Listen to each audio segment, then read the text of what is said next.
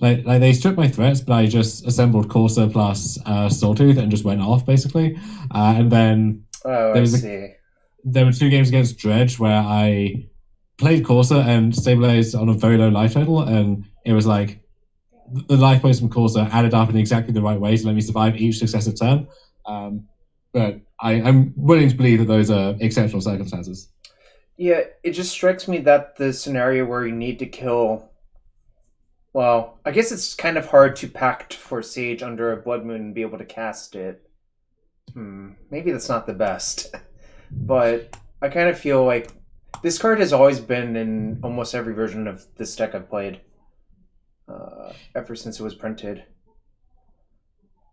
Yeah, I think it might just be one of those holdovers where there are times when you absolutely need a Rex Sage and wouldn't leave home without it, and there are other times when actually maybe there's a better use for that 15th card.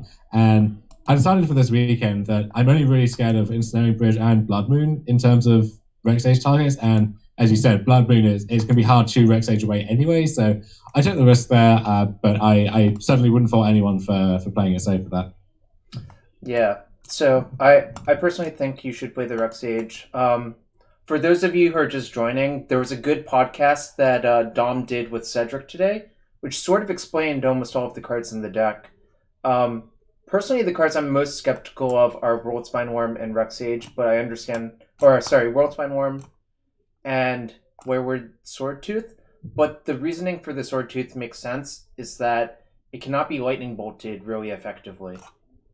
Everyone is skeptical of the Sawtooth. You know, no one wants to believe, but you just got to have faith, Travis. Well, so the other issue is I think your curve is kind of messed up compared to the normal builds. Because you just have a lot more 3-drops and not many 1s, which means you are pretty reliant on drawing Amulet, right? That is definitely true. What I found was just the way the deck is structured means it's hard to have too many 1-drops or 2-drops anyway, because you don't have that many untapped lands.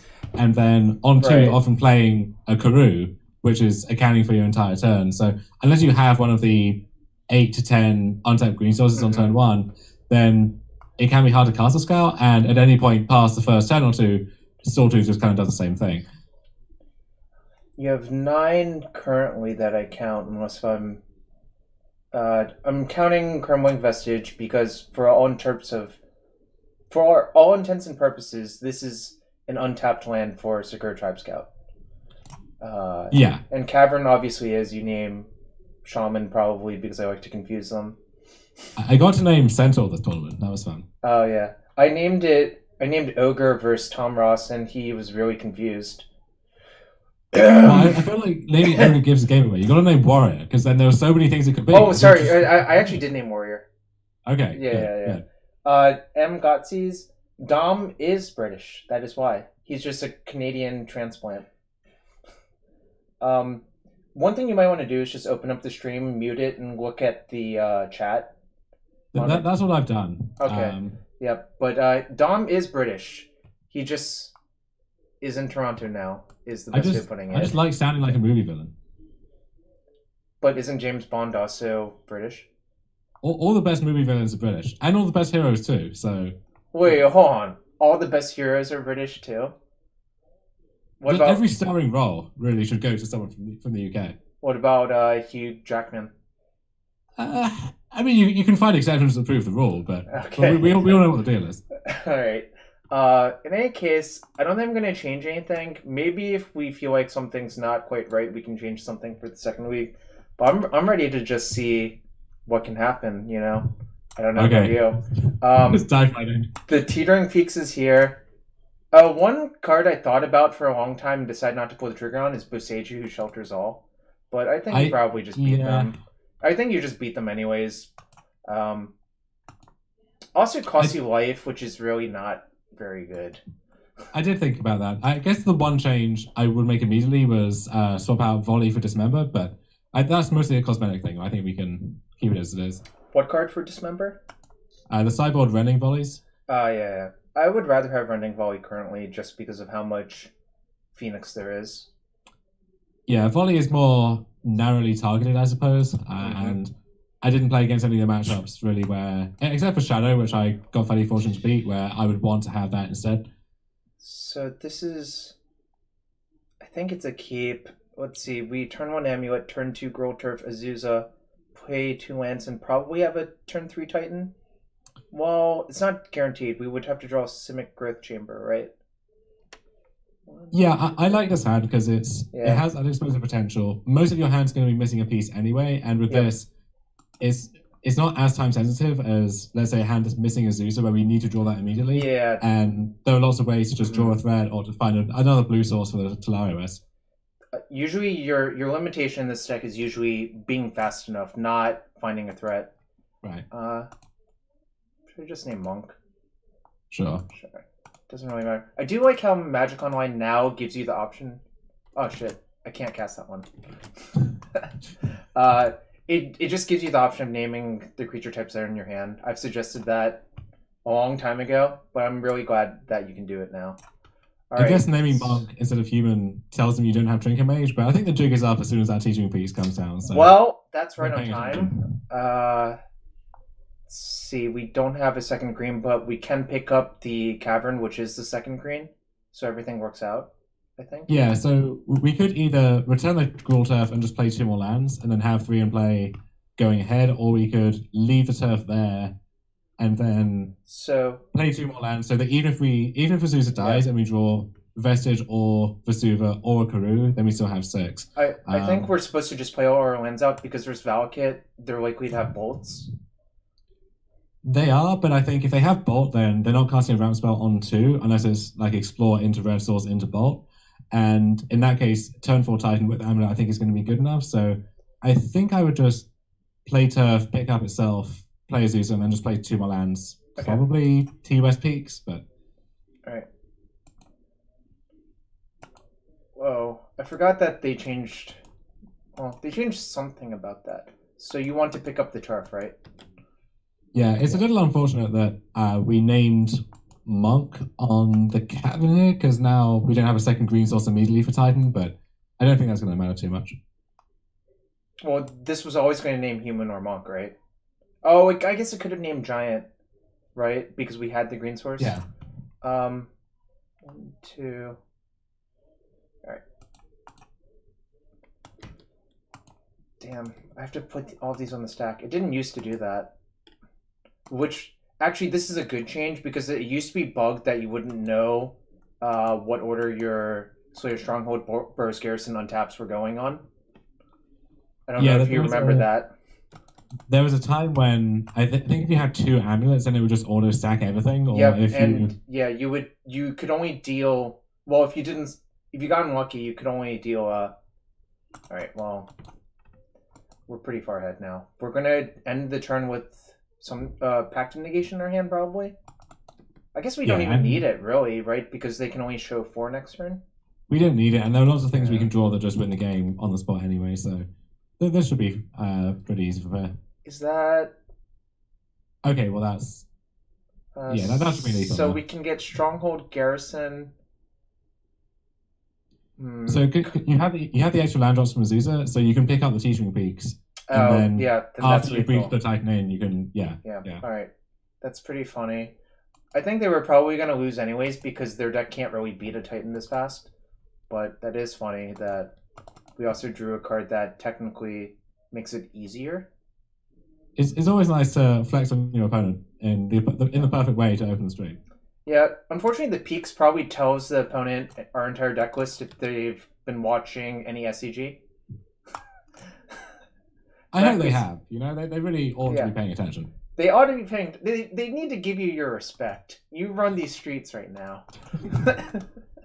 For like a week, and then I have to pass the torch over. But for now, you know, I'm riding high. Yeah. Also, the Through the Breach package makes this matchup a lot better because just Emrakuling them is also going to be good enough, I think. Yeah, there's that. And also, Titan Shift I found with regular Amulet was... actually kind of difficult because they were very good damping. I agree. I actually don't think it was as much of a blowout as all the other Amulet people used to think because, you know, sometimes their deck is really consistent. Yeah. It was actually, I think it's slightly more consistent. I think this doesn't do anything. Is there anything else I'm supposed to side out? This is not great, but it's a green source, so I don't want to side it out really. Yeah, Bog is, I think, the go-to land to sideboard out when Yep. none of them do anything because it doesn't make green and it comes into play tapped. Honestly, this So, is not great for them, but in a pinch, you can use it to fix yourself. yeah, I, it's I'm not going to tell you how many times I've done that playing lands, ghost cornering myself. I bet, yeah. It's Um, really not a very good feeling. I think I would board in the Warspine Worm just Oh, sometimes, I see. yeah, Yeah. Because if you breach this, they probably died the turn after. right. So it's nice to have something you can pack for to set that up. So In do the I bench. even want the spell pierces then? They're not actually that great. Yeah. It's possible you only want maybe one pierce and one negate. But this is definitely good. Well, the question is, what would I side out for a pierce? It's kind of hard to cast as well. I could see the relic just because people tend to overboard on Artifact Oh, Hate yeah. because the I deck is forgot cool people down do at times, that, yeah. okay? It's actually kind of nice in this configuration where you don't need to Amulet every game because of Through the Breach. Right. Anyways, I think I'm going to run like this, and this looks pretty good. I mean, so here's another thing that I found people love to do, more so in lands, but probably in this deck, they love to cut too many lands. I don't know if you've seen the exact same phenomenon happen.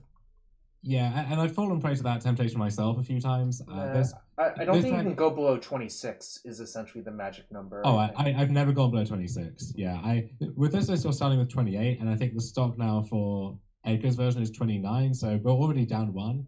But yeah, I think going below 26 is just too risky.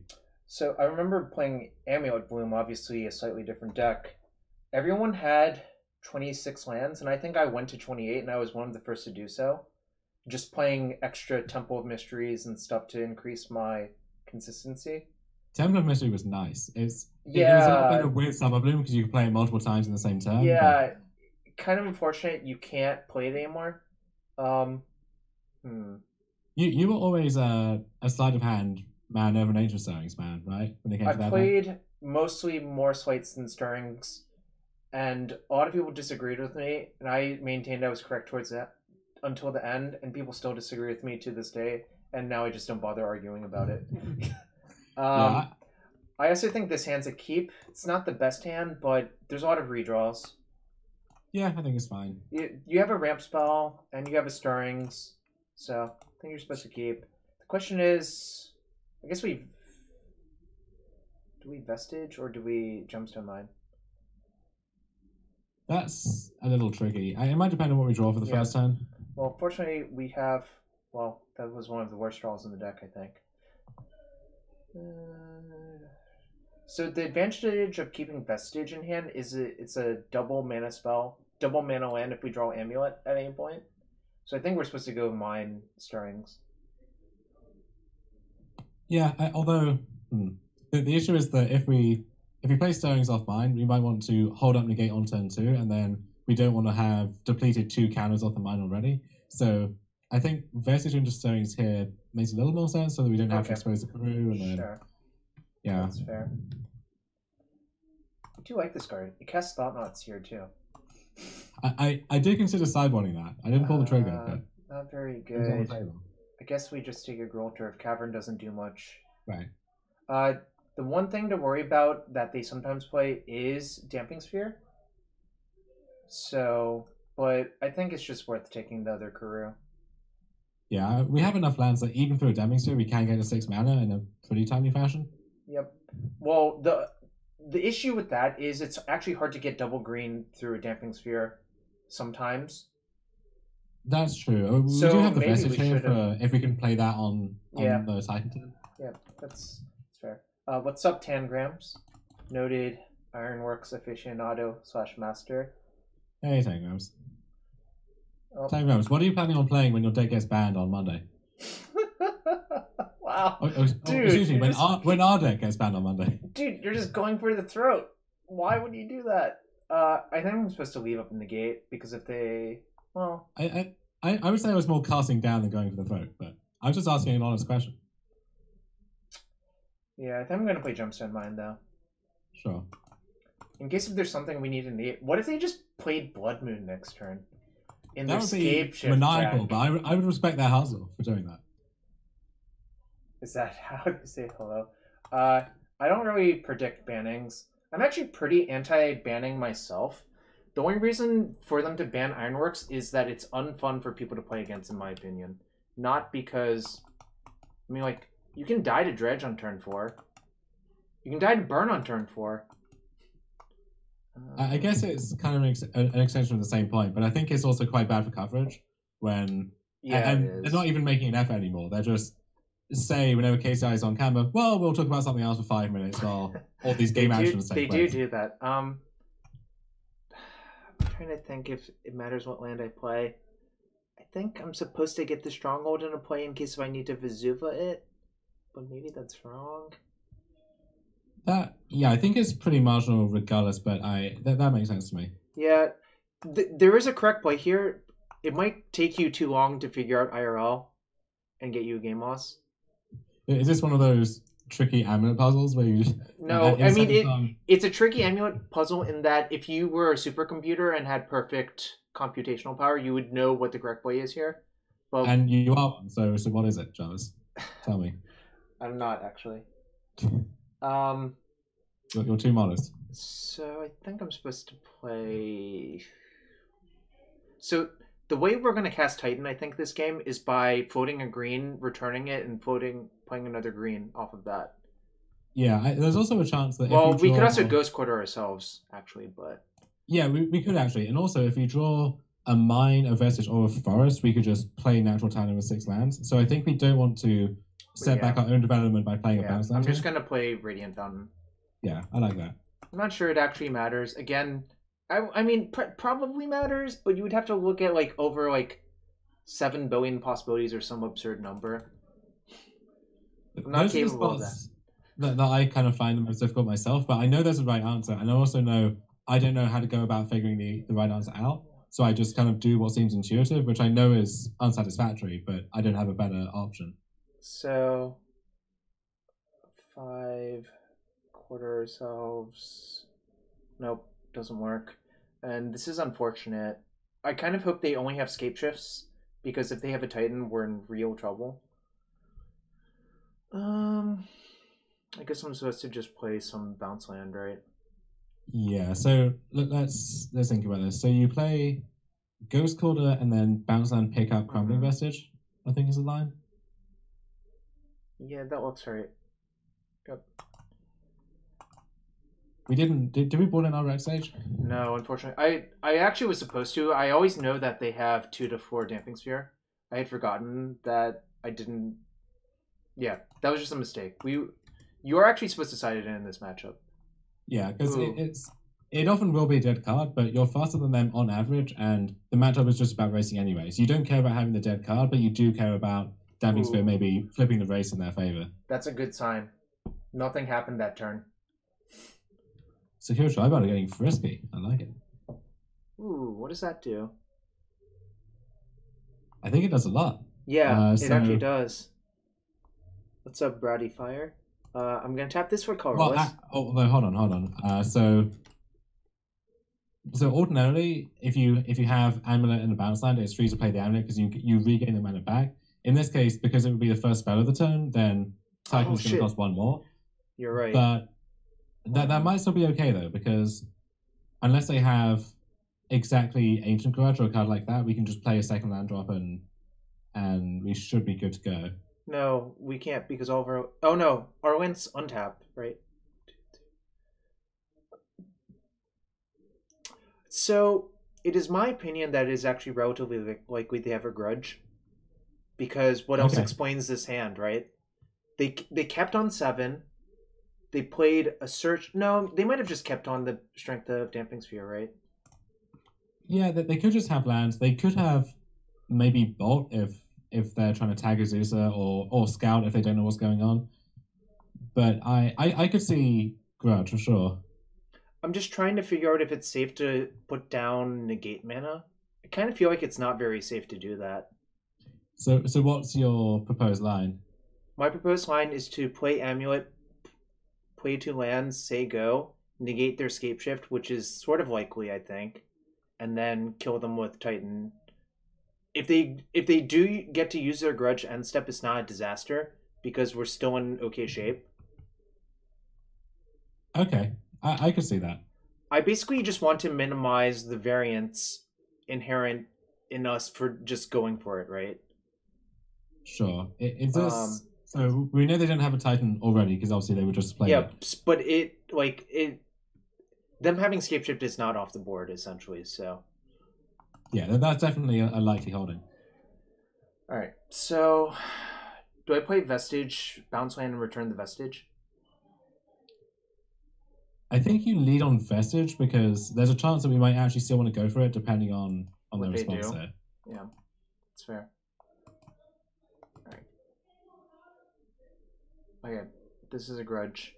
Unfortunately, all of our lands were trigger lands, so we couldn't even do anything about that.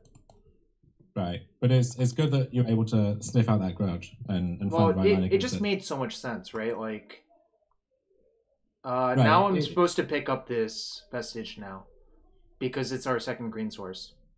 yeah, that's right. We're almost to the city's blessing. Gonna bless up. I do like this card. People have suggested I play this card in lands, believe it or not. Wow, It's so much worse than. That's too much even for me. That's I bold. mean, a 3-mana 5/5 is nowhere near good enough for that format, is the real problem. Some would say it's not nowhere near good enough for this format, but they would be wrong. They would be mistaken. It seems fine this game. Like, it actually seems pretty. Alright. If they have Scapeshift 1, 2, 3, 4, 5, 6, 7, 8, they should go for it. They didn't go for it. 1, 2, 3, 4, 5, 6. So if we Titan, we can get lands in such a way that we can have negate up for the next turn, right? And I think that is the correct play. No, but it costs us a land drop to do this, right? So unless if I Ghost we, Quarter myself, right? No, so I think what we do is we play Vestige, we make green, we play Titan off Gemstone Mine, the green mana, 4 other lands. Yep. We get 2 bounce lands, we pick up the Gemstone Mine or something else. Or we could get something else and a bounce land, but either way, we pick up the Gemstone Mine, replay that, and then that's 2 mana out for negate. Yep, I see. And that should let us get an attacking with the Sawtooth as well. Yeah, the City's Blessing's nice. So I think actually we want to fetch Sunhome bounce land, because next turn we can activate Sunhome by picking up our Vestige with Gruul Turf and then replay it to get the extra color of mana.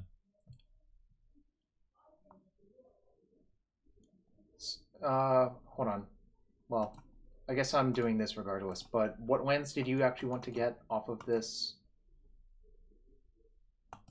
So I was going to say Sunhome and a bounce land. I'm wondering, though, if it's better to get Vesuva as a bounce land so that we could pick that up and replay it if it comes down to that. But well, we're going to replay the Gemstone Mine, right? So sure, but I mean next turn because we have a spare Gruul Turf. Right. If that's going to be relevant at all, I think just Sunhome and then I guess a Growth Chamber. You mean Bounce Land Wastes? Yes. Damning Sphere was not really effective at hosing Storm, but pretty effective at hosing this deck, frankly. I guess it does double duty, so... The one thing to worry about is double Scapeshift. Actually, the Damping Sphere means it can't cut, has double Scapeshift, right? 1, 2, 3, 4, 5, 6, 7, yeah. They played themselves. Possibly. This is just hilarious. 5/5, get in there. Some respect. I suppose. Actually. So this is kind of tricky, right? Because if. 2, 3,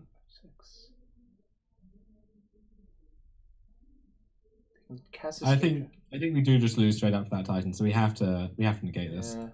Kind of sucks because if they do have escape shift, obviously we die. But I think that's okay. I feel like they don't because they would have gone for it the turn before.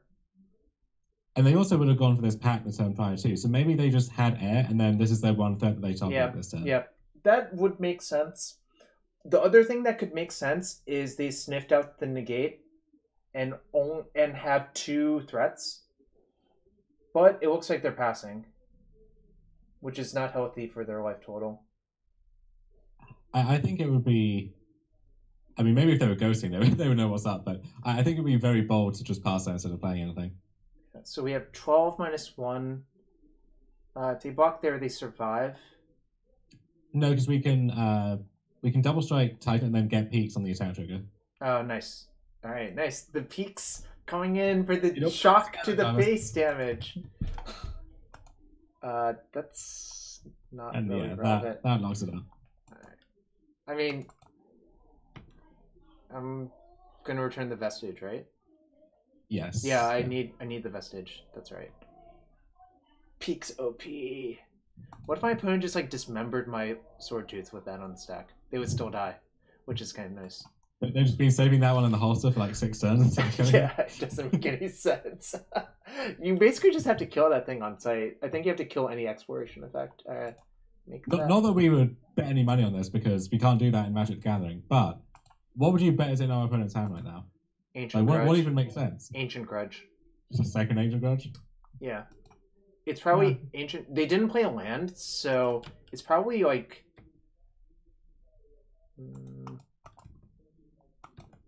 What else can I get to BM them? Oh, that's so rude. Should I just get Cavern and name Ape? I'm gonna do that. Are you subtweeting them or what ape do you have in mind? Simian Spirit Guide, obviously, or Gorilla Titan. That's a favorite. It is a Titan. Okay, so we better finish this league before we get banned for poor sportsmanship. Look, they don't know unless they're ghosting.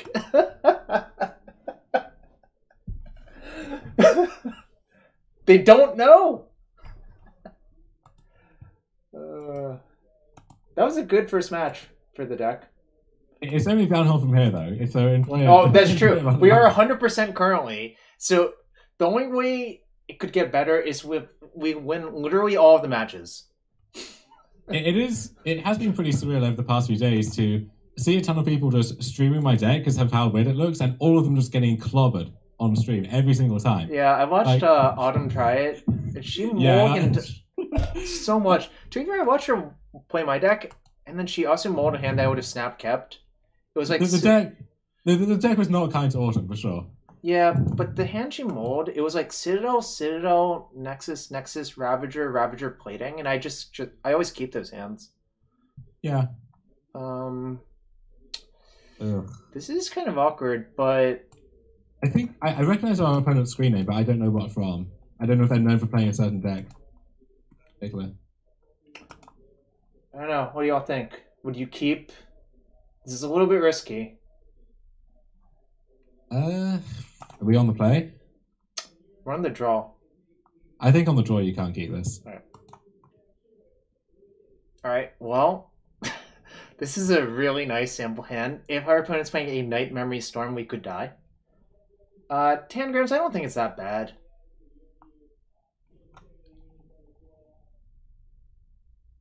Maybe I just keep a lot of hands that other people don't. I'll tell you what is nice. Turn to Experimental Frenzy in Modern. Is that really better than turn to Master of Ethereum, Edge Champion, Khan, whatever you want to slide in there instead? Yes, because it doesn't get killed by, like, BS removal spells. That's fair. I mean, it gets killed by Assassin's Trophy, but if they're trophying your Frenzy on 2, you're probably okay. It gets killed by, like, KCI or whatever, but that might be a lost cause to begin with. Yeah, KCI sucks as a matchup. I mean, like, what happens is both of you throw your cards on the table and someone dies. Usually it's Affinity that's dying. Alright. Opponent's deep in the tank. Yikes. Thoughts on that? I like it. All right. I like it a lot.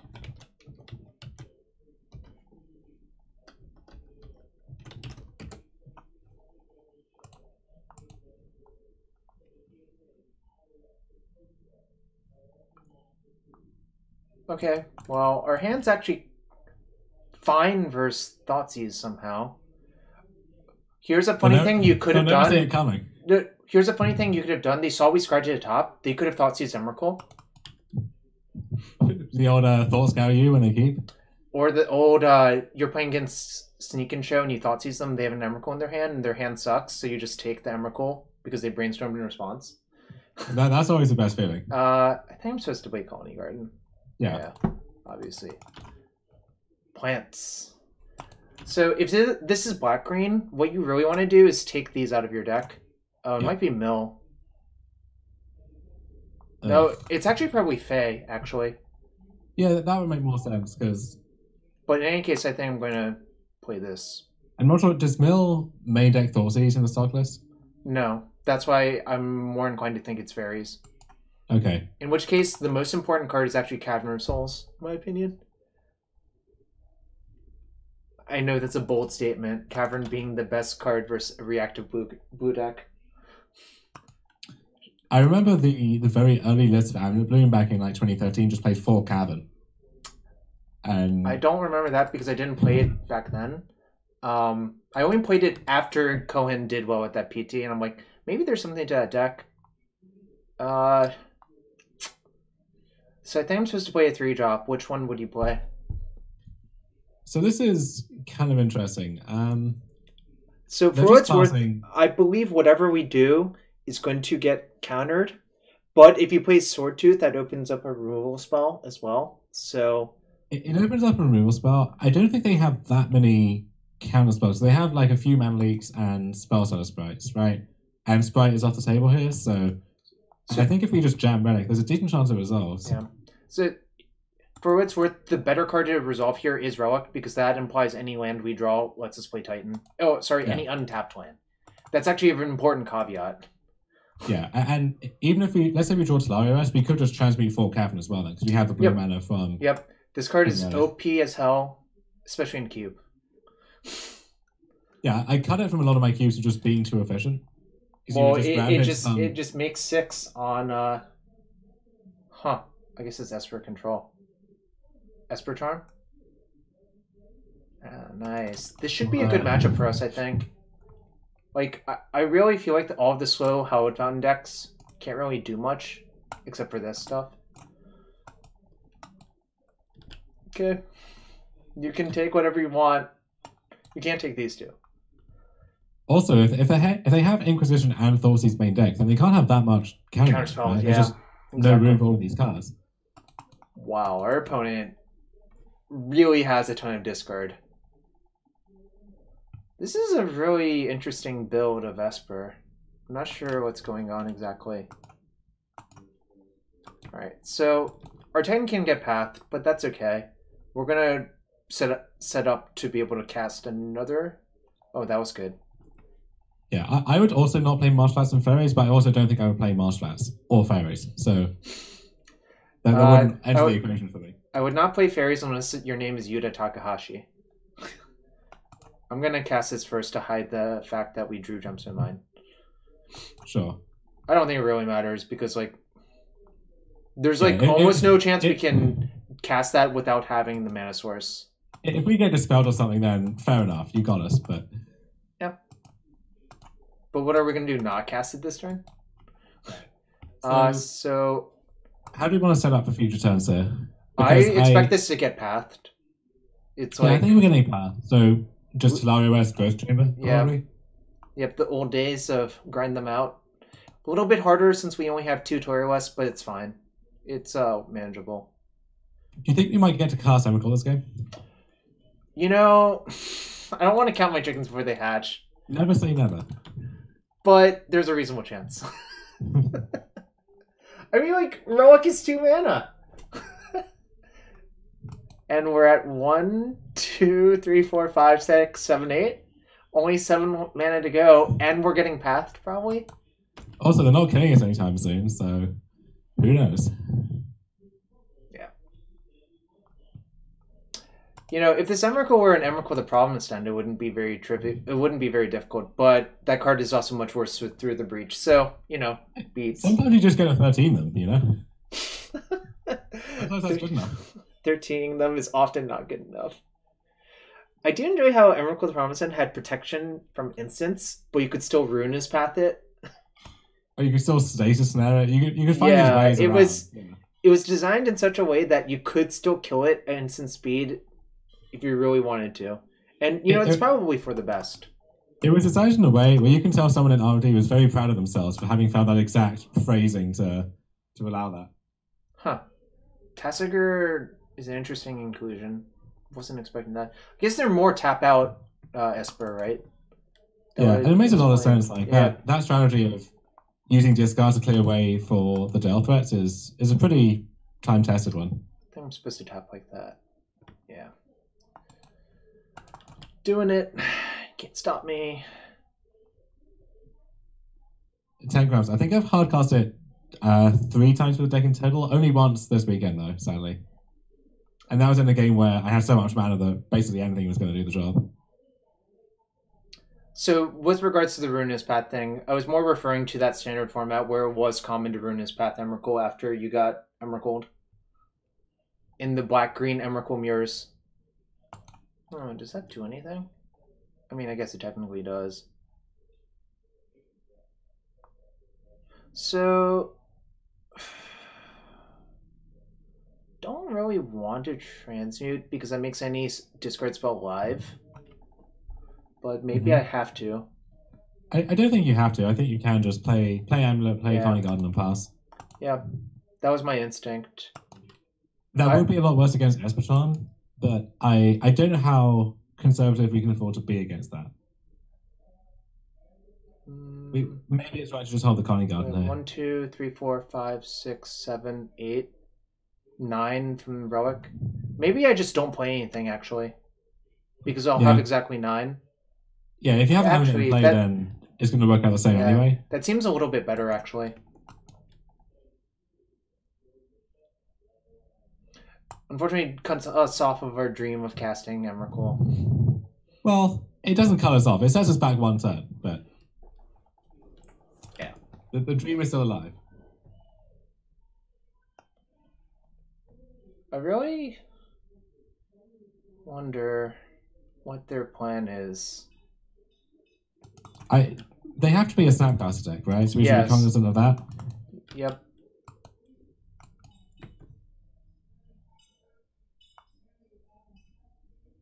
So any Titan, any Pact is good, any Breach is good, any Cabin is probably good. Yep, we're drawing to a lot of outs to like actually just win very easily. And Sawtooth is just a 5/5 if we draw that. It sure is. Forest, not the ideal draw, but that's okay. I think I'm just gonna... Like, they only have 2 blue, so the card that would punish us for making this plays Logic Knot, but I don't really... Well... Because they already have Del threats, right? It's so hard to see what they could have and find room for in the deck that interacts with us here. Do you think I'm supposed to just go? I feel like I am, but... I think you are, yeah, because it's not like we're shoving, right? If this gets Logic Knotted or something, we're still fine, they have no pressure, we can pay for our Pact, and then anything we draw in future turns is going to be good. Yep.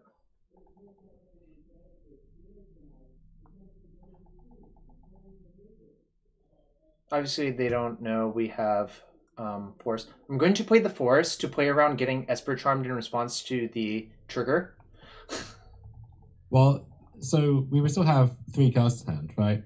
We would have the Forest, Emrakul, and then the Pact. Oh, yeah, so actually I guess I am supposed to play the Coney Garden then, right? Yeah, it would be weird if we got Verdillion Cleat or something, but... Yeah, I could just also play this first and try to play around it, sort of. Because this forces them to click now, right? Like, playing the land is actually strictly better. Well, it's not strictly better, but I think it is better. What is our opponent's plan? They might just have a handful of pushes and paths or something like that. I think it's okay to take a counter off the Gemstone Mine and keep the Relic untapped. Well, 1, 2, 3, 4, 5, 6, 7, 8, 9, 10. Never mind. I guess I'm supposed to tap.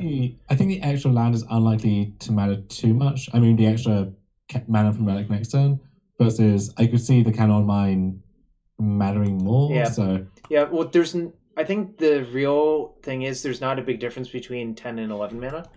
Ooh, that's a good sign. So I still think this is going to get killed this turn, frankly. You do? Yeah. Yeah, I'm not sure what else they could happen where it doesn't get killed, so... Yeah, I'm just going to get a... With that in mind, actually, so we currently have 2, 4, 5, 6, 7, 8, 9, potentially 10 if we charge the relic for a turn. Yeah. We're getting 2 more lands here. We could just try and set up 4 Emrakul in 2 turns. So, well, but if I get 2 bounce lands, what happens with that? It kind of feels like I'm supposed to get West Simic Growth Chamber again. Or I could get Boris Garrison in Toyer West as well. So do we want to... so we're getting Solari West. Do we want to be transmitting it this turn regardless? I don't think so because of the discard thing. Yeah. I mean, we could transmute it, force them to do it now, because otherwise we get pattern negation. But I think just Solari West Boris Garrison makes a lot of sense then. Yo, what's up, Ein GG and Rhythmic Pantsu? I think I'm just gonna get... Is there a reason to get the Garrison only if I draw the Stronghold? I feel like I am supposed to get some red bounce land, though. Yeah. Yeah, I'm just gonna get the Garrison in West. We have enough green that I think just getting Boris Garrison to fully account for Stronghold or Sunhome is worth it. And also the advantage of this is even if we draw like...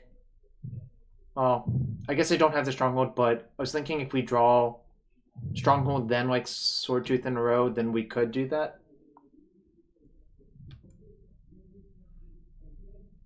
Pick this up. So I have 1, 2, 3, 4, 5, 6, 7, 8, 9, 10, 11, 12 showing at some point. It's happening. It is happening. If this gets pathed, it's... Oh no, the second force is in our hand. That's so unlucky. It is a dagger, yeah. Yeah, that's one of my least favorite. Oh, that's sweet, Ein. Ein says he found the Mog Fanatics I signed for him a long time ago. I used to be Goblin's guy. That was a long time ago. Never attack with the plants. The plants are cowardly. Until they get +2/+2 own haste. What a dagger. I have just forgot to attack with a plant and got Blessed Alliance before. That was not a good feeling. But here there's no reason to attack, obviously. It's only downside if you attack with a plant here. Don't want to get condemned or God knows what. Well, just Snapcaster, Thoughtscour themselves block. Although I really feel like they would use a Snapcaster on Thoughtseize. The deck doesn't appear to do anything. Which I know is a bit crazy. I'm really given how this game is going, but so one card that would actually make sense for me for them to have in their hand, I think it's Lingering Souls, and they're just like too scared to cast it. Okay. But the thing is, I think they're supposed to cast it because they actually have to be the beatdown, knowing that we have an Emrakul in our hand. I could also see just some kind of expensive Planeswalker or Sorcery Speed threat where they don't want to tap out for it. Yeah, but we've called their bluff every single turn, so I think they're actually supposed to, right? And they don't have reactive cards that they can play instead. So, I mean, Amulet has traditionally been good versus the card Hallowed Fountain in its history, in my opinion. I think most things are good against the card Hallowed Fountain in Modern, but... that's not true. Darksteel Citadel tends to actually not be, in my opinion. That's fair. I still do not like the blue-white matchup for Ironworks, but I don't know if you feel differently. Because I know before you liked the Jeskai matchup, right? But that's because they didn't have the hard hate like Stony Silence or Rest in Peace. Yeah, and I also had Defense Grid in my deck for that SCG, which is actually unbeatable for Jeskai. So I guess Cryptic Command is a possibility now. Because they just were never able to exactly. So I'm gonna actually cast Stirrings first and see what's going on. Yeah, before I do anything else, because I don't even have enough. I could bog them. That's interesting. I think that's actually actively good. Although, so 1, 2, 3, 4, 5, 6, 7, 8, 9, 10, 11, 12, 13, 14. I Well, mean, if we take a bounce land, we play a forest this turn, and then next turn we just get to 15 them. that's assuming Right. we don't get Snapcast or Thought Seized. But if I take the Bog, I could peel a bounce land anyways, and that would still happen. Or I could bog them and transmute for a bounce land. Yeah, we could. Although, if that's even worse against like a top deck Esper Charm or Thoughtseize, because then we're just out of action. Yeah, I think I'm just going to bog them and not... It's just so much safer. It shuts off all the Snapcasters and their Delp threats. Sure. Yo, what's up, Autumn? We got an Autumn in the house. Hello. Autumn's great. Autumn, we've already won a match with this deck, so we're trying to redeem his performance after yesterday. Alright. Plants off to you. Still not attacking. I actually think it is likely they have one Cryptic Command in their hand because of the third blue thing.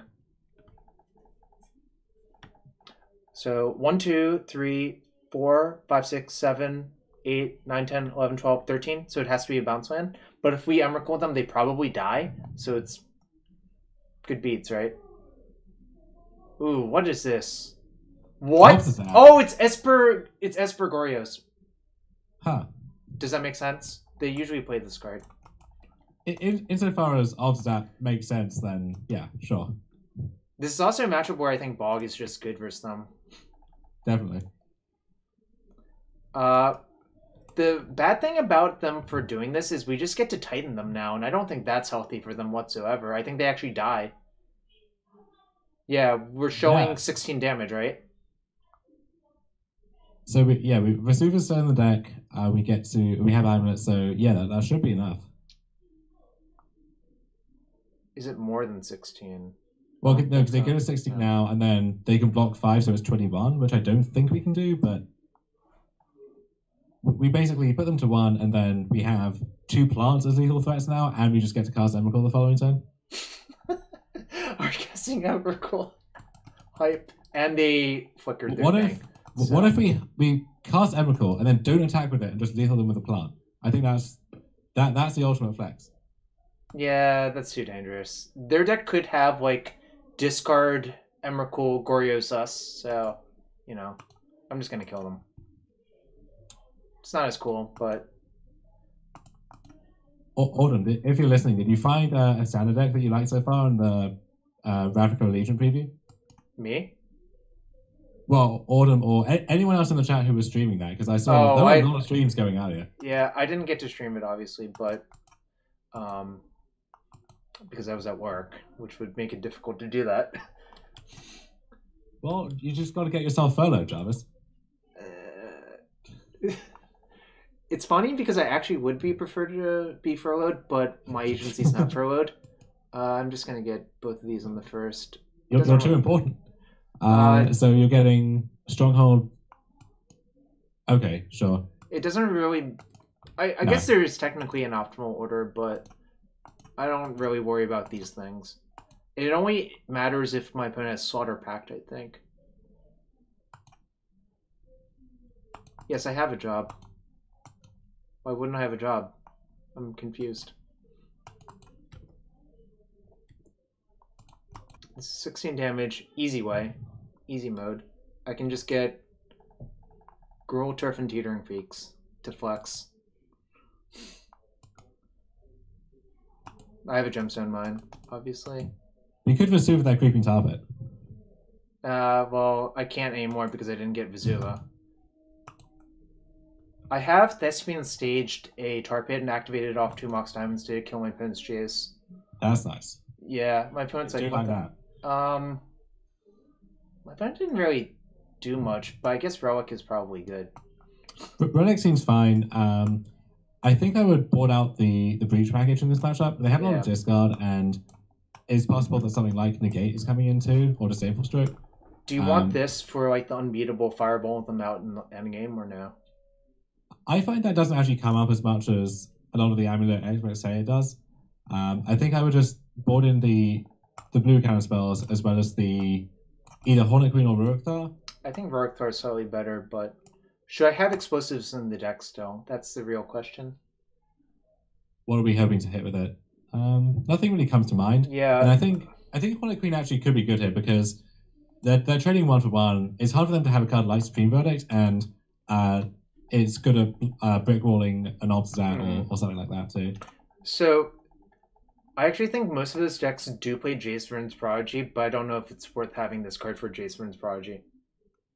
That's a good call. That's a good thing to be aware of. I wouldn't bother with it. Yeah, I just wanted to bring that up. I don't think it's worth it. I think Relic can keep the Jace under control as it is, so you don't really have to worry about it. Yeah. Interesting, Autumn. Rhythm of the Wild felt really disappointing. Huh. It seems to me like Wilderness Reclamation probably is busted, but no one's really found a good list of it yet.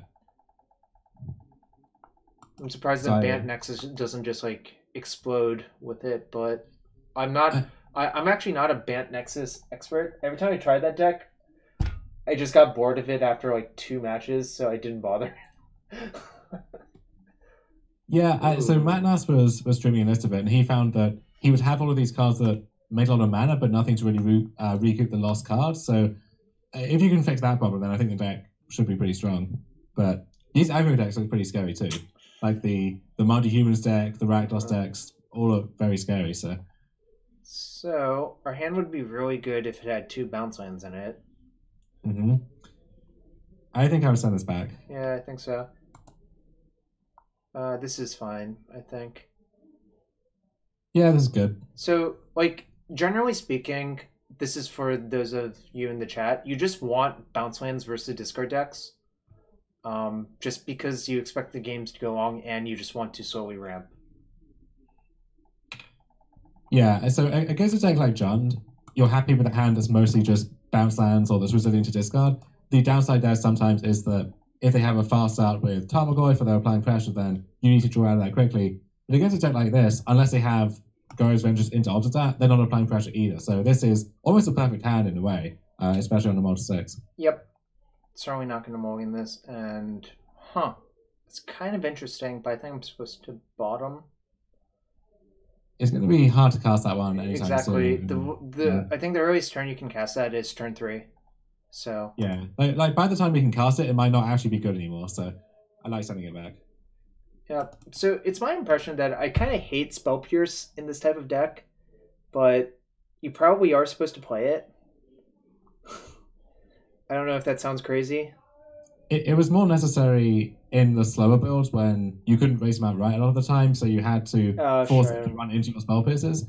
But with this, maybe it's better to just raise the combo decks and then find another thing for control. I think at one point I was just playing lots of negates in the sideboard because even though it's like twice as much mana, it's just a much better card. Am I supposed to gain 2? Probably. The downside is if I draw Ancient Stirrings, I can't cast it, so probably not actually. Alright, I'm going to play Forest then. I don't know if that logic makes sense. I don't think 2 life actually matters in this matchup, really.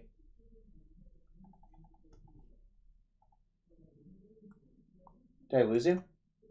No, I'm just thinking about, I guess, like, Obstat deals chunks of 7, so being at 22 could be relevant, but...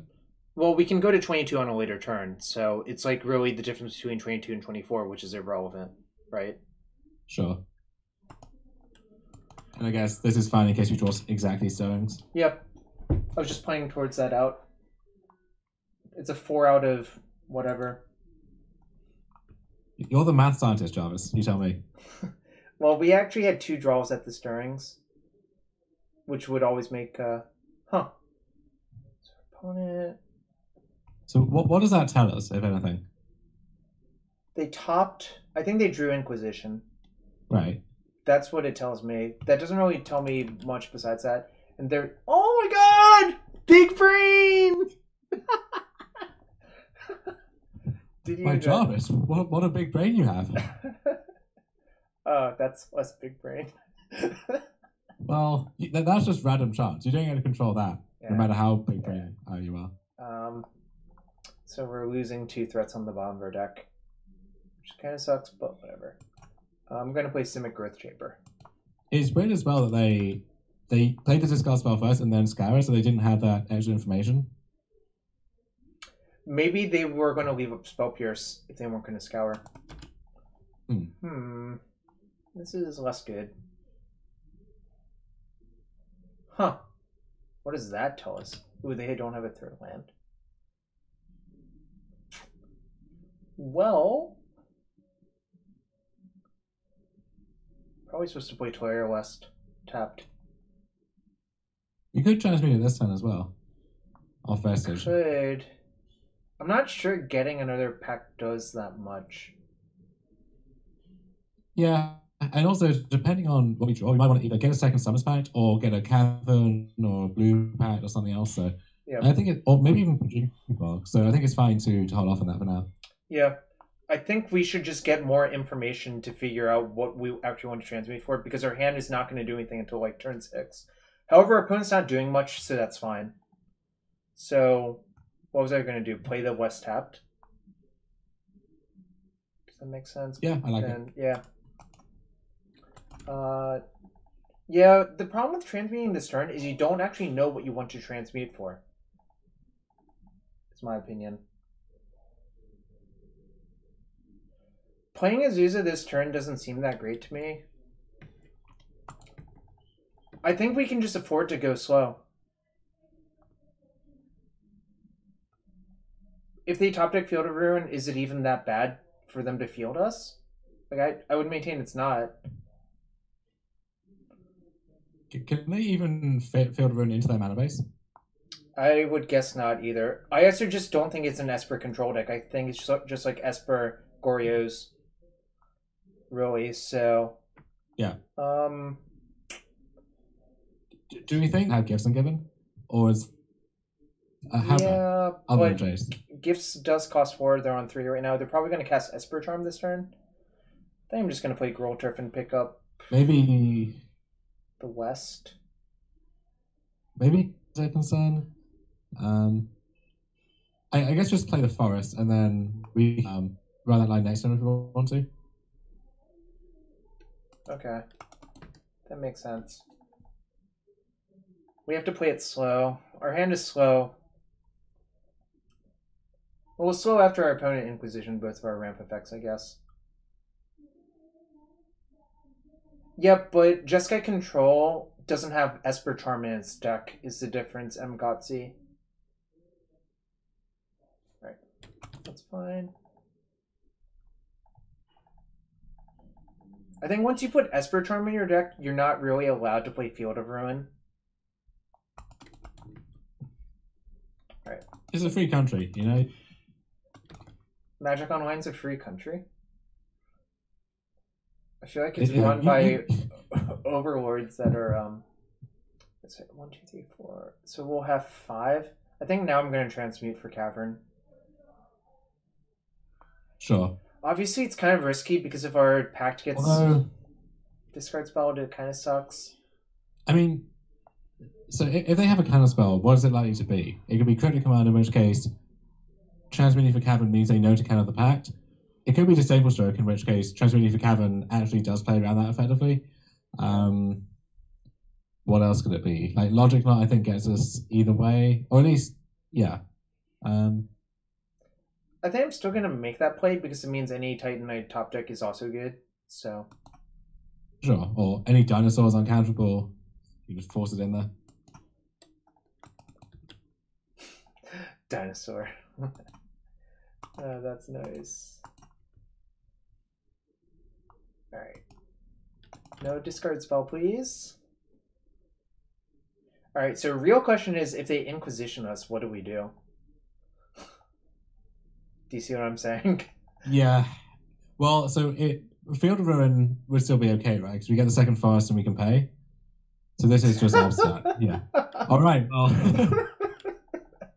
I mean, opponent is trying. Yeah. Well, it's their 5-drop against our 6-drop.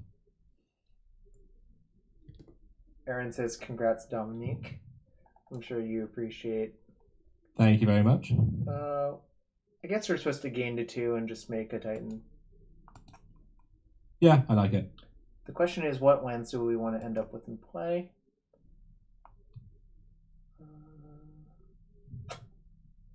Yeah, play this one. So thinking ahead to next turn, I want to be able to play the Coney Garden at some point, Yep. just to get the block in there in case Titan gets removed. So I don't want to have to play a land to get excuse me to get necessary colors, but I'm wondering what the best way around that is. So maybe it's just Growth Chamber to Lari West as a backup. Yeah, I think I we're can gonna see do Ghost that. Quarter for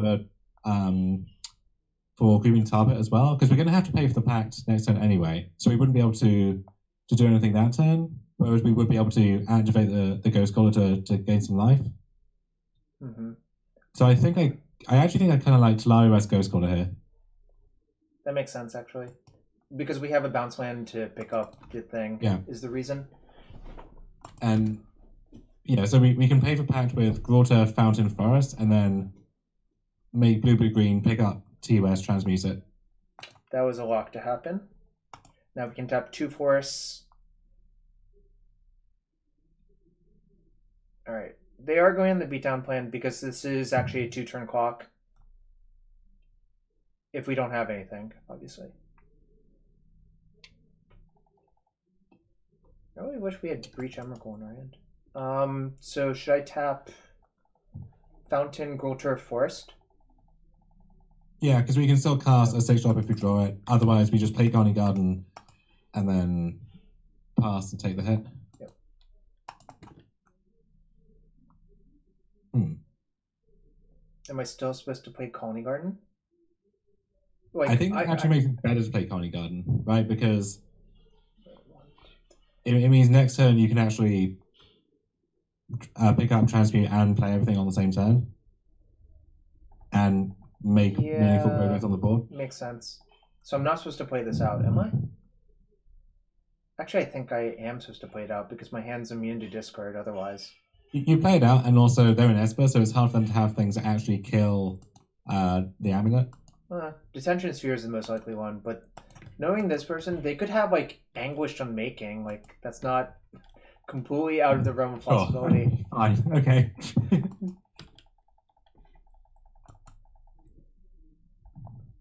We're sort of low on time, but I think 6 minutes will be plenty of time to finish. Yeah, we might have to go into just turbo mode for game 3. I'm aware. I'm familiar with turbo mode. That makes sense, actually.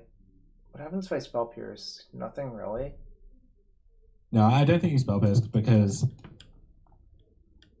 Well, I guess you wouldn't be able to protect against that. I was gonna say you want to be able to protect against like a cast down or something, but if you're doing that, then you should just spell pierce there because they would have to tap out.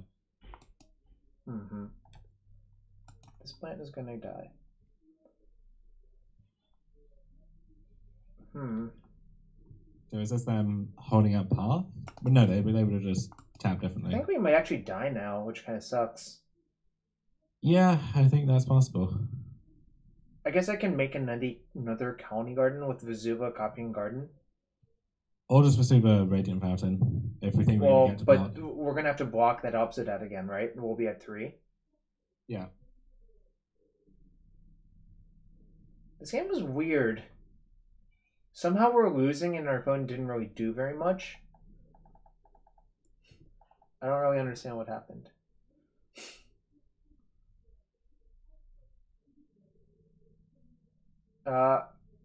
This is where we wish that we had Dismember over Rending Volley, so we could Dismember opposite, but... What's up, or Combust, if you easy. like. Yeah, but we'll go to 1 when it comes back, but we need to block it, right? Did that screw us? No, it didn't actually. I can just play it for the land for turn, right? Yeah, because that's right. Both of the Wests are in the yard, so I am supposed to just try to haste up the Titan, I think. Yeah. And I don't think we can afford to really play safe here anyway. Nope. The awkward thing is that we can't get blue mana up to play Spell Pierce, which is why... It kind of sucks, but whatever. I'm okay biting it to everything now. I don't think we could have really avoided how this game played out. In my opinion. Ooh, what if I get Corner Queen, actually? No, I don't Tar Pit. No, wait. 1, 2, 3, 4, 5, 6, 7, so I technically don't die to Tar Pit, but I die to 2 drains and we don't kill them. So that seems bad. Yeah, I'm just gonna get the Titan. 6. Leave that up for the Stronghold. Oh, we're at less than 5 minutes. Combust for the Obsidat meta. You're right, Autumn. You're absolutely correct. 100% right.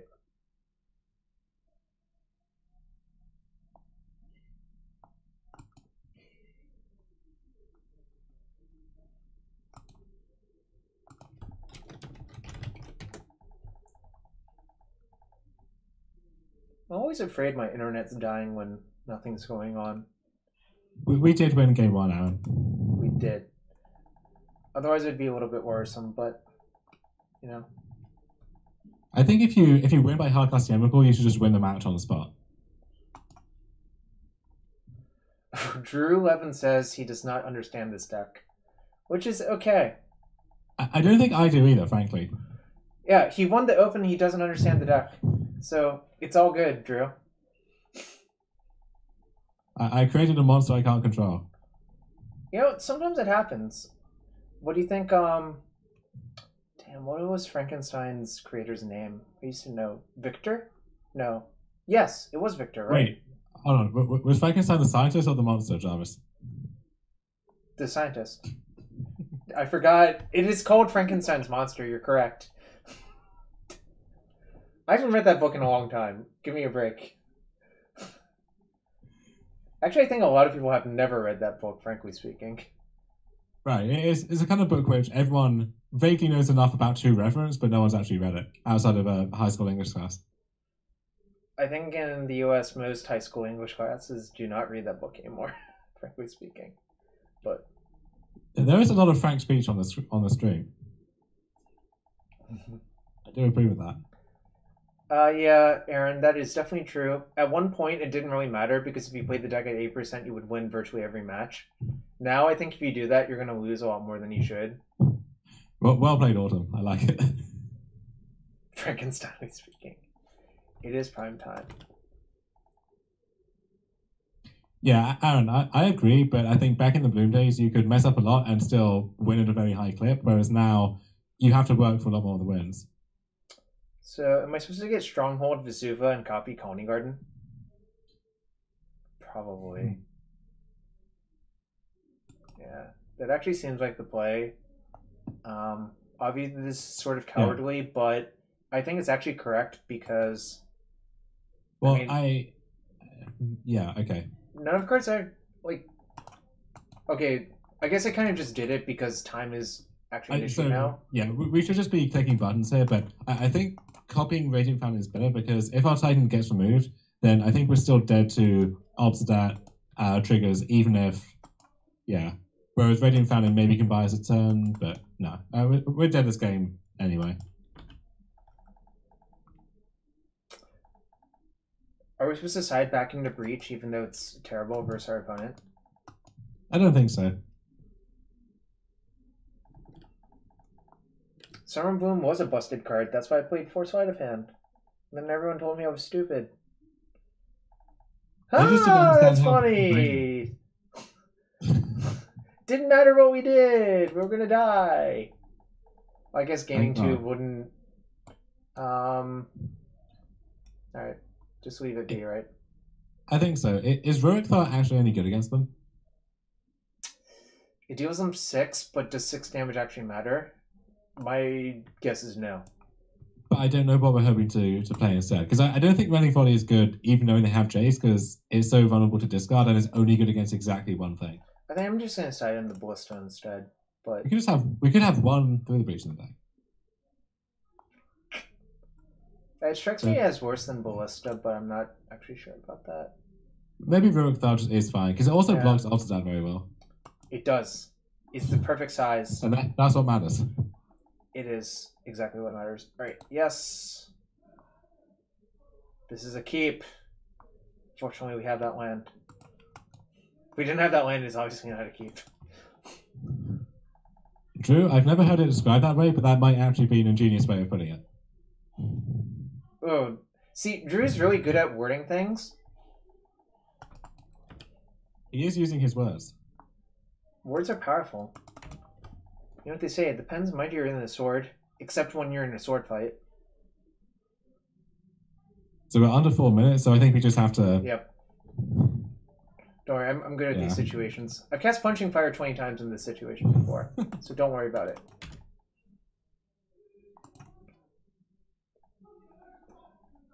Now, the real question is, how many mistakes can I not make while trying to play fast? That is the harder part. So next turn, if we get to play Azusa, I think we're doing it off Vestige first, so that there's no trigger they can respond to with a removal spell. Agreed. If they leave mana out. I think 6 out of 10 for my writing is generous, actually. I guess it depends. 12 out of 10. Button clicker. Wayward Sawtooth has to be a good sword fighter, right? I think I'm old and lazy now, so I'm really bad at that sort of stuff now. But that's okay. Alright, now it doesn't matter which order I do it in, right? Right. Yeah, and this is actually better this way because you can play stirrings now.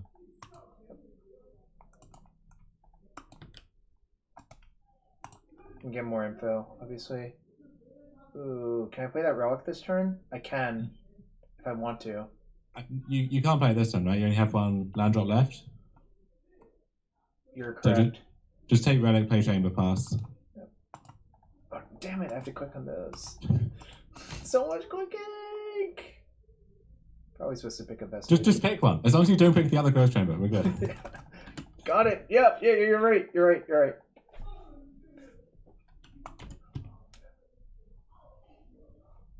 This is the frantic mode part. Damn, that sucks. We're not that far away from blessing up. Just saying. Yeah, but the problem is this card is even worse first path than this card is, so in a matter of speaking, you know. Also, they might just Thoughtseize our other. Actually, they might Thoughtseize Relic.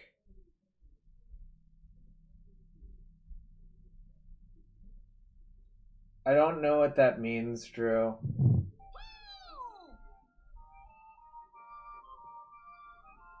Yo, Weck PD, thanks for the follow. This is the first follow of the night.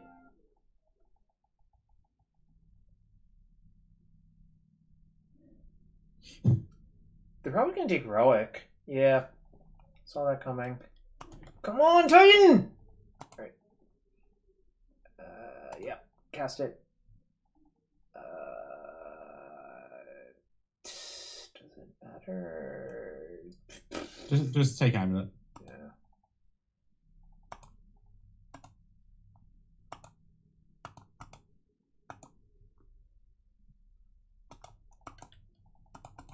Whoops, I did this in the wrong order. It creates more. Just pick a chamber back up.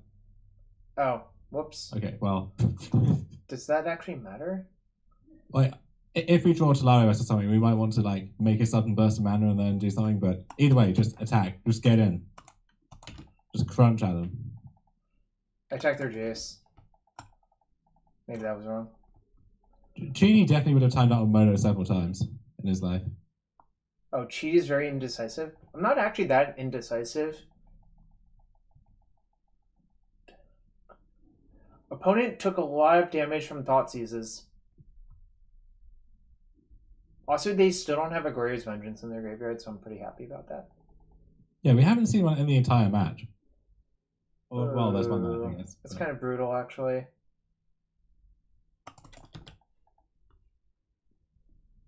Something good.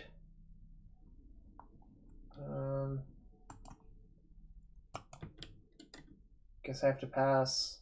1, 2, 3, 4, 5, 6, 7, 8. Damn.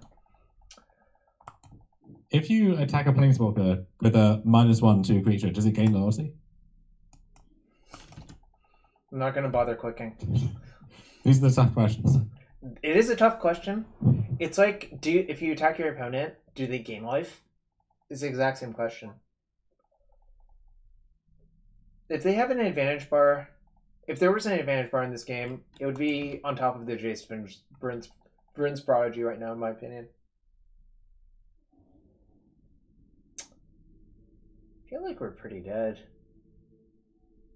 I guess we aren't, actually. I'm gonna just sacrifice Azusa, I think. Because 1, 2, 3, 4, 5, 6, 7. If I draw a Titan, I can bless.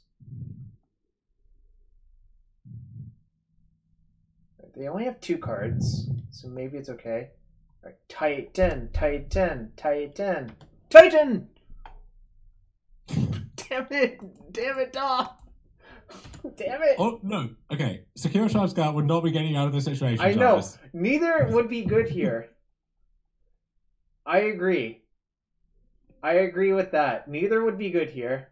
I'm just saying damn it because you're the most convenient person to say damn it to. Not damn you, but damn it, Dom. Do you see the difference? You're welcome to damn me if you want. You know, it's all in the English. It's all in the English. I do like English. Well, you are English. Oh, No, Coney Harden would be the nut. That seems bad. I can't block either. Well, not yet. Honestly, opponent's deck does not seem great. But we are losing to it, so... It's, yeah. You're kind of breaking up.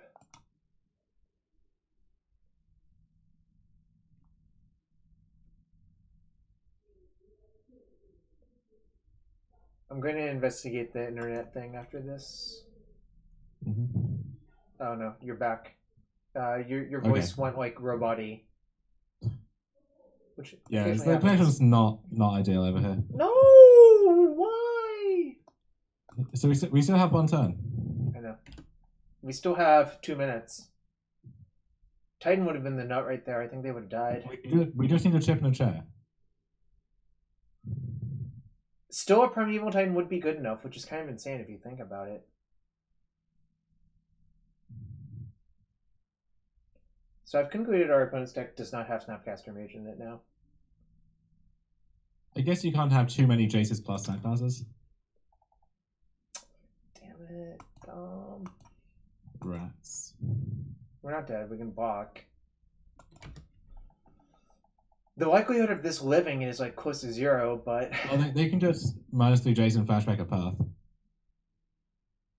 Alright, fine. That was really depressing.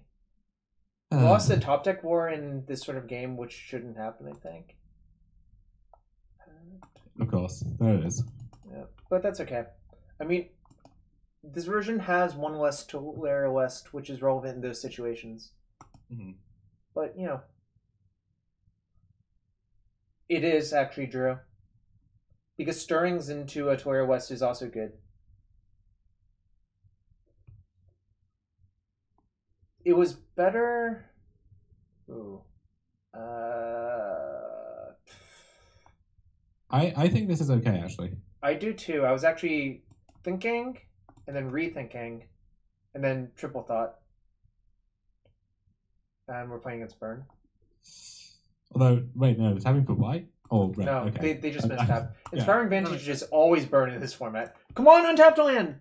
No! I only have 1 play here, obviously. The Through the Breach Emrakul thing is actually one of the best things you can do, though.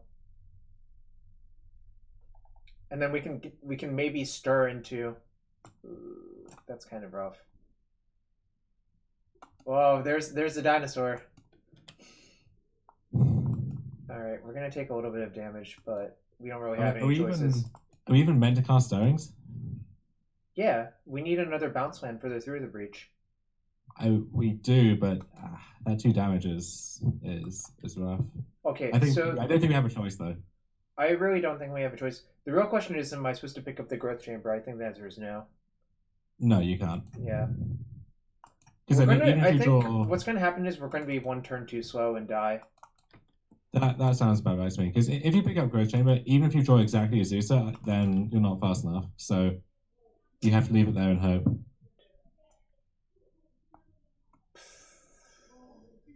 Probably supposed to take Vestige. Yeah.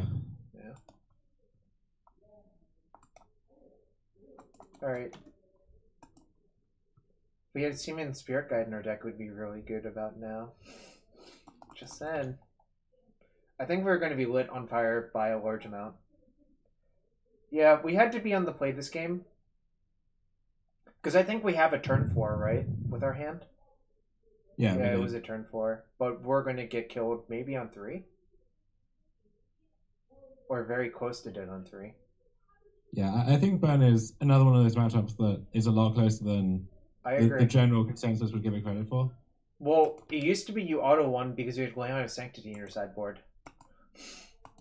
Well, yeah, in the Bloom days it was practically a buy, but yes, it is Dom Harvey.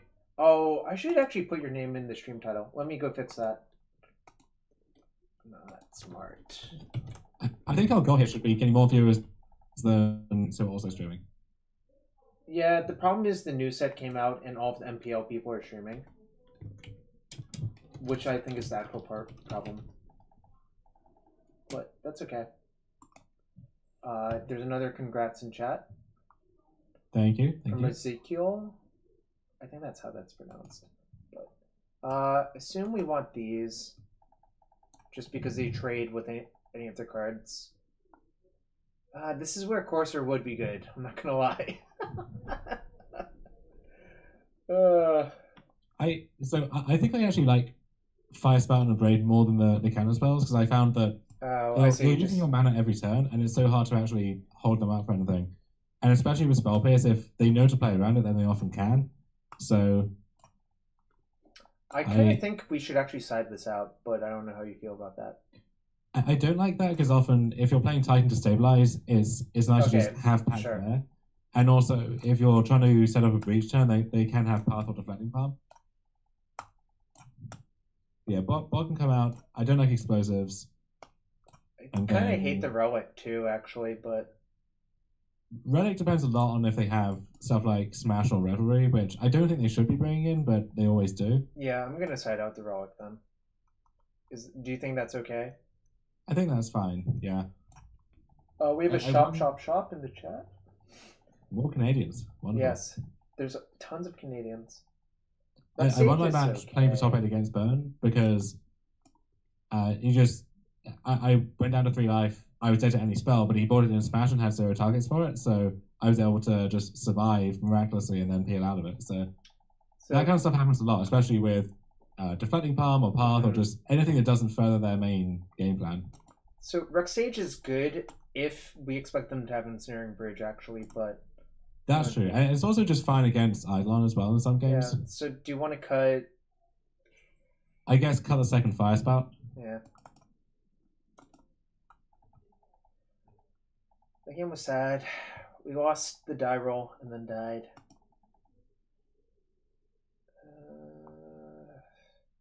Alright, this is good. Yeah. I was just... I asked that of Dom. I think it is good because it locks up the game once you Titan. Which is also his reasoning. I think in the past I did not have in my deck when I was playing Bloom, but that's because I had Lamb Sanctity, and you didn't really need it. But I can see the reasoning for it here. It is good to tutor sometimes to lock up the game, but also if you're behind and you have to stabilize with a Titan, then you just want to be drawing it naturally so that you can like get a Radiant Fountain or something and pay next turn without having to transmute for it. Right, our opponent suspended Riftbolt, which makes me a lot happier than alternatives, essentially. Yeah, that's a great sign.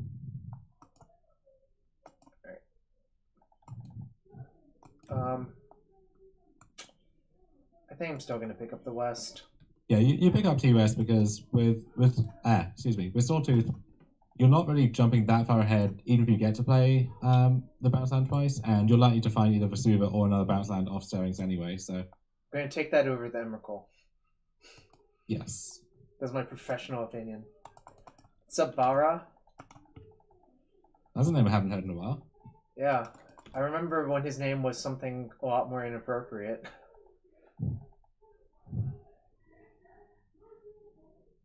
Yo, what's up? Ooh, our opponent's stuck? That's a really good sign for us. Can I do anything? So actually, wait, we have lethal here. Yeah, so we have 2, we go up to 4, we summon patch for Azusa, go down to 1, we pay 2 more landlords, go up to 5, we patch for Titan, we breach in Titan, and that's 20. Oh, that's funny. Yeah, you're right. I was sort of figuring that out, but you figured it out a lot faster. But that's okay. You know, that's what I pay you for. That's actually one of the big lines that having breach in the deck opens up, because often the math works out in such a way that Azusa leaves you 1 short if you were to patch for it or draw it, whereas getting to 5 instead means that on turn 3, if you have Amulet, you can just go off, which is really nice. I guess I should leave the red floating. Yeah. Tearing Freaks comes through again. It sure does. Doesn't really matter how I do this. As long as I... Actually, I can't even misclick now, really. I suppose I could. But we still have to get the exact right lands with our Titan. Oh, yeah, you're right. Otherwise I will die too. And that window is pretty small, you know. I've definitely misclicked and got like just a gemstone mine or something before, but I didn't mean to. Alright. Now comes the hard part. I believe in you, Jarvis.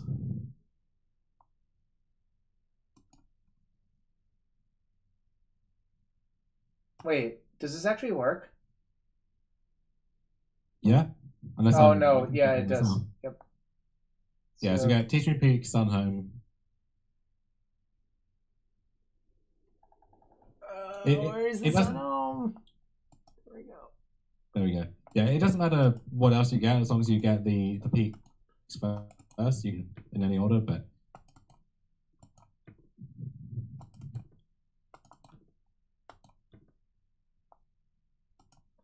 Now we get Garrison, Vesuva.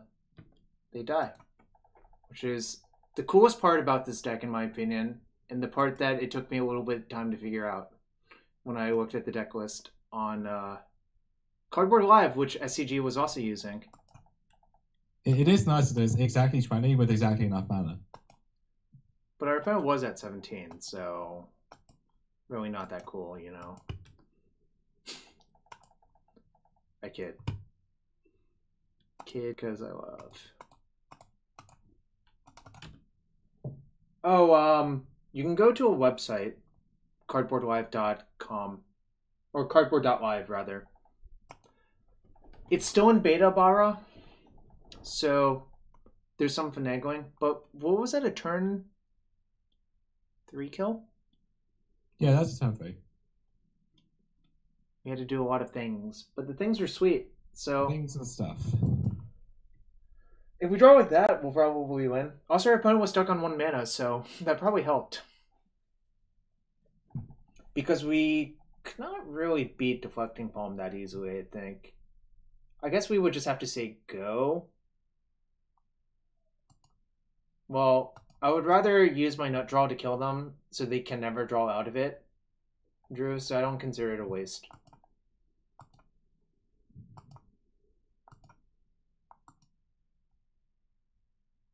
Albert, what was your verdict on that Esper Phoenix deck? The Legacy. I think it's pretty good. For those of you who haven't seen it, it is basically Esper splash 1 Volcanic, 2 Hardcasted Phoenixes. But it has Lotus Petals, Dark Ritual, Buried Alive, and 12 cantrips. So I think it's pretty good. It's sort of in between Esper Mentor and Storm. Is a weird way of putting it, I guess. But the one nice thing about that deck is it can operate on really low resources. Suppose you have 5 mana in play, and you have no hand, and you top deck a cantrip, and you cantrip Buried Alive, you just take 9. It's kind of nice. True. If you have the audio on, do you think that Mono Black Reanimator deck that you were playing is still good? Mono Black or Black Red? I thought he was on like the mono black with Dark Depths Thespian stage. Oh, I don't. Drew is here, and he played that deck. Right. I don't know. Ooh, also, damn. This is uninspired. I think I'm supposed to ship. Yeah, I think Is especially it on the turn draw, 5? you can do better, and you probably have to do better. All right, this has the potential to kill faster, actually, so I'm gonna keep. Yeah, this hand is actually decent. I don't think I want a gemstone in mine, though. No. If gemstones in mine, gemstone in mine.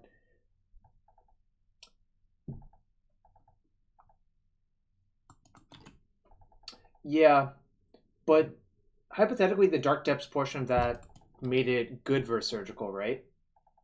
I don't know. Maybe it didn't. So I think we want to play the Amulet here instead of Coney Garden. Yeah, I think so.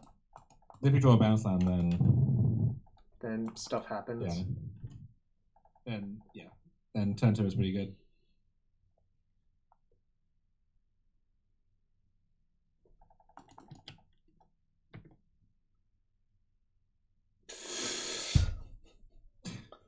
Yikes. I think we're gonna lose this game. Yeah. But I'm going to play Colony Garden and make a blocker. Mm-hmm. And just take the block when I can, which is now. Do you agree with that assessment?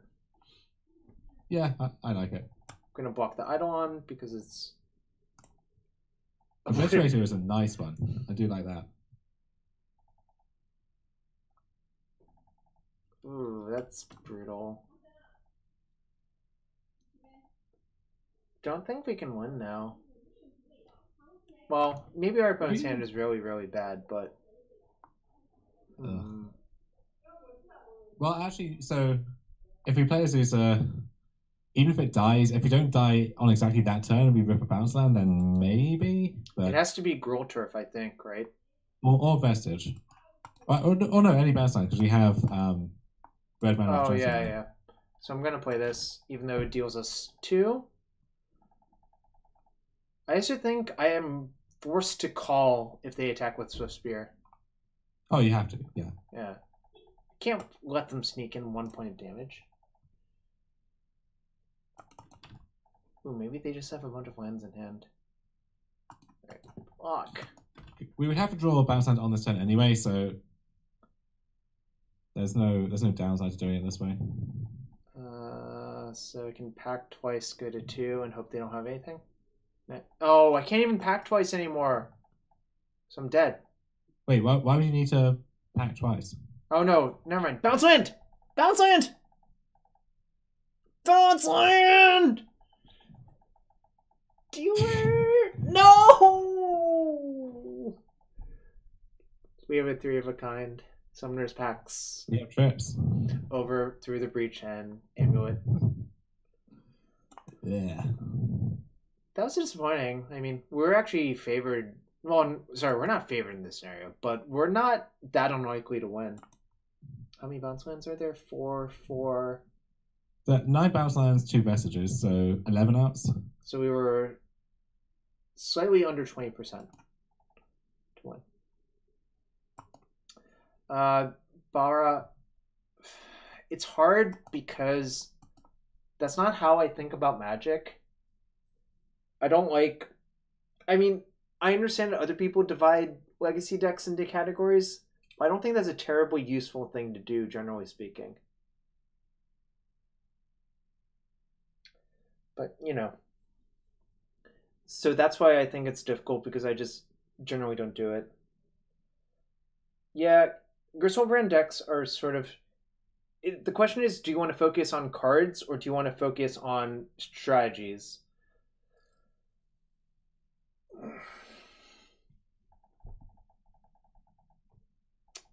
Idea of the diversity of the format. Playing against Twinless Twin. Do you think they're playing Twinless Twin? This hand looks pretty good.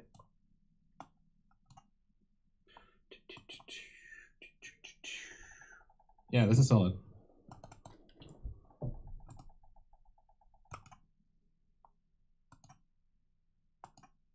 Let's see what we can find of the old stirrings. Ooh, an Amulet of Vigor. Probably want that one. I approve.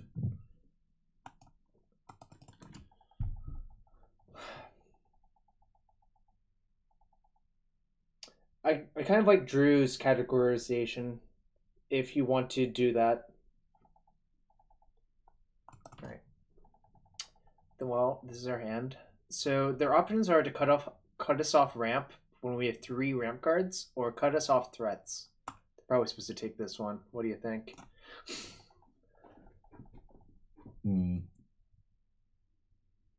Huh. Wait. So this is just natural basic swamp? Yeah. Had it. Let's see. What land do I want to play? What's our skill, Jarvis? Do I want to play the Growth Chamber? Probably not. I think no, I think you can play the peaks this turn.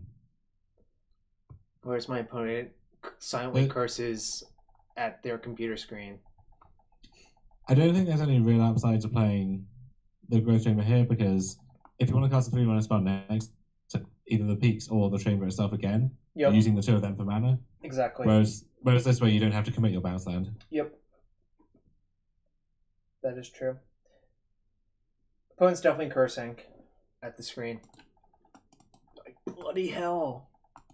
Look at this person. How much fertile design space do you think there is in Legacy still? Like, is there stuff out there waiting to be found, or is it just going to be worse than the existing stuff? I think there's still stuff waiting to be found. Well, sort of. The one issue is, I think most of the new design space would come from new cards being printed rather than finding old things. Mm-hmm. Mostly because the baseline for decks in that format, the power level is so high.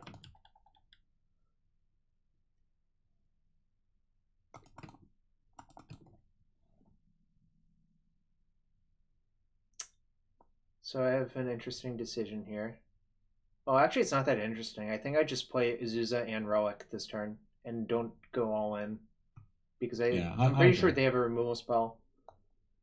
Smells like a removal spell anyways. So I think the way to do it is... So we can play... We tap peaks, we play a bounce land, probably Growth Chamber. Then we pick up Growth Chamber, we play Azusa, we play Growth Chamber again. It probably gets removed. So actually, I think the way to do this then, we tap peaks, we play Chamber, pick up Chamber, pick up Gemstone Mine. Mm-hmm. Play Azusa, play Gemstone Mine, then we play Grawl Turf, pick up Grawl Turf, play Coalition Relic, because that protects us against a Fatal Push or something like that. Yeah, that's kind of nice, actually. Untap, pick up Gemstone Mine, right? Yeah.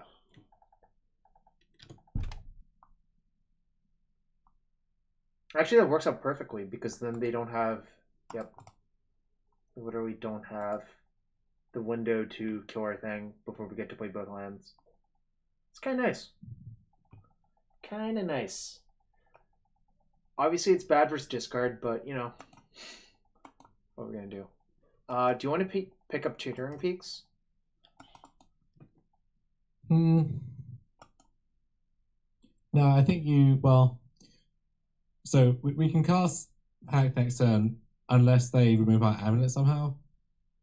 But most of the ways removing Amulet is either going to be something like Assassin's Trophy, which will deal with Titan or whatever regardless, or Kolaghan's Command, which would hit Azusa and Amulet. So I should pick up the Mine then. I feel like I should. I was going to say, is there any merit to having the bounce line left over in hand? But I don't think there is, unless they discard our Pact and we draw exactly Solari West. So yeah, I think just picking up Mine is fine. Yeah. Because they didn't do anything this turn. So I assume they would have cast a discard spell if they had it.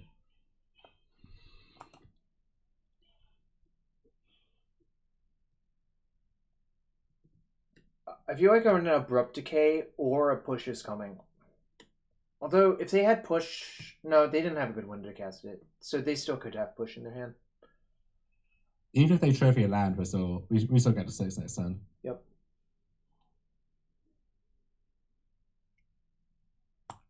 Good old Coalition Relic. I do like the art on this card, actually. Didn't realize it was like all of the colors smashed together until looking at it somewhat recently while cubing. As always, the original art is great, and every successive art has been progressively worse. Oh, no push? So Liliana. Or Tracker. Or something. Looks like irrelevant. No, that sucks. Okay.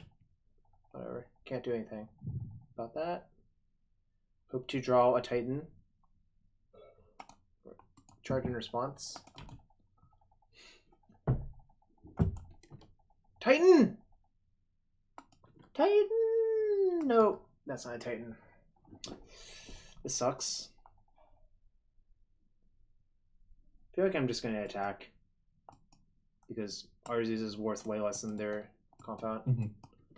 And I think the damage might matter.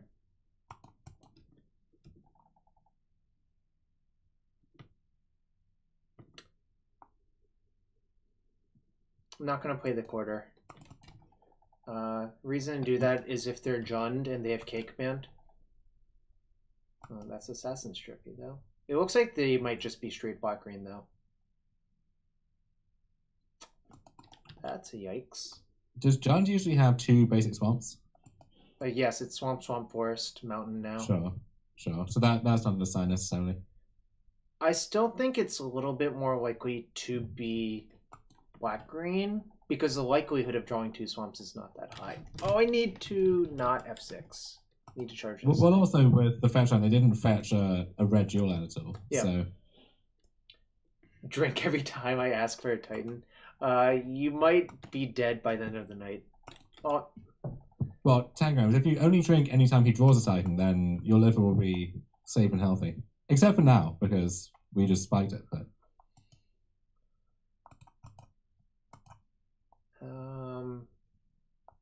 they could have Slaughter Pact, but I'm not going to play around Slaughter Pact. they could, but they don't. Let's. I mean, hypothetically, honest. they could play 1 Slaughter Pact. But hypothetically, I'm going to try to kill them instead. Because we actually have lethal, right? One of the main draws to the Black Amulet list that Rosson played this weekend, and Edgar and so on, was just having access to Slaughter Pact to transmute for. Because I really missed that from the old Bloom list. You mean we could also hive mine and kill them with Slaughter Pact? That too, although I think towards the end of that deck's run, hive mind wasn't actually good anymore. I think it was good because you still needed to, like... What did I need it against? I don't remember. It was good against Twin. It was very good against Twin. Did I play a land this turn? Didn't you have infinite land drops? I do. The problem is I can't I can't use all of them essentially because but I can I mean, even as it stands right now, if you just attack, you can get Sunhome, bounce land, and then Relic gives you the 4th mana for activation, right? Yep. That wasn't really my worry. I was just trying to see if I could activate the Stronghold again.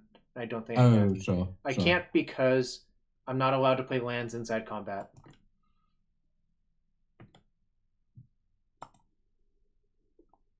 Nope. Attacking you. Sunhome.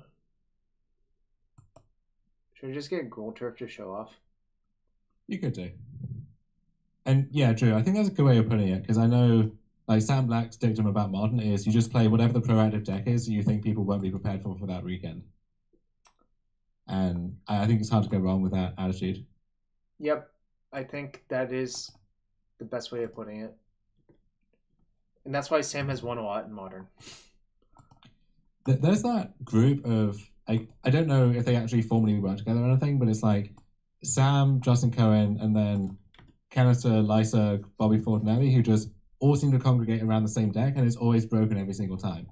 So I think after this ban update, I'm just going to see what they do and just attach myself to that and get the reps in.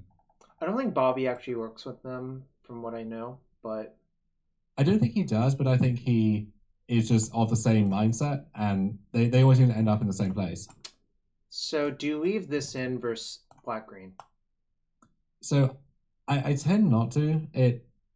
It's weak to discard on the surface, but what I find is that even if they discard one piece, just having the other one in reserve means you have a lot more live top decks. Right. What I usually do is I bought out Emrakul and bought in World Worm, and this is one of the matchups Okay. why that's in the sideboard. Yep. Because now Summoner's Pact, even if you don't have Amulet, becomes a viable breach target. So you effectively have 5 World Worms. Yep, you did mention that, and that makes sense. So that means you do plan to leave this in. I don't think you sideboard very heavily in this matchup, but I think Pact is pretty bad. Yeah, I bought out Pact. I would bought out the second Emrakul. I would bring in Relics just because usually their best way of applying a clock is Tarmogoyf, and that slows it down quite a lot. And it also lets you effectively hide a card from discard, like Mishra's Bauble style, where you can just draw a card in a turn and then untap and get another draw, whatever you need to find. So do you want to set up Bog or Cavern? Probably it's tough. Just coming to play untapped is a big deal, but I think I would still keep in. I don't know. It's close. Well, it's definitely one of the two. I'm gonna set up Cavern, but we still have to cut one more card. The second Emrakul, I would say. Oh, so you just think Emrakul is so bad? Yeah, it costs 15, and the Breach Titan is still like fine versus them. Breach Titan with Amulet obviously is lethal most of the time, but even without that, you can often do stuff like attack your Liliana, get Larios bounce land, and just make sure you have everything set up so that you can just win next turn. That's fair. Yo, what's up, Ved? I don't like trying to play a 1-for-1 game versus that deck, if that makes sense, but someone thought you were Brian David Marshall. Me? Which is weird because I don't think your accents sound all that similar. Yeah, BDM has that like gravelly New York voice, right? By the way, I decided to keep. Oh yeah, that sounds good. Yeah. It's good because it's 7 cards that you can keep in a deck in a matchup that has discard. Yeah. We have Callum Smith, if you know him. White Faces? Yes. Ah. Probably supposed to play Relic. Off Fountain? Red, does everyone sound like BDM to you? Is the entire world just comprised of BDMs? So, do you think I go Fountain Relic? Yeah, I think so. Yeah, I think so too. I think there's merit to playing, well, any land except Growth Turf. Yeah, I'm correct. I would not play Growth Turf in this part. So there's a story. You might have heard this story. It was floating around. Do you remember when Magnivore was a deck in Standard? Yeah. Rich Hohen was playing Magnivore. Accidentally played Is It Boilerworks on turn 1 because it looks somewhat like Steam Vents, right? Sure. And he was forced to pick it up and still won the game. Mm-hmm.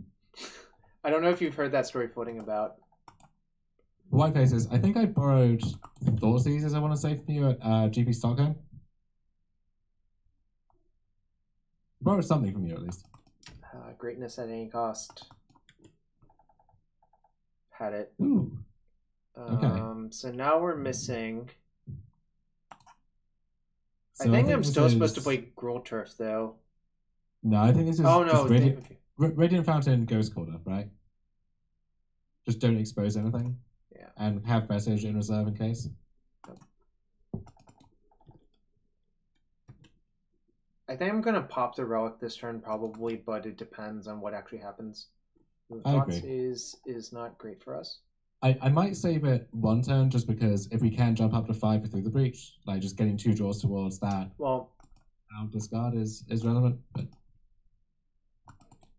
okay, well. They're probably going to take the breach, but actually, oh yeah, okay.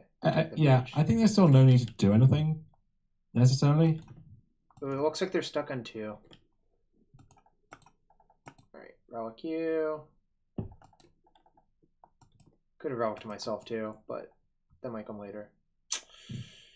Guess I play... So here, I think I would actually play Vestige into Relic. Okay. Oh, yeah, it makes sense, actually. Because then I still have a mana up, and you can able charge to charge, the other yeah. Relic. Yeah. I'll make We're just a Relic tribal deck. We are a Relic tribal deck. Yeah. So now we want to top deck a threat. Nice. They left in Fatal Push because they assume we have Secure Tribe Scout, probably.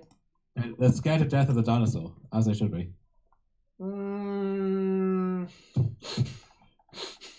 That was my skeptical sound.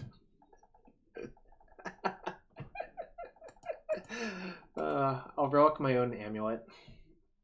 Yeah, Bara, I know Sperling was playing, I think, Bug Nick Fit with Leovold and Jace at one point and seemed pretty happy with that, but I think he's been off it recently, so... Is that good? Is that good? If so, why? What's the correct way to sequence this, actually? Let's see. So I think we want to keep up both relics here, and So we're fine to expose the Grawl Turf, because we're going to be getting a bounce land anyway if we're attacking with Titan, so we want to make sure that nothing can take us off double green, even if Relic dies or if they activate Field of Ruin, which should be fairly trivial to do, but it's worth thinking about. Which land should I pick up? I guess the Vestige. I think so too. But so I'm just thinking, because we have one still in the deck, we're not going to want to get both on an attack, and we can always get pursued if we need it. So yeah, pick up Vestige and then have that next turn if we do need it somehow. JW Hall, there is a Jarvis soundboard if you Google it. I'm not going to give the link. It's left up as an exercise to the viewer. Also, Kellum. That was my skeptical sound. Edelweiss 1313, thanks for the follow.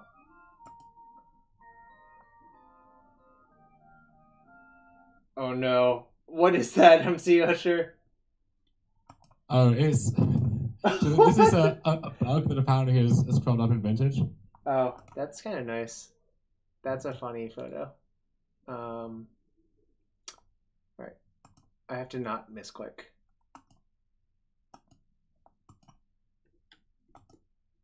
Do we have lethal? I get Bounce Land, Sun Home. I'm 1 mana short, right? Yes. That sucks. But it's also okay. It's all good. I'm going to pick up... I think Radiant Fountain. Yeah. And then we can get Coney Garden and... Simic maybe Chamber? Talaria West, actually. Just to have that lying there in case... So it makes any bounce land into a replacement Titan. Alternatively, we could just get Growth Chamber Talaria West now, because we don't need Liliana protection. If they tap out for Liliana, then we just kill them, right? Yeah. I'm going to have to pay 4 for the Pact next turn. That's true. 1, 2, 3, 4. Then transmute. They'll die the turn after. I think between Relic charging and then tapping, we should have enough for everything. Because that's 8 as it is. And then we get 2 more from this Titan trigger and 2 more from Vestige if we want it on that turn. Okay.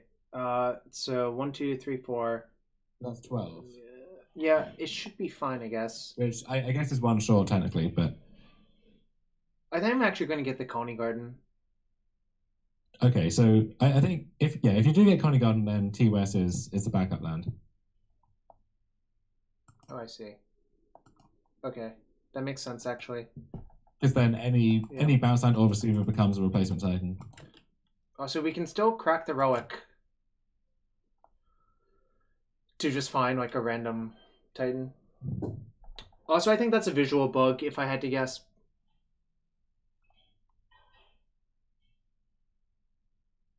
Oh. I guess this is worse versus this.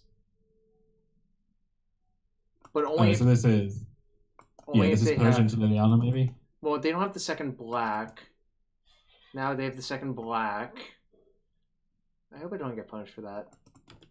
I kinda sucked, but we're still okay, I think, because they are at 5 and have Dark Confidant in play. There is also a chance that any creature just is lethal automatically with Stronghold. So if we I draw agree. Azusa or Sawtooth, Well, Sword Tooth is super lethal. Sawtooth just fucks them up. You know what they say, don't mess with the dino. 1, 2, 3, 4, 5, 6, 7, 8, 9, 10. Alright, we can still crack the relic and have Sword Tooth be lethal, which is important to check. I think it is important to check that.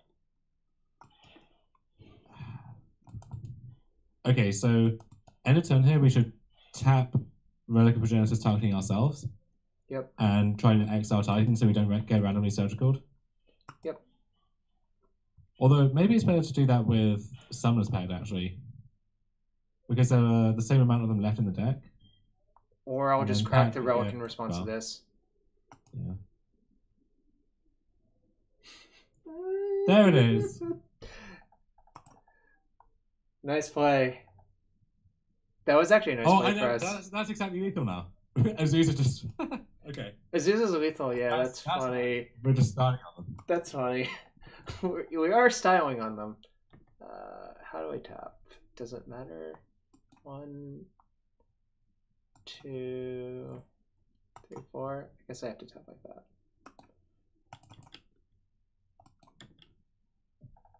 We're even allowed to cast that first if we want to.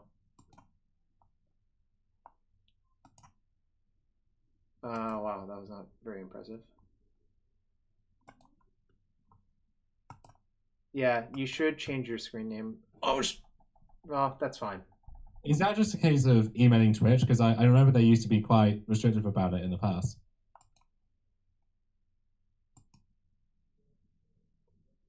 Wait, did I'd that rather misclick not. actually cost me? Hold on. What's going on? What did we do? I tried to add a green and said I activate the charge ability. That might have cost me actually. Well, oh god. That was awkward. That was also complete... No, it's fine. No, sorry. I am fine. I thought it cost me, then it didn't. Azusa has text. It's all good.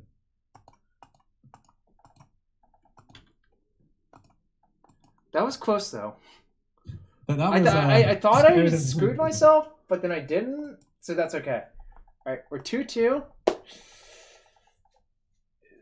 Yeah, for some reason my brain was processing Vestige as only 1 mana, even though I knew it was 2. Sure. Coalition Relic and Unintentional BM. That is exactly the way I would put it, Drew. Exactly. I don't think I'm the first person to register Coalition Relic in an open, but I might be the first person to register Raid with Sawtooth. I hope I am. No, people are... Well, are we counting standard? Well, no, just modern. Okay, I am 95% sure. Actually, probably 99% sure you are. What about Teaching Freaks? I guess like No, red decks like have that. So. yeah, the random red decks probably had that. This hand sucks. Look at all of those Sakura Tribe Scouts they could have been, and the hand still would suck. Oof, well, this is a hand. If I draw a bounce land, the hand's pretty good. Do you keep? So we're on the draw against black green? No, we're on the play versus unknown. Oh, on the play against unknown. Huh.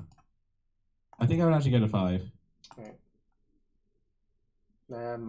I guess this is not terribly exciting, but I think I want a bounce land instead of a Bajuka Bog. I agree. It might be worth playing for the 10% chance that we're against a deck that gets hosed by natural bog, but nah, I don't like doing that because you also have Toria West to go refind if you really want to. Mm-hmm.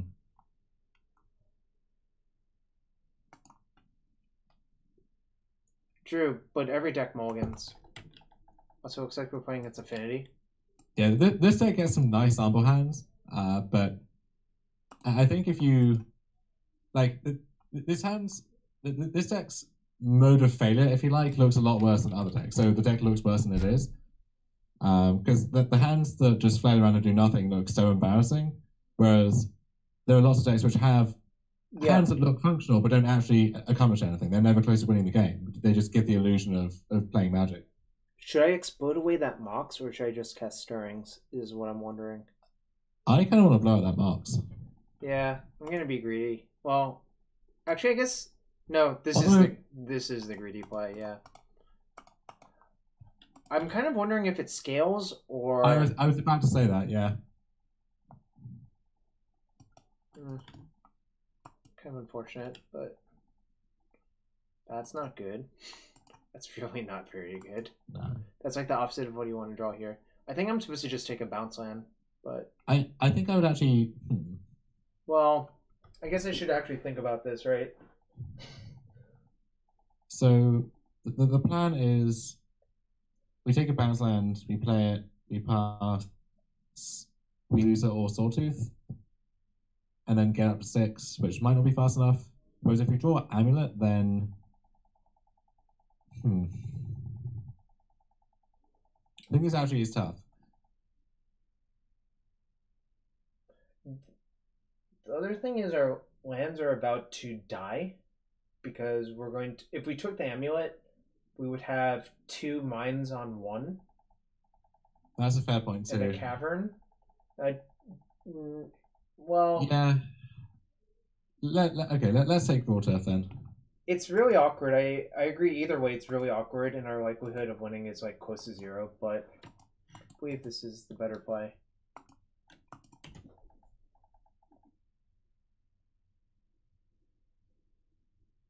Are you sure I'm not supposed to bounce the Gruul Turf, Aaron? For what it's worth, we still don't know if it's Affinity or Scales yet, because all of the cards they've played are in both. But we have 2 mines out, and you've got to be more specific. You can't just leave us hanging like that. Yeah, you gotta fill it in all the way. So, okay, so it's traditional. Well, wait, no, we don't know that yet, right? Oh, cranial plating gives it away, right? I was watching the stream rather than the hangout, so I was like 5 seconds behind and didn't see the placing yet. Seems like we are dead. Oh yeah, we are super dead. Right. Well, good news is I don't think we are allowed to side out through the breach, Emrakul. I think the other good news is that traditional is easier than Scales is. I agree. They don't have Damping Sphere, which is well, they generally don't have Damping Sphere.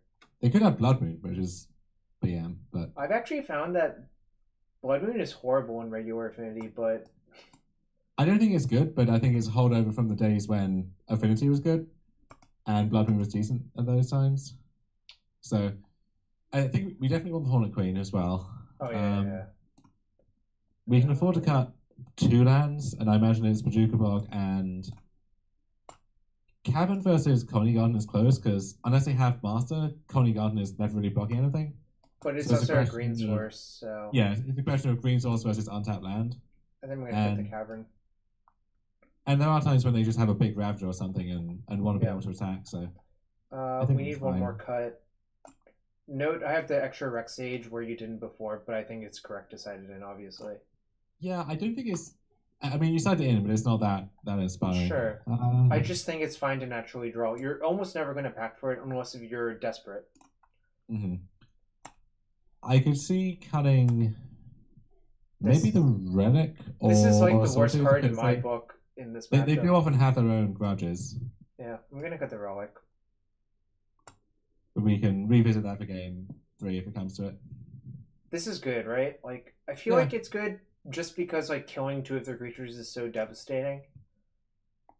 And even just trading for Steel Overseer on turn 2 is fine a lot of the time. And I think the way you lose games where you have just a fair Titan without Amulet are where they go over the top of you with a Nexus. So it's some form of insurance against that. I think I'm going to keep. Yeah, this is fine. Yeah. I actually generally do not like Fire Spout that much versus Affinity or Scales, but I found it's like kind of actually ineffective if you've tried to use it. I don't really like it that much. Back when the sweeper of choice was Pyroclasm. That was solid. But I think Fire Spider is often just one turn too slow. Give me... Ooh, do I want Amulet or land? Amulet, pretty sure.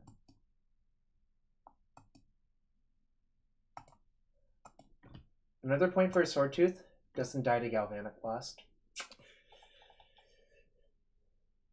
Uh-oh. Do they have a busted draw? Ooh, they do have a busted draw. We have a potentially busted draw, though. We could put something together.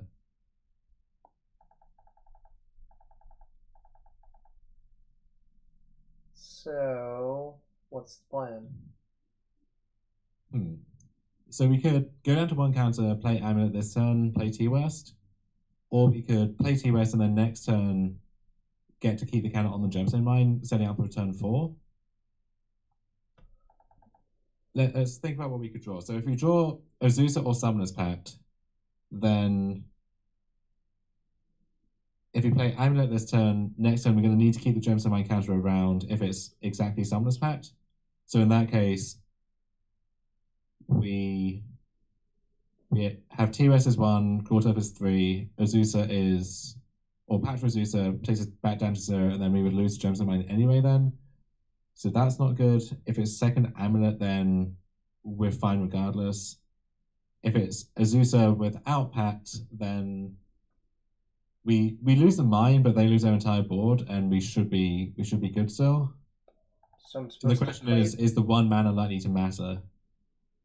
I think the answer is no. So I'm inclined to just play T-West and pass. So the one thing... Well, I guess if they have a Thoughtseize, they can just take this card instead, then. Right. Alright. Math checks out from what you said.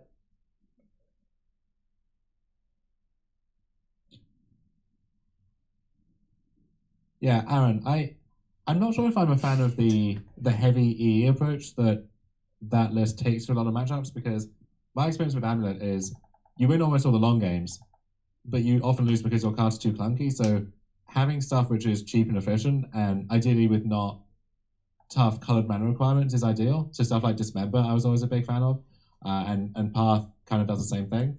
Whereas Explosives, you're always paying a lot of mana, often for not that big an effect.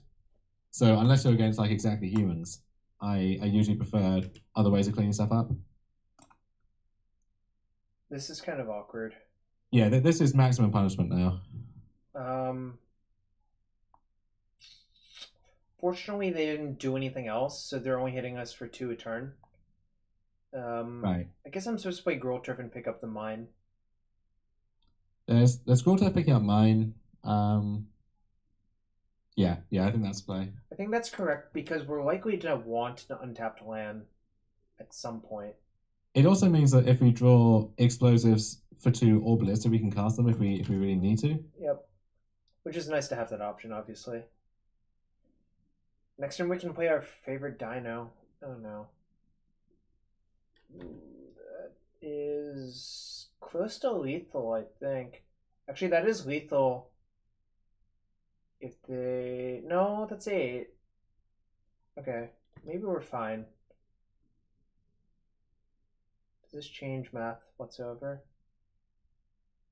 So if we sew into Amulet, then we're still short.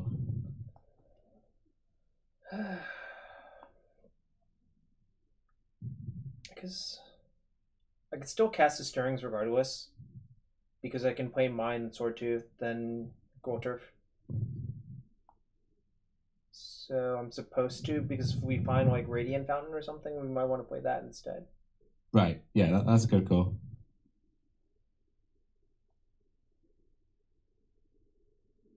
Or we could find Trash. Doesn't matter what I take. It feels like it doesn't. I guess you take the Forest, but... Yeah. This is really unexciting. We're dead to so many things. Well, actually, we're not dead to that many things, right? But the problem is our Through the Breach doesn't kill them anymore. Right. I wonder if we were meant to play around Amulet being discarded somehow, or just like set up for a natural Sawtooth anyway, but But the problem is the Thoughtseize could just take the Emrakul anyways. Yeah. I actually think they were supposed to take the Emrakul. Possibly. Right? I think they were supposed to because our hand... Well, I guess it's actually a weird probability problem, right? But...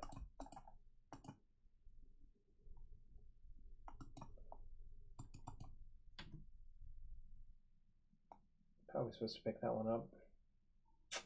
Don't think it's actually going to matter.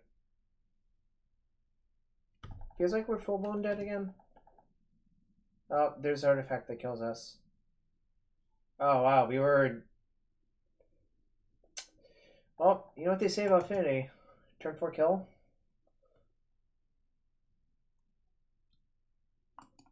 That was kind of awkward. Do you think Classic Affinity maybe is being underrated at this stage? I do. That's why I played the deck. Well, with Frenzy over the big threats, because I think the big threats are just, like, have a target on their head for removal, whereas Frenzy is not really that easy to kill. We did complete a league. Fortunately, it's not the result I wanted. This round 2, I think, was kind of disappointing, because I feel like that should be a great matchup. Yeah, and things just... At every turn, things just didn't really go our way. But the burn matchup didn't really feel great. Did we mulligan a bunch? I don't remember. I'm trying to remember what happened this game. I think we mulliganed in search of a hand that could be fast enough to compete. Yeah. This is a keep, but we bricked and died, essentially. Which is basically, fine. Yeah. You know, that is the fail rate of this deck. Is there anything we should actually try differently between leagues? I think this is like the perfect time to try things, right? We could try a completely different deck if you're so inclined. I will not be offended by that. But nah, I would have to go rent it. So I would rather just play 2 leagues with this deck.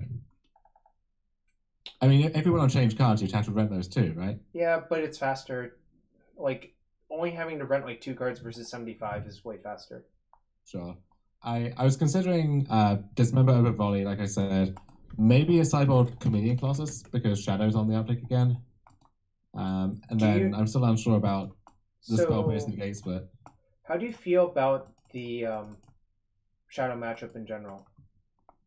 I think that's a matchup that you lose out on most by switching to this build. Because the discard is so much better versus you than it is versus other build, right? There's that, and also like Sideboard Path and Trinket Mage are both very good there. It was like I think this is, as I said with Cedric, I don't think this is strictly better by any means. It's targeted at a faster meta game where you need to keep up to compete. Right. I think there are lots of times when just going with the tried and true version is going to be a better call. For what it's worth, this version probably crushes the mirror, if I had to guess. Oh, yeah, I played against Rossum on day 2, and yeah, it was real good. Yeah, so you probably remember this based on the chat you had with Cedric, but at Pro Tour 1, the best version of Cloud Post had Through the Breach, Amulet, and Primeval Titan. Yeah. And it had a Scape Shift too, right? You could yes, Scape Shift with so you could Amulet Scape game. Shift into Emrakul on like turn 4. It was just insane, like if you thought about it. Your chicken Travis Wu came up with that deck. I think it was actually Travis. Rest in peace, him. He's not actually dead, but he's kind of like on the outskirts. On a farm somewhere, right? Yeah. So what do we want to cut for this Colossus? Is the real question. What do you think? I don't know. Maybe 2 Fire Spout plus an Embrade isn't all that necessary. And I'm inclined to cut the second Fire Spout for what it's worth. Yeah, I'm not sure how I feel about that card. It was very good against humans, but that's obviously on the decline. And then against spirits, it's not actually that good for spirits, I've found. Yeah, the thing is, nothing is actually that good against spirits, and it's all about lining your cards up and just hoping that they don't have the right response to them. So I found that like Geyser Saint Traff is a big deal, and Firespout can clear that up. Or if they go like Noble Hierarch into Lord or into something else, then sometimes you just get everything. But there's not The reason Spirit is so good is that there's nothing that actually cleanly answers all of their cards at the same time. Yeah. The bad thing about Spirits is I think its mana curve is awful. Yeah, You it see how looks many very 3-drops murky it when the has in deck its doesn't deck? get that properly. Like, I kind of think all of the versions that only have 4 accelerants at the 1-drop slot are playing with fire. And I'm aware it has Aether Vial, but Aether Vial is kind of a slow card. Like, Yeah, I like the Birds of Paradise that some decks have. I do too. I think if I were to play the deck, I would play the birds, and I would play like 3 birds. I think is the actual answer. I don't know if that sounds crazy. No, I don't think it does. It always felt weird to me to have a collected company Ether Vial deck, and I understood the logic, but the Birds just feels a lot more clean. It sure does. It really does. I have to update. Because I feel like, regardless of what I'm playing, a lot of the games I win against Spirits are where they have maybe 1 or 2 threats that I can deal with, and then the rest of their draws are like Noble Hierarch, Ether Vial, Canopy, or whatever, and they just don't do anything beyond that point. Yeah, it really. If you kill their Hierarch, I think their deck is kind of bad. Like, that's the reason I think Gutshot is so good versus that deck. Like, even though it doesn't seem like it would be, it's just because they're so reliant on their mana. Is it because their creatures have 1 toughness? Not that Is that many what of them it is? actually do. Only like 6 of them do. It's only 6, right? Like, It's like Wanderer, Hierarch, Thalia postboard, Phantasmal Image. all right, the sideboard has been updated on Cardboard Live. Mm-hmm. One of my sponsors, and also they were using that on the SCG stream. I don't know if you know that. Well, I was busy that weekend, so I wasn't able to watch the stream. But... Yeah, you have no idea what was on the stream, do you? The cool thing about Cardboard Live is it basically has both of the deck lists, and you can click on them, and you can see both of them at once. But it That's doesn't. a really nice utility. Yeah, it is. So #/shout out to Cardboard Live. All right, maybe we'll get Canister. What do you think the gold Canister is playing? And why is it Crop Clan Ironworks? Is he going for one last hurrah with KCI? Sin does not seem very good versus KCI. Yeah, we probably have to strip it back. This seems fine versus KCI. Maybe. I mean, like, that seems. Oh, well, okay. Yes. Now Yep. We're not stripping that one back. Yeah, Canister messaged me to say, I really liked your deck, and then he messaged me a day later to say, I played 2 leagues with your deck, and it did nothing, but I was winning anyway. So I'm not quite sure what to make of that feedback. This is the classic KCI. Only never my ghost. What land do I need to have in play?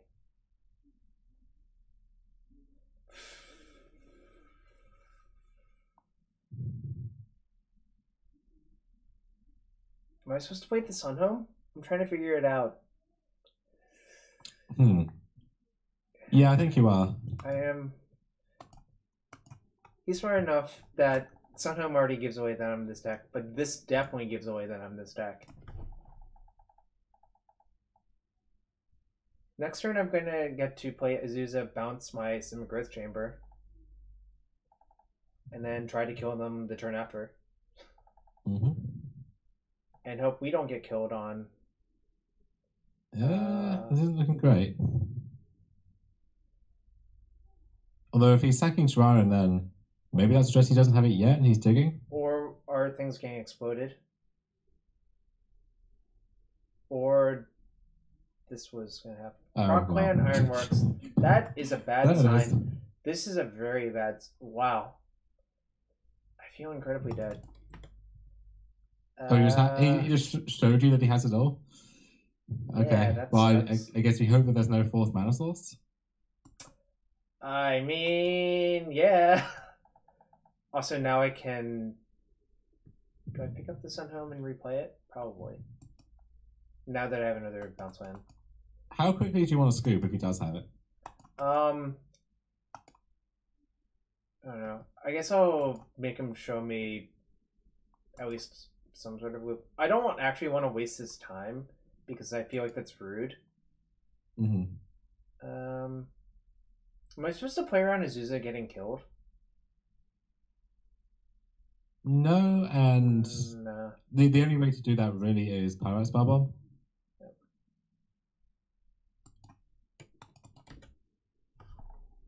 And there's no way he can kill Azusa and Amulet at the same time, so. Alright, well.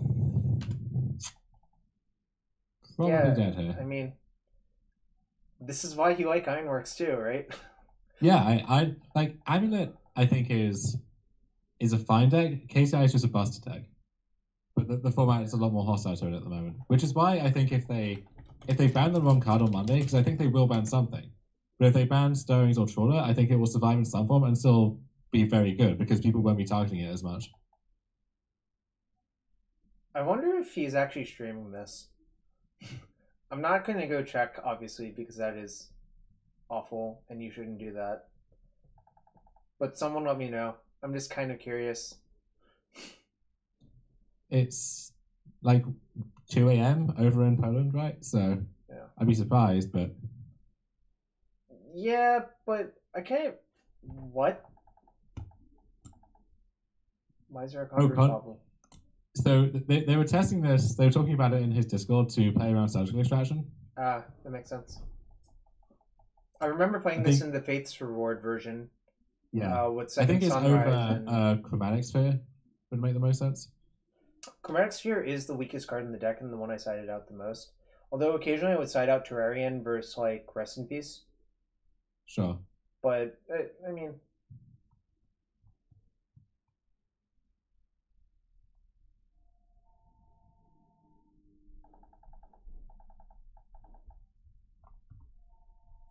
I feel super dead. I feel dead inside. I kind of hope he just spines over permanents. Autumn says everyone should cut their Chromatic Spheres in KCI so I can play Lantern again. That is a problem with that matchup, isn't it? Yeah, if KCI gets bad, maybe Lantern is just the nuts again. No. I kind of don't think so. I think another problem with Lantern is that all the other decks got super efficient. But sure. Yeah, there are many problems with the matchup. I don't even think just them not having Sphere is good enough. Like, they still have a billion ways to draw cards. Like, yeah, just Scrap Trawler plus Explosives by itself is already a big deal, so it's not easy. Did he brick? Oh no, he's just recurring the Explosives, and that's like basically a free roll, right? Yeah. Lantern is pretty great, except it's like 10% versus KCI. Huh. The issue, I think, is if KCI gets banned, if it's KCI or Trawler rather than Stirrings, then Tron becomes a lot better, and Tron is also like a 10% matchup for Lantern, so I don't know. So now we can breach Titan, but it's no longer lethal. Why not just ban Chromatic Sphere? That would solve all our problems. Did he brick? There's no way that's possible, right? Well, he had to sack his Trawler at one point. The thing is, even if he bricked, then we can't do anything next turn, right? So he just gets to untap and ruin back the Trawler. Wow. This is depressing. Oh no, we can we can breach Titan and get Bajuka Bog, right? And that may be that's what we should do, right? Yeah. This was actually the perfect land to draw too for it. Well, sure. I mean, not the perfect land, but it's gonna be a land we can do.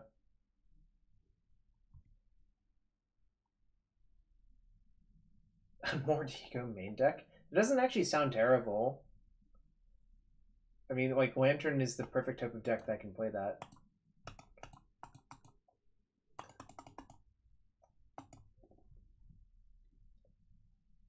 I'm glad he didn't just, like, tell me to concede when I wasn't actually dead. But I don't think he would actually do that. You know? I think I definitely would have scooped by now in a tournament.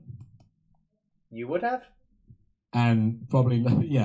I And wouldn't maybe have. just put him in this game in the process. I wouldn't have. Well, I didn't ask you, but I think this is fine.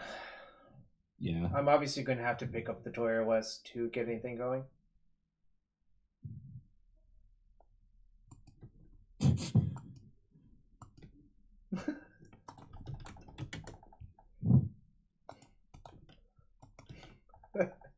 Is he asking because he wants to concede? Is he too scared to? I don't know what's going on there. I think it's kind of funny. I'm actually kind of chuckling. I'm very excited for random people who stumble across Arena on Twitch to encounter Canister's sense of humor for the first time. Oh yeah, that's gonna be something, all right. What should I get? So we want to bounce Chamber, right? And Well, we want to bounce that, right? oh, sorry, bounce T-West, yeah. So we have 7 currently, with 8. We want to be able to transmute for Pact, and then play Pact for Titan. But play we can't that. Stronghold. The problem is we cannot get Stronghold.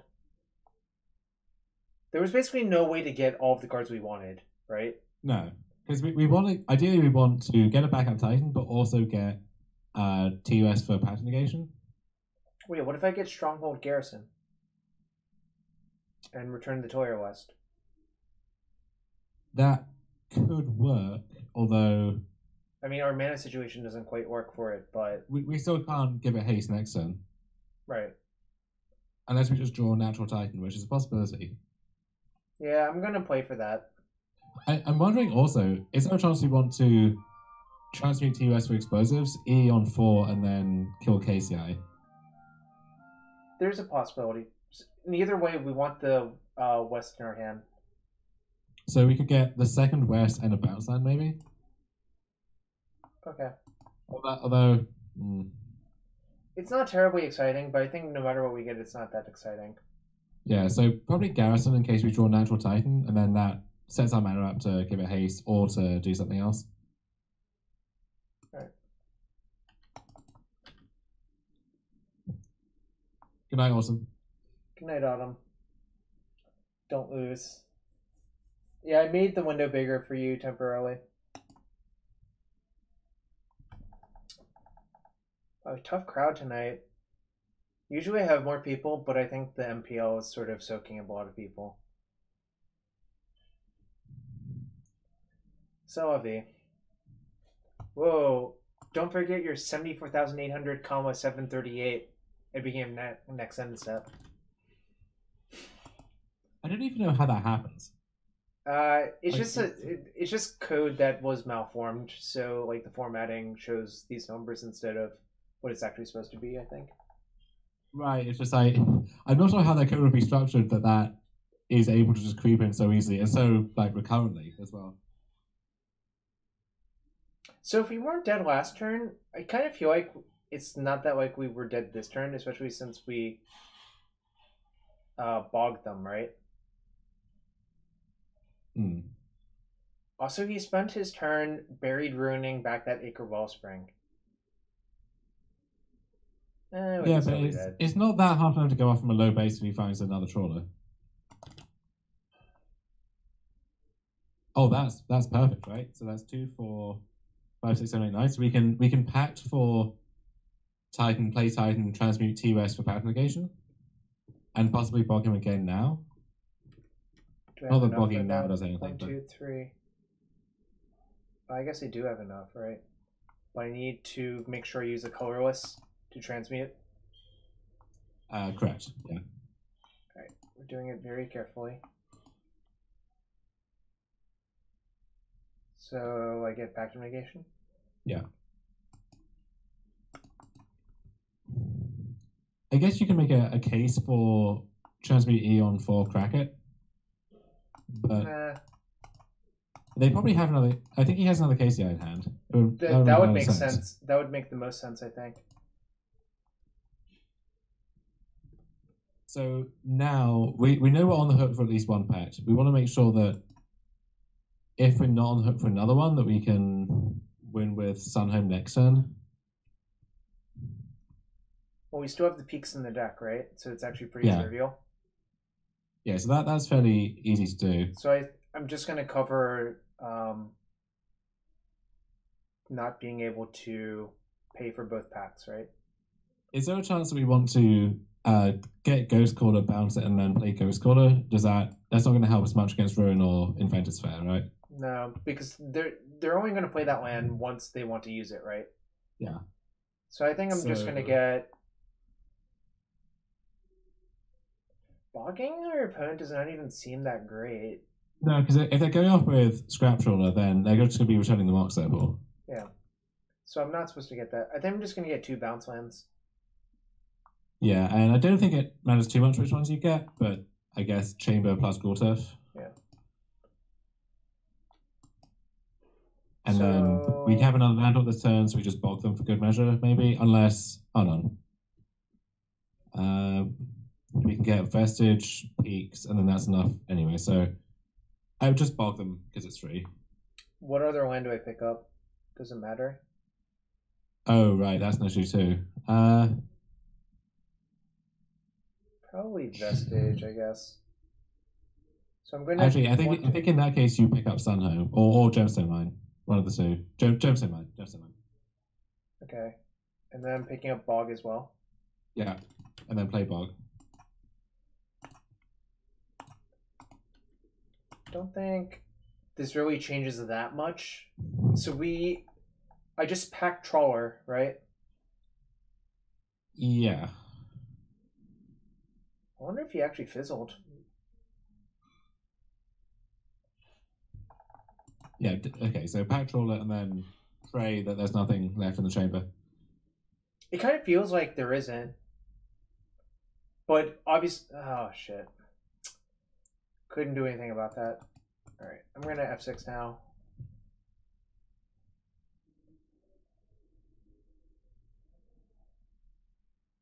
I mean, it is possible that... Well, actually it's a lot less possible now, but... You would have to draw pretty poorly to not win from here, I think.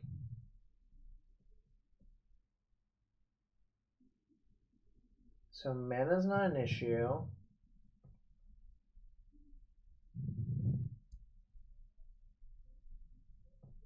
Mana's definitely not an issue. So while we wait for him to go through the motions here, what do you expect to be banned on Monday, if anything? I expect no bans, but if there is a ban, it would be Crockline Ironworks. Okay, you think that they're happy to just leave it in the format as is for now? Yeah, exactly. And the only reason I think they would ban Crockline Ironworks is not because of the power level of the deck, but because of the play patterns. Is there a loop? KCI, Retriever, yeah. Guess that works, right? 1, 2, 3, 4. I'll trust him.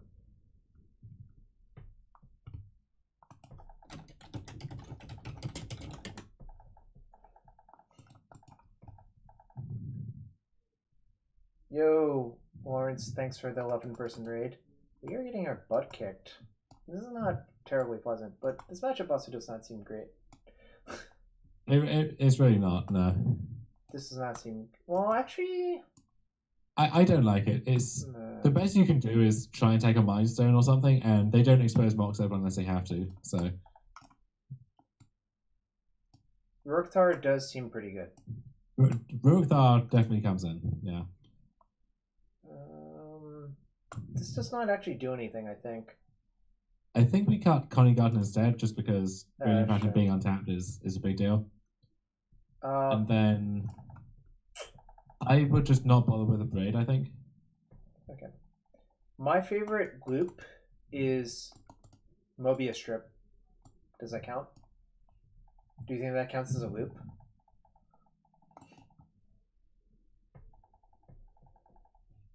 It's like literally a loop that's turned into not a loop. Do you want Rexage or Colossus? Definitely don't want Colossus. I don't think Rexage is good either. Okay. So now the cuts are... After this, it gets kind of tricky. You don't want to slow the deck down. Yeah, so you can't cut these. So but this is good. Amulet, the standard Amulet list actually cuts between your Titan here because there's no discard, and you often want to patch for Rurik Thar instead. And even though we have Breach in the deck, I think that's still fine because you have 4 patch plus 3 Titan plus 2 Emrakul as a payoff there. What else should I cut? It's so hard. After that, it is tricky. Like, maybe just Relic is not good. Yeah, I'm gonna actually cut the relics.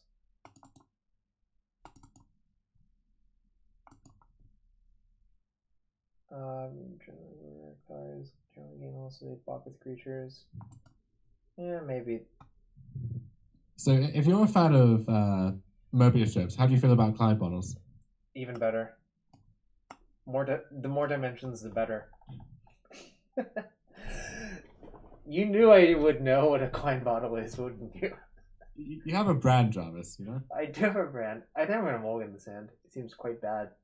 Yeah, this is not inspiring. This has potential. Yeah, I mean, like, I'm supposed to keep, right? Like, yeah. projective planes are pretty cool. I don't think I want that. No. That's the effect we already have. KCI? KCI loops have 1 dimension? Yeah, 1 dimension. I guess I play Gemstone Mine, probably. Yeah. The life does not matter, really, so... Again, we could top deck Stirrings. Jarvis, how did I win a tournament with this deck? I don't actually know, I'm trying to figure but this out. I kind of think you might have been drawing a little bit better than we're drawing. And also, like, it looks like we're going to get killed on turn 3 again, which kind of sucks. Yeah, I mounted Dodge KCI all weekend, which, to be fair, the meta at the top tables was incredibly hostile for it, but still, it's not a good matchup. Whiteface's KCI players are 3-dimensional. I was saying the loops are 1-dimensional. You can't just go around putting words in my mouth. Well, he can, and he did. My opinion on Vanifar? It's a cool card. I hope it's good, but I suspect it's not. I think there's I've seen shells of that 4 colors Tahiti deck with Vanifar where it looks interesting, but I don't know how actually good it is.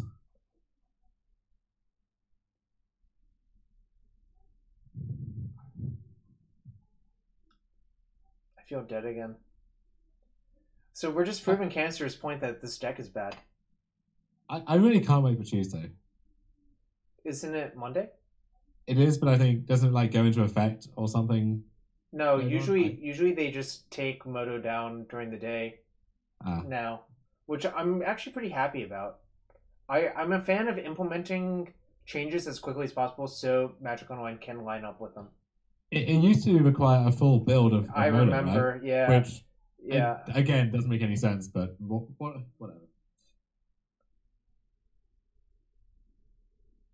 Again, I'm going to concede when he tells me I can. It's weird. I've played this deck a bunch, but what I've realized is I'm too stupid to figure out all of the loops, so I just keep doing things until my opponent concedes. And that's generally good enough. It is. Like, the loops don't actually matter. When they're by far the least important part of the deck. And I think the ordinal list doesn't have Mirror Retriever, so you only care about Spine. And the Spine ones are obvious because you just go down the chain every time. Yeah. I usually accidentally figure out that I have enough to spine them entirely.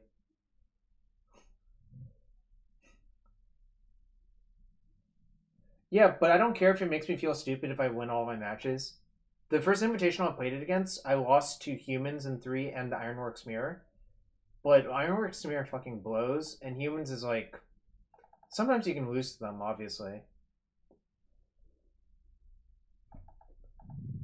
Well, I wasn't actually doing stuff at random. It's really easy, if you're a mathematician, to just figure out how to play the deck to take as many draws as possible. Which is really all you have to do. Wait, right? Jarvis, you're a mathematician? Yeah. Oh, that was that British sarcasm that I'm not good at detecting. That's some dry wit right there. I got... You know, I have a command for that in my chat. They have a command for British people? Yeah. Wow. Is that Whiteface is doing, or How did you guess? I don't? Well, I don't know. Which other British people do you know? Stuart Wright. Sure. But you know Mersh, who you confuse with me constantly, which I'm not offended by, but fine. But the problem is, I really thought that for so long because MC in my mind stood for Martin Clement. That would make sense. That would be logical. Yeah, but then I don't know. I guess I vaguely remembered at some point you posted in the thread where I posted about Amulet a long time ago. Mm-hmm. Where I was convinced Sleight of Hand was the best card. After Serum Visions, of course. I think we were all wrong not to play more Azuzas. Like, if the argument was that the deck doesn't function unless you draw Bloom or Azusa, we could have just played more, and the good versions of them too, and not Wayward Sawtooth.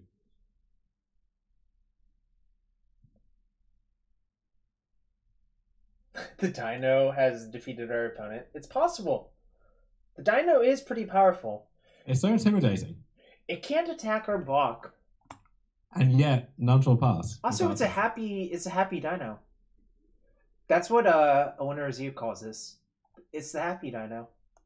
Is it happy or is it mad? It's hard to tell. No, it's happy. Lotus Bloom seems much worse than Swordtooth. Maybe it's like a Rorschach test, whether you think the Sawtooth is happy or sad determines how you feel about the world. That is possible. So, assuming let's play a thought experiment. Assuming KCI gets banned, what would you play in Magic Fest Toronto? So I've been thinking about this. The answer I think it's going to be some kind of Mox Opal deck, because if there are many fewer Stony Silences and all the other Mox Opal decks will beat to KCI, then that seems like an ideal setup for it. I don't know exactly what that would look like. Like I would try Lantern, maybe that Prison deck that Sosaris keeps crushing with online. Yeah, that is apparently a guy from Ohio. I think he probably Michael Boyle. He plays a bunch of opens. He was, I think, in top 8 contention for a while this weekend, or maybe last weekend. I'm quite sure. FPOC, Blue Green Prison. By the way, please resend me the humans list for Legacy. I'll stream it at some point. It's a donation list with Shardless Agent. Did you know that was a human? I did. Well, you're just so good at this. I don't know what his backup creature type is though, if it has one. Artificer? It's class or race, or I don't know how they break it down. It would be a class. Yeah, I know it's Michael Coyle. I guess the cat's out of the bag now. What would your first impulse be for Toronto then, if KCI does get hit? Probably Phoenix.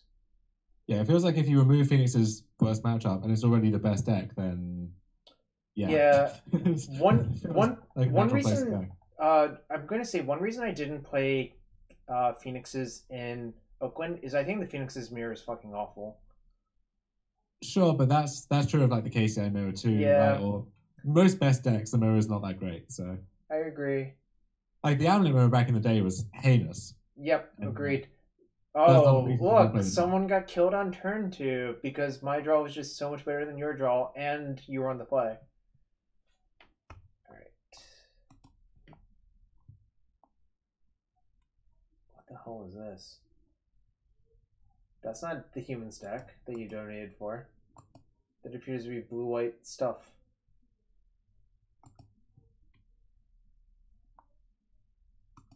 I don't know what's going on. I was thinking the other day that they know that Phoenix is kind of taking over. I wonder if a Dark Horse band that they might have alongside KSI would be Manamorphose. Yeah, that doesn't kill Phoenixes, but it obviously makes it more awkward. It doesn't kill Phoenix, but it means they don't like have those double Phoenix draws on turn 2, and you know it slows the deck down while keeping it viable, which is usually what they go for.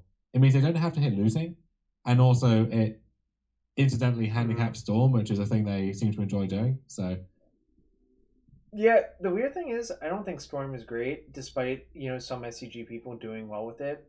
I don't think it's great, but it hasn't been great the past 3 times they banned a card from it either. And that's true. So what was the one before this one?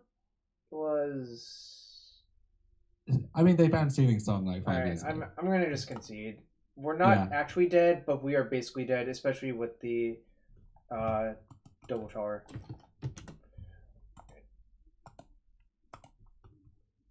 I'm sure Canister appreciates the not having to click 1,000 more times.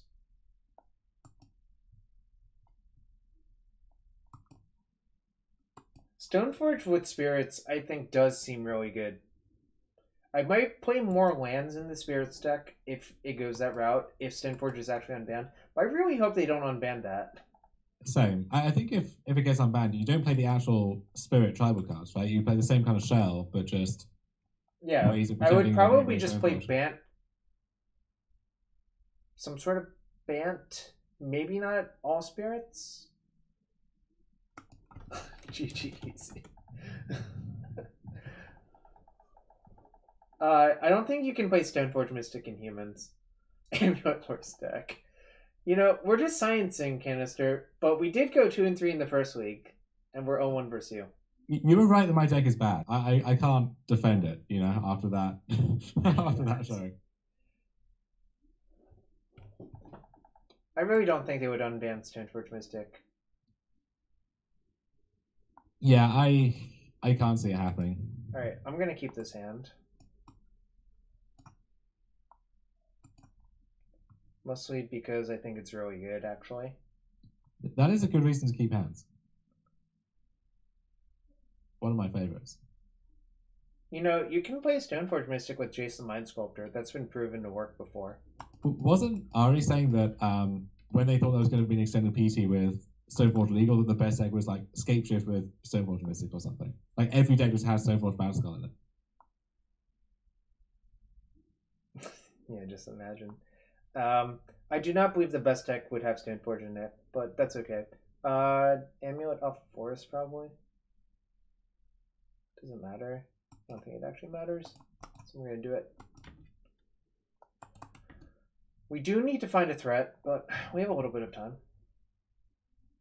I don't think Jace plus Squadron Hawk is actually good enough for Modern anymore. Or I guess Old Extended is the way of putting it, right? What if you unban Splinter Twin at the same time and you just get to play Swimblade again? That strikes me as like the worst version of Splinter Twin you could play, but that might be okay. What do I want to do here? So could play the Sword Tooth. We can just play Sawtooth. I think that's fine. I don't think I actually want to pick up the Growth Chamber. Maybe I think it's fine to just leave it in play. Yeah. How do I feel about Modern having a turn 4 speed limit? Fine. Like, I'm not really... I mean, I think it's probably unhealthy to have consistent turn 3s in the format, but... Like, I guess Canister's here. How often does KCI turn 3? Or Dom can answer that too. It's decently often. Like I couldn't put an exact percentage on it, but between Mindstone and Mox Opal and Stirrings, like it's reasonably consistent. I also know Canister has Mort. Yeah, Canister does have actual numbers on this, so I think we're going to just play the Bog to... Well, actually, I guess I'm not supposed to. Canister, what would be your first deck to go towards if KCI does get banned? Assuming no other changes. Mort is Magic Online replay tool, and I think someone on Twitter, what's his name? Yeah. I'm really bad at remembering like exact names, but that person wrote a program to basically analyze replays and tell you like win percentages on various things. Gruul aggro or whatever else is good in standard. Good answer. Oh, you scoundrel. Well, it helps when you're qualified for that PT. Can't relate, but yeah. Hey, you were once upon a time. Look, I queue for 1 rather than like 18 or 20 or however many it is. Yeah, but really, the question to ask is, does it even matter if you do poorly at all of them? That's an So interesting philosophical quandary. Like it's not really a quandary whatsoever. I think it doesn't if really a tree matter that falls in the much. woods, you know. I think I'm just gonna play Stirrings. Yeah. I feel kind of dead again. This is kind of sad. Yeah, this is another one of those matchups that suffers from moving to this over the quick stuff. All right. I guess I'm supposed to play as though I'm drawing through the breach. Which you are, so it's fine. Am I? If you believe it, you can manifest it into the world. I believe it's how it went. 1, 2. That could be for like 3. So am I supposed to play? Oh no. I guess I'm supposed to just play one of these. Whatever. I guess I'll bog my opponent. Show of dominance. No. I have 1, 10, and 6, and it was the PT where Dom fell to me because I drew my 1 of Stony Silence. Yes, M. Gotzi. I'm aware I put 1 through the reach on the bottom. The problem is the only card for me to take was Emrakul. Wait, Jarvis, you only played 1 Stony Silence in that PC? Yeah. Wow. Okay. You're just sad now. I'm sorry. I didn't mean to rub it in.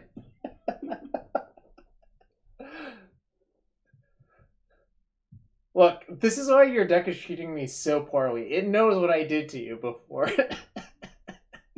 The issue, my main source of resentment over that PT was that the first round of Modern after the second draft, I lost to Martin. And if I'd beat Martin, I would have been in the Affinity Eldrazi bracket and maybe could have put something together. But instead, I just got dumpstered for the rest of the day.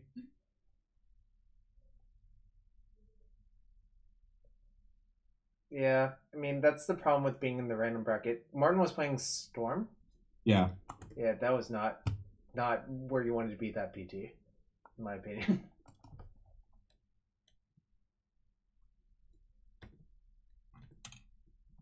To be fair, I think It's weird that. Sorry, go ahead. I think the Euros were too far ahead with their shadow deck.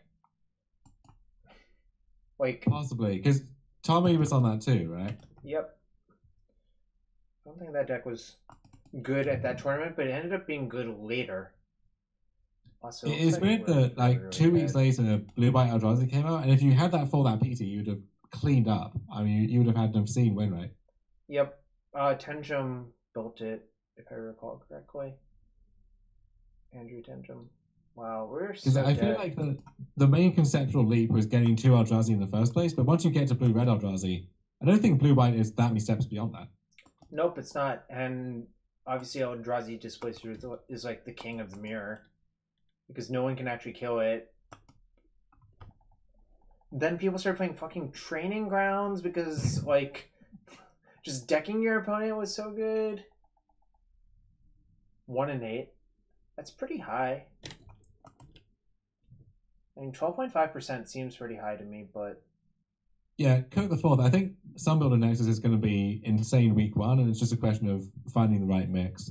Ooh, we're not dead yet! But we're almost effectively dead. Because we're going to 4 this turn, then... Then what? Well, I guess a Titan still might win. Depends on what their cards in hand are, right? Oh, this seems bad. What did I play? Gruul Turf that turn? Was I supposed to play... Yes, a Lord kills me. I'm not sure what... I can't really do anything because my hand is just 4 lands and an Emrakul Aeon Storm. Honestly, I'm very impressed with myself that I managed to win a tournament now. Like, this almost makes me feel better about myself more so than my accomplishment. Wait, 6, 7, 8, 9?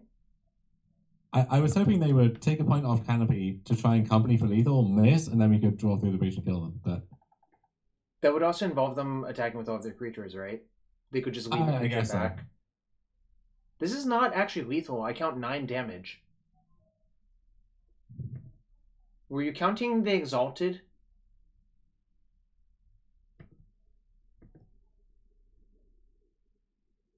This is 9, right? Yeah. Alright. So, okay, we have outs. One time. I mean, I don't think we actually have outs because they just keep 2 creatures. Is Azusa lost but seeking an out? That was really depressing. Wait, is Titan lethal? No. Well, is Azusa lost but seeking lethal?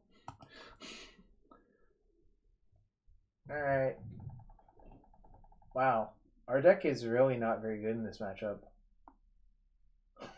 Alright, so we want Ballista, Abrade, Fire Spout.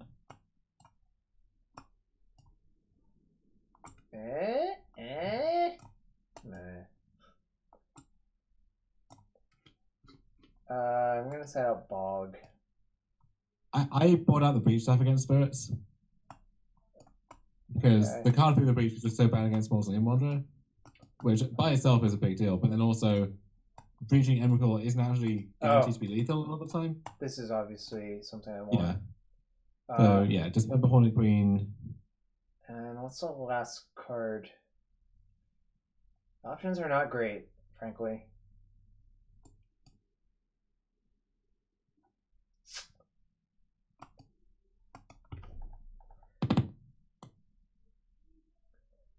You know, I'm really happy you won the tournament. I'm not gonna lie. But I'm less happy that I'm not winning 8 games. Is that fair? Did you die? Rurkthar does have reach, but it's also forced to suicide itself, which I'm not thrilled about. R and A cards are not on Magic Online yet.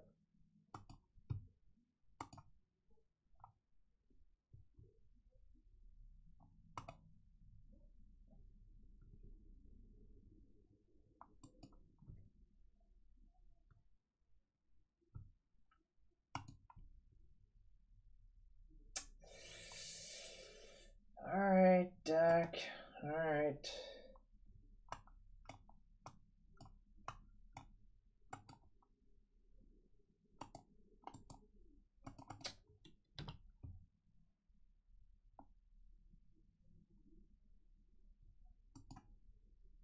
Did you die? Sounds like you might have died.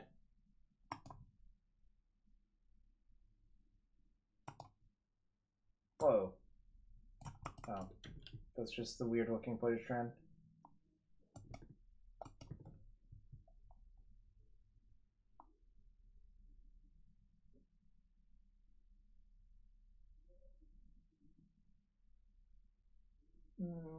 I have a tough choice.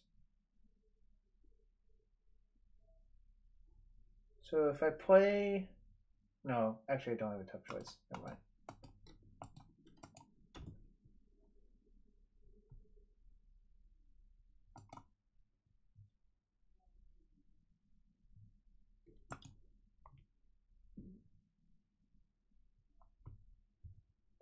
Yeah, the way our sideboard is set up, I don't think you can take out the back negation. I guess you could, just does not strike me as that great to do so.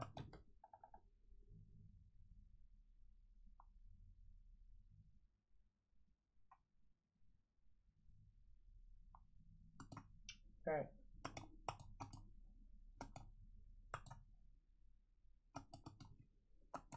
So...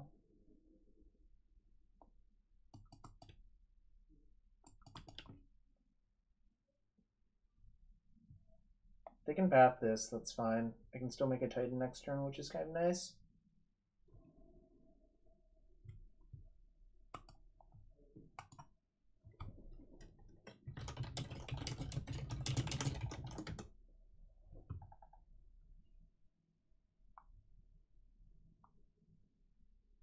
We'll try to figure it out. I don't know what happened to his audio.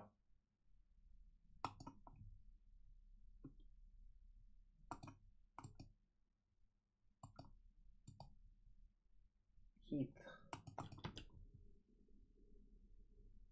Guess it could be a reflector.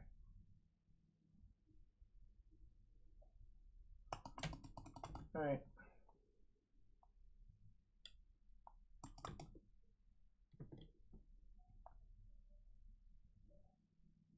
So I can pact for Azusa. Get 3 lands, play Titan. Stronghold. Guess that seems correct.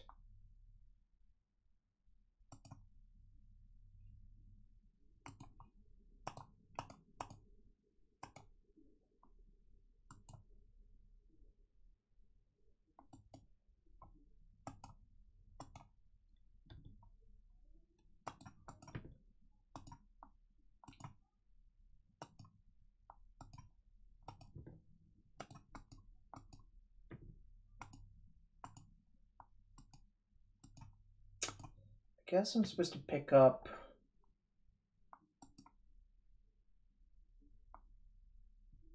mine or west. Feels like I'm supposed to pick up mine, but it's close. Might not actually matter. I mean, it probably matters, but it might be a situation where it's so hard to see where it actually is going to matter. I'm on the hook for 1 pact, so I need to leave 2 green in play. I guess here I can pick up the west.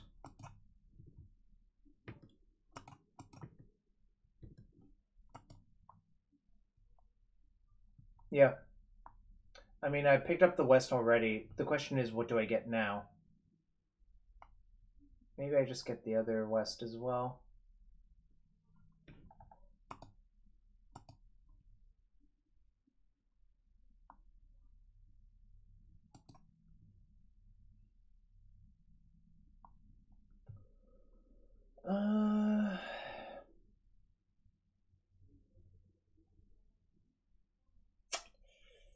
I can get 2 wests. Or sorry, I can get that.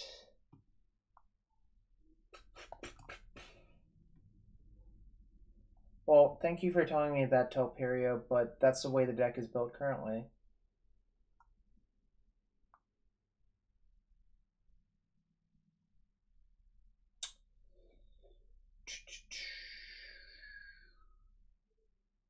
Okay, beat Damping Sphere somehow. I guess I would have to jump through a lot of hoops to do so, but it might be correct to play as though I'm getting sphered next turn. So if I get 2 Gemstone Mines that plays around Damping Sphere. It's kind of cowardly, but my opponent also plays Phantom into Reflector.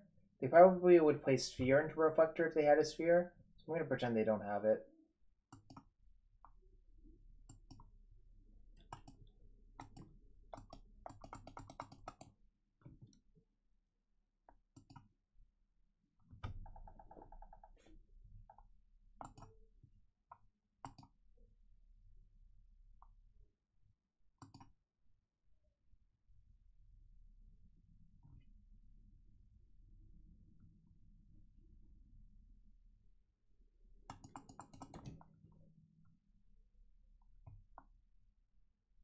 I don't know where Dom went.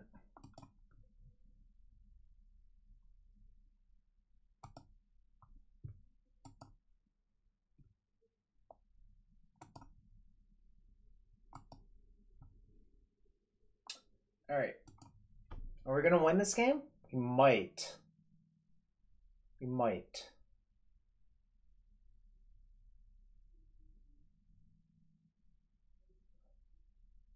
I'm not sure what happened to Dom. Could be like a internet outage thing.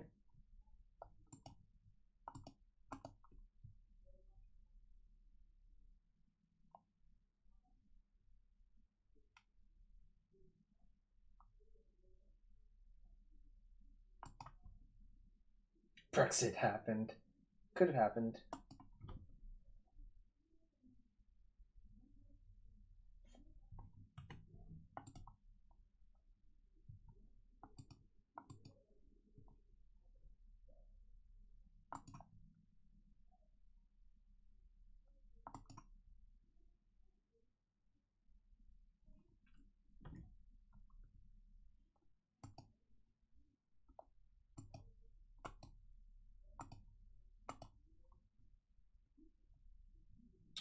Wonder what's in my opponent's hand. Turn 4 Rainforest.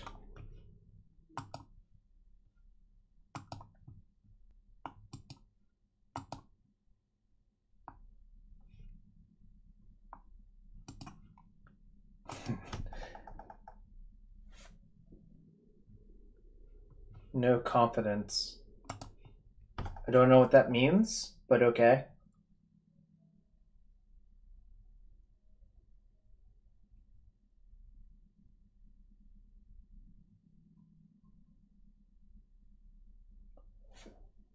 Trying to debug what happened.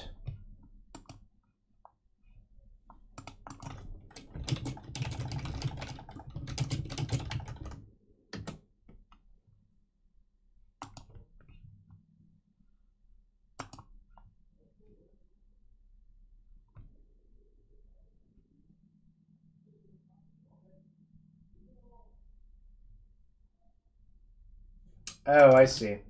Okay.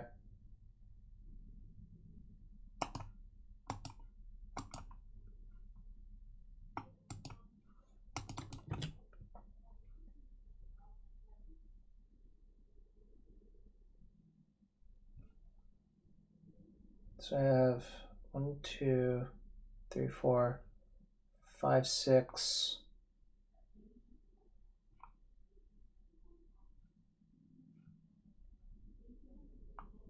So I can make another Titan this turn.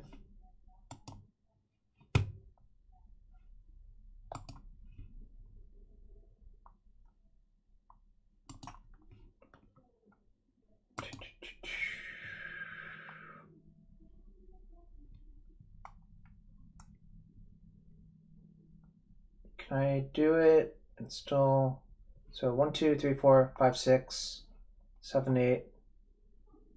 1, 2, 3, 4, 5, 6. 4, 4 plus 6, that's 10. So I do have enough. So that means I can also play the Cavern probably.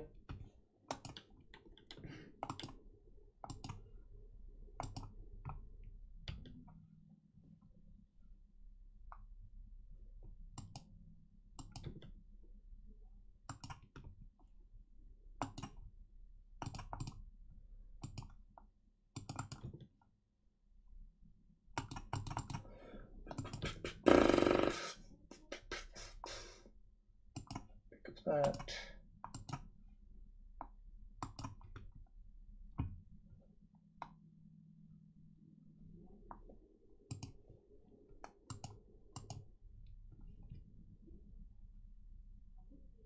So they can pact it, but that's fine. Or sorry, they can wander it, which is fine. I might actually just let that go, frankly speaking. Now that I've thought about it.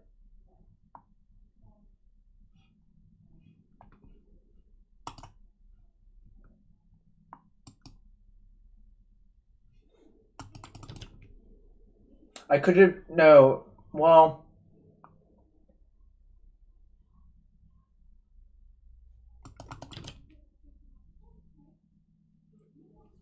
I mean, now I can Peaks plus Sun Home.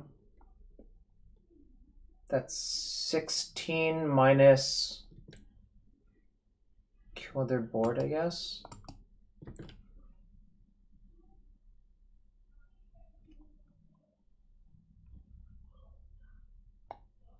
So Peaks will be untapped. Can I play this first?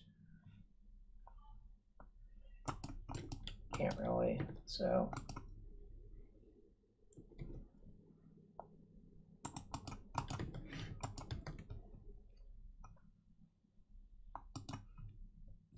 Minus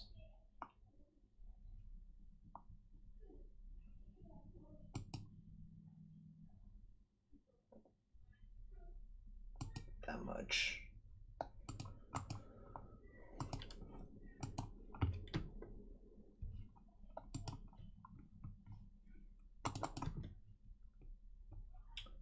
Well, I think it's pretty hard for them to win, so do believe I'm in good shape.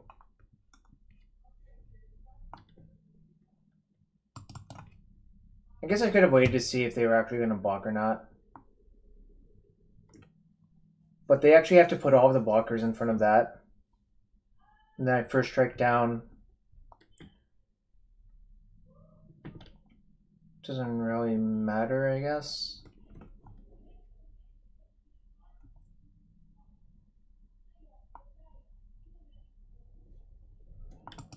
I just kill all their stuff.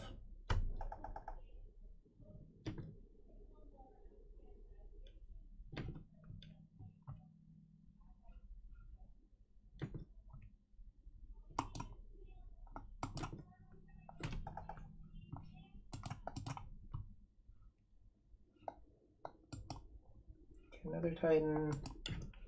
Play some land. Say go.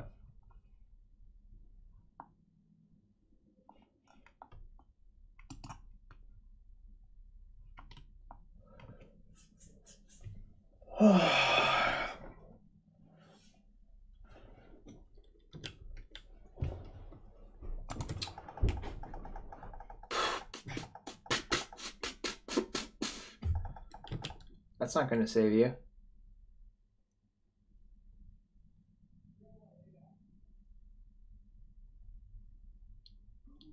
But it's full-blown dead.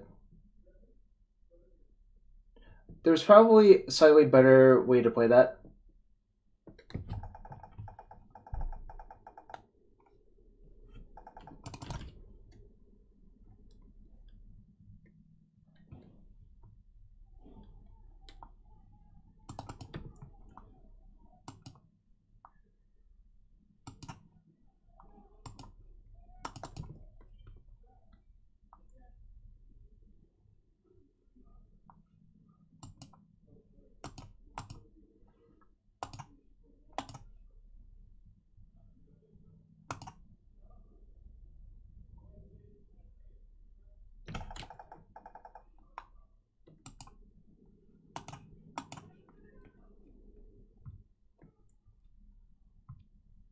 Yep.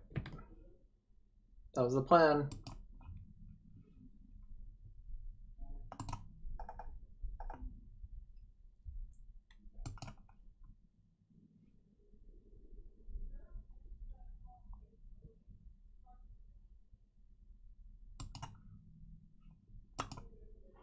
They're super dead.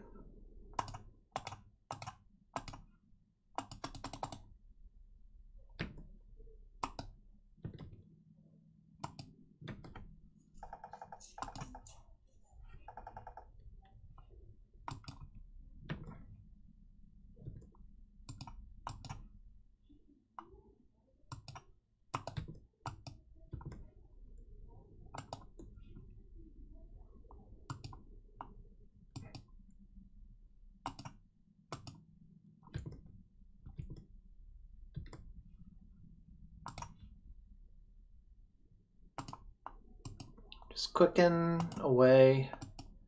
They're dead as hell.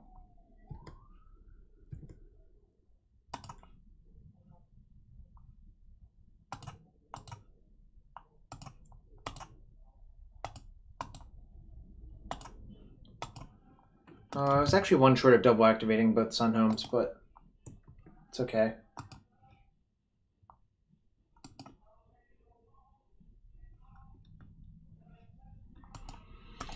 All right, turn 6, kill them very badly.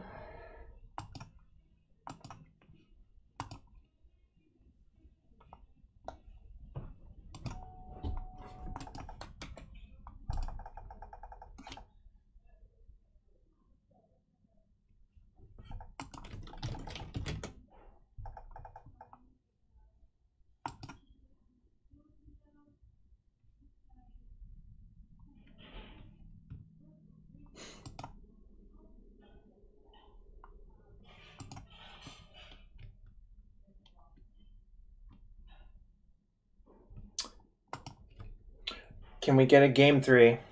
Can we win the game 3? Kind of hope so.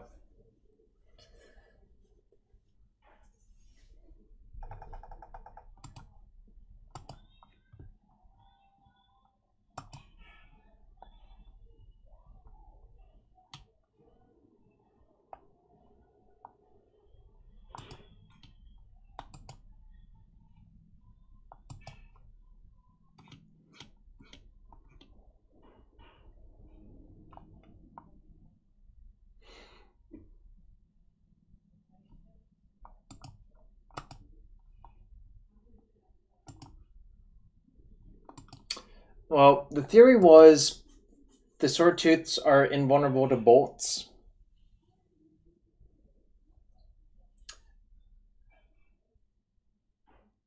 And it's actually kind of hard to cast those on turn 1.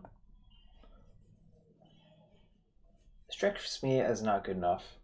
So I'm going to mulligan. Guess. This is not great, but...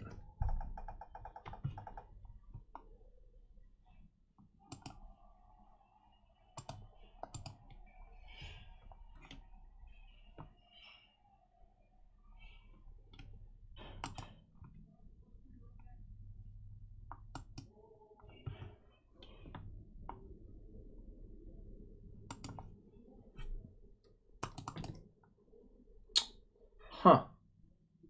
That might be good enough in a few. I can play the West tapped.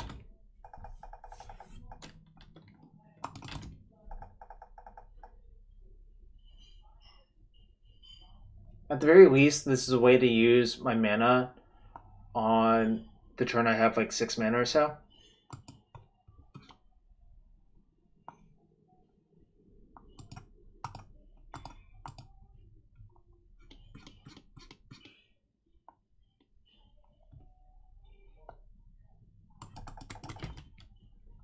Do you think I should pick off the Hierarch? Probably, actually. Alright, now I think I should.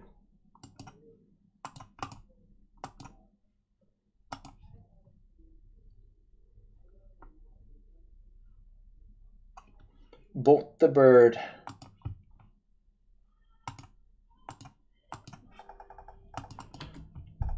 Shoo, I'm not sure.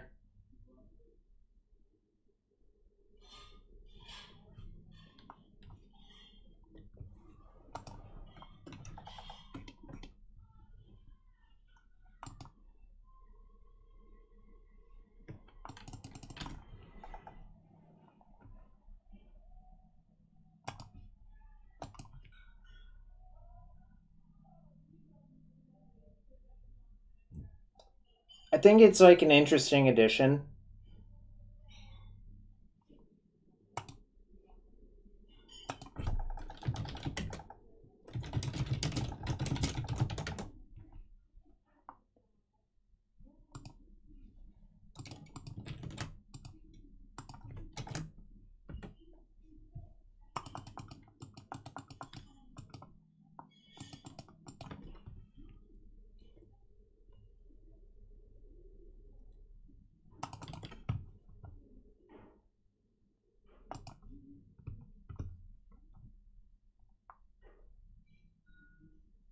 Alright, let's see.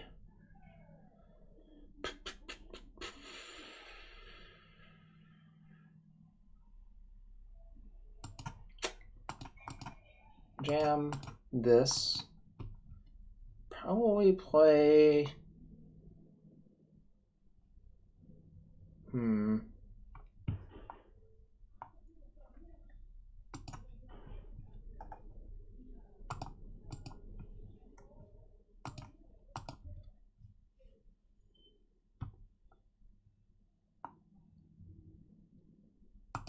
Just play that. Not sure it matters. It probably does. I'm trying to bounce the mine. Yeah. Actually, I was probably supposed to. That was a mistake. Yeah, that was actually a huge mistake now that I think about it. Shit. I think we're getting Dom back in a sec.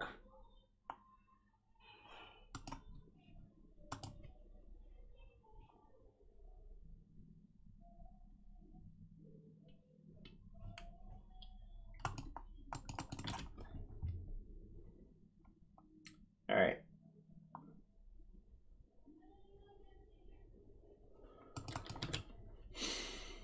So one thing I can do is play this, make a red, and kill that, which is kind of nice. If they Coco in response and hit a Drug Skull, I can't do it, but it's my plan for now.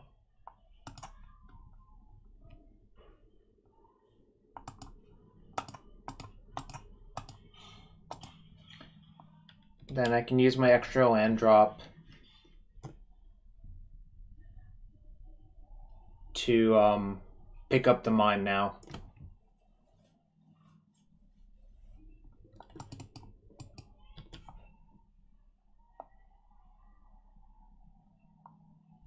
Yeah, I could have done it in response to Coco. That's a good point, Aaron. But here's what we got.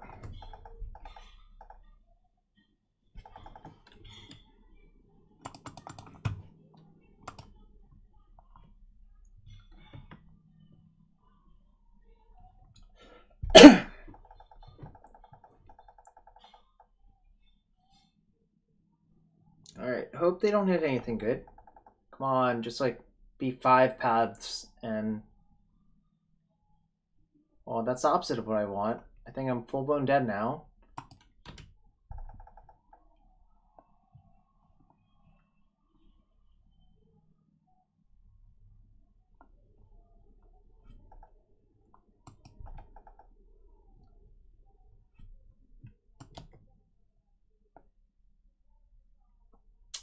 Well, I guess. Except 1, 2, 3, 4, 5, 6, 7, 8. Guess I lead on this. Honestly, if they like have anything good, I'm pretty much dead. Oh wait, that was it for 3. 2, 3, 4, 5, 6, 7. All right, maybe they won't wander it.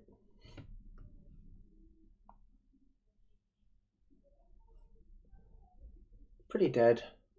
Whoa, what the hell? Okay. I mean, I'm gonna do my best, but I don't think it's good enough still. Alright, couldn't win. And yeah, that's 7 damage. That sucked. Alright, I'm gonna use the restroom real quick. I'm gonna see if I can get Dawn back on.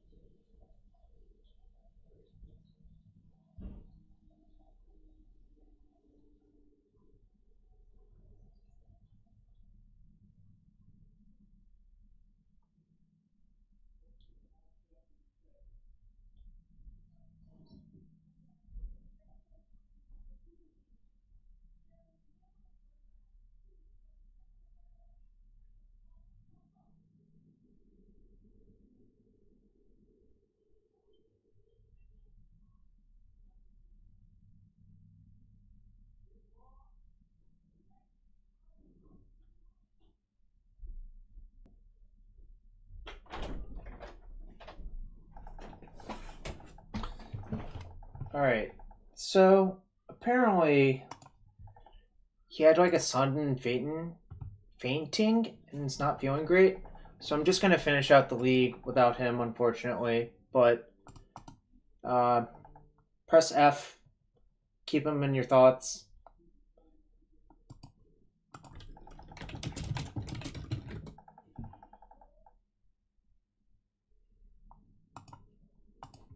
F indeed.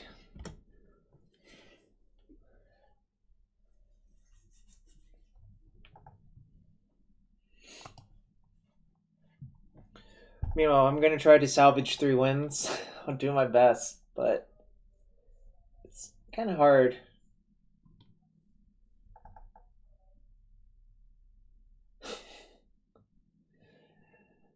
Oh boy.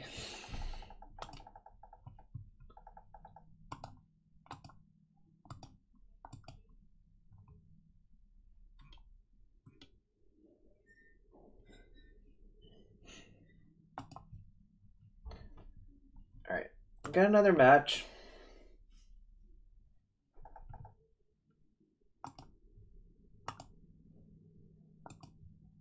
Alright, what does this hand do? If I draw a green bounce land, it's really good, so I think I'm supposed to keep.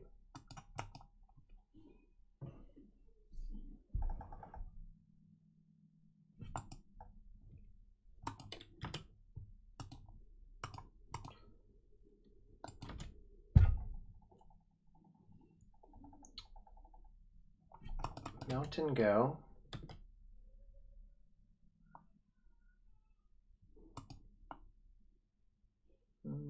I'll just play Toyer West, I think.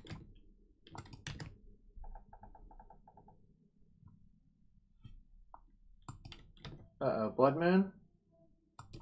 Okay, it's not a Blood Moon at least. But do I think KCI will hit a ban Monday? I don't know, that's a good question. I wonder if I'm supposed to Ghost Quarter myself for the second green source. Probably not.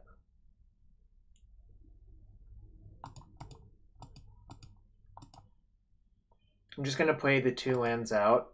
Then next turn I can play the well, sorry, I can Ghost Quarter myself to get the second green if I need to. Alright, no Blood Moon. Alright, well, I guess I can transmute for engineered explosives at some point. So green. I have to pick if I want to play around a top deck Blood Moon, which is kind of annoying.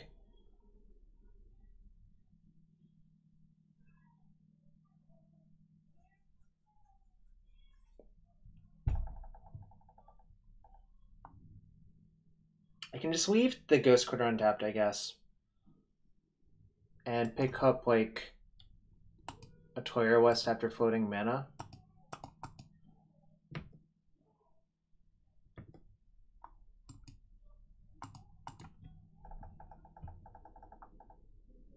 The problem is we can't actually attack through the bridge.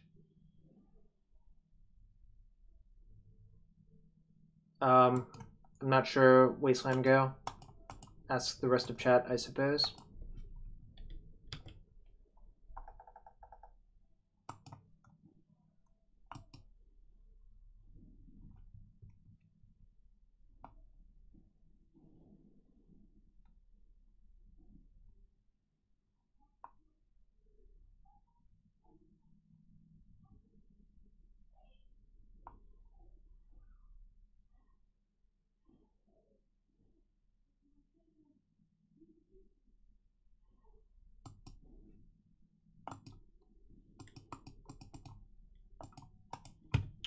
Tap, untap. Pick that up, sure.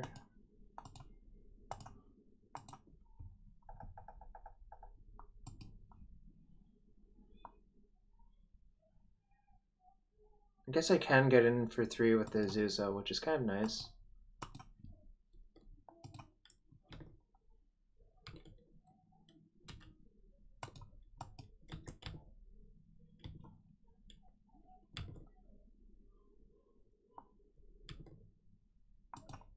Note, I'm still fine versus Blood Moon. I can Ghost Quarter any of my own lands to get a second forest. Obviously, not being able to explode away the bridge is kind of debilitating.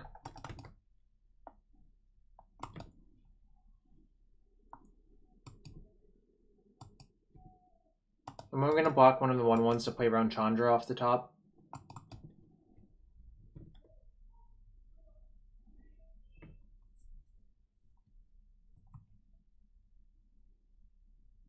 That sucks, Wasteland Go. I don't know why you're having that problem.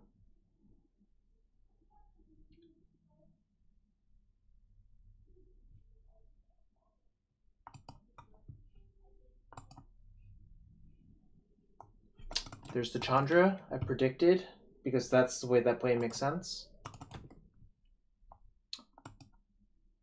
This strikes me as not a very good matchup, for what it's worth. But they're going to die this turn, I think. So I have 1, 2, 3, pop, get 2 bounce lands, kill them.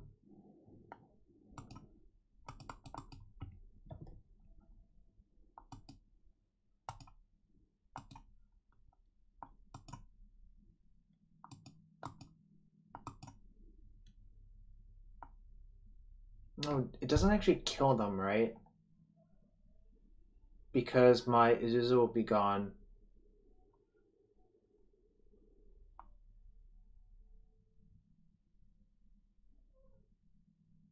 I can deal 16. So I guess I'm supposed to kill the Chandra?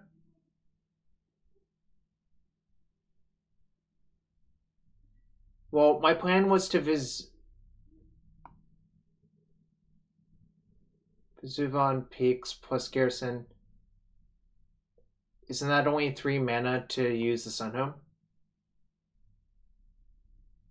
Note, I have to kill the bridge and kill my Azusa. I'm counting 6... I'm counting not even... What am I missing? Can you explain how I'm supposed to do that?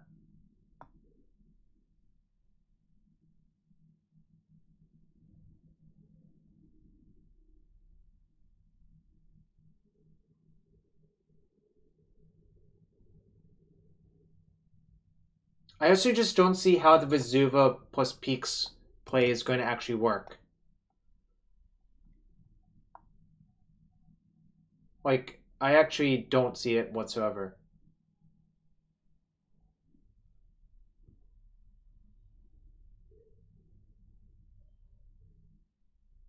Alright. I'm actually only counting 12, right?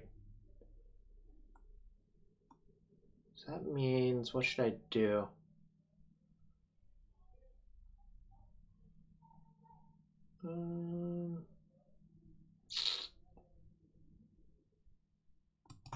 Alright, still gonna do this. I think I'm gonna kill the Chandra.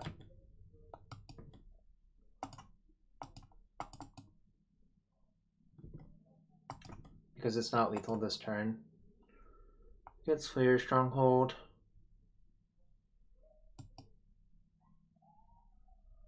And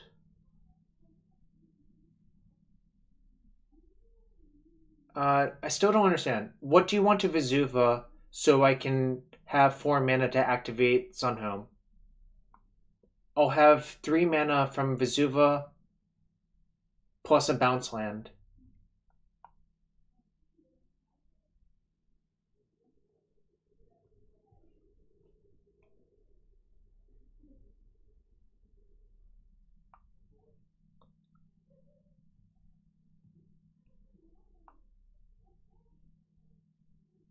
Okay. Alright. I just wanted to see if there was something I was missing. In any case...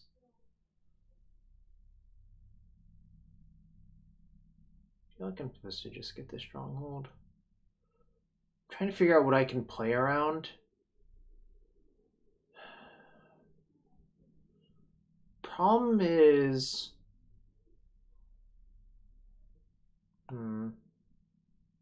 Actually, maybe I am supposed to put them to 1. Oh no, this is attacking the Chandra. Never mind.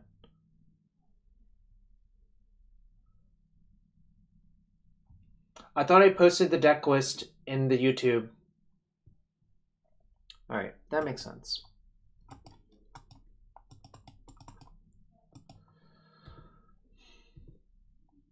Yeah, if you check the YouTube, I think I posted the list there. If I didn't, that's okay. I guess I can do that. Alright,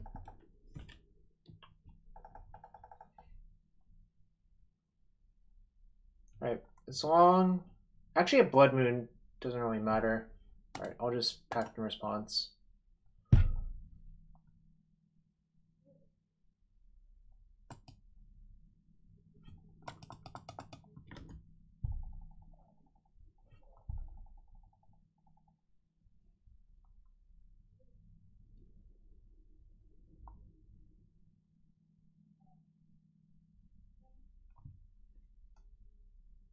I don't have Ballista in my main deck. Based on how this deck is constructed, I don't have it. I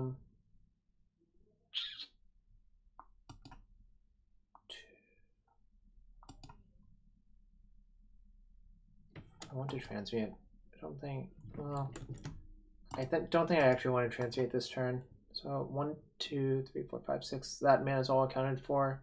So I think they're just dead. Because it's 18. 18 minus 1 is lethal.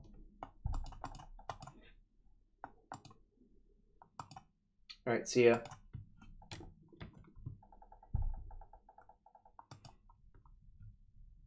Yeah, I mean, this version is just different, obviously, right?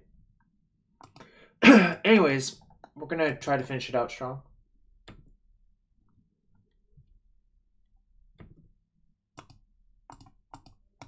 I explained all of that in the video, Ved. I don't really feel like explaining it right now, frankly speaking.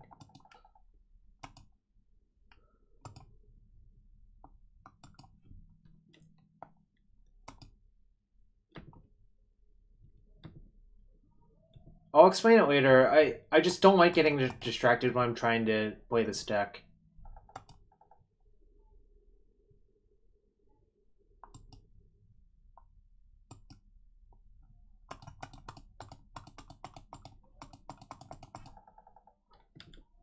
It's a good thing we didn't get Blood Mooned, otherwise we would have lost.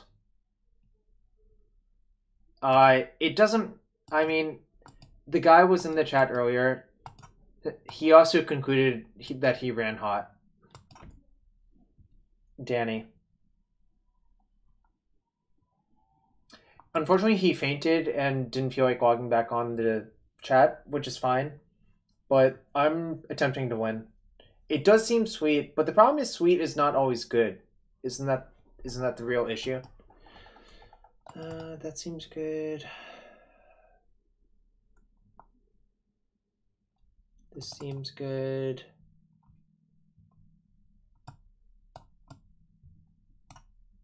Yeah. MC Usher is the fellow. He's just... Press F to pay your respects.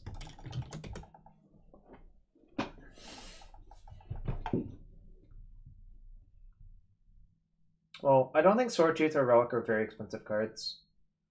I managed to win that one. Probably side that out.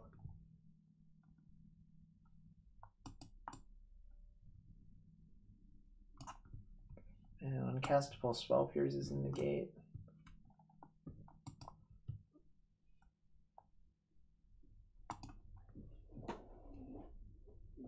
What else am I allowed to cut in this matchup?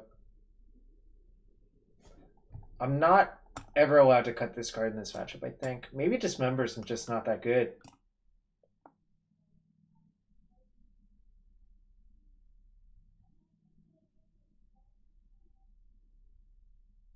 Cut your life into pieces. What does that mean? I don't actually know what that means, Mark. I think I'm supposed to have the Ballista in, actually, now that I think about it. It's a way to win through Ensnaring Bridge.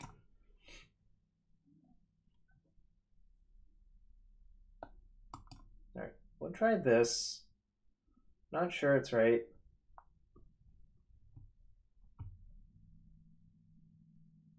Well, this hand's pretty perfect, as long as we don't get Blood Mooned, but I don't think I can play in fear of that.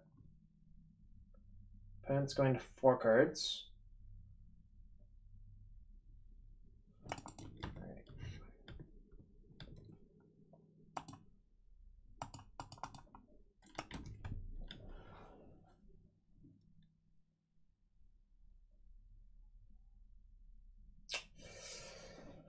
It sucks. Can't do anything about that.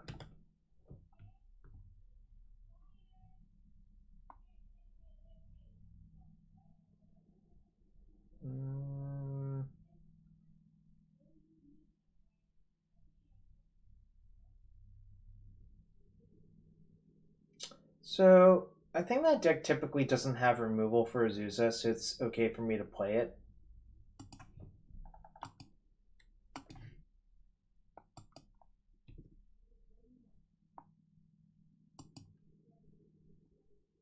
I think I'm just gonna pick up the bounce land.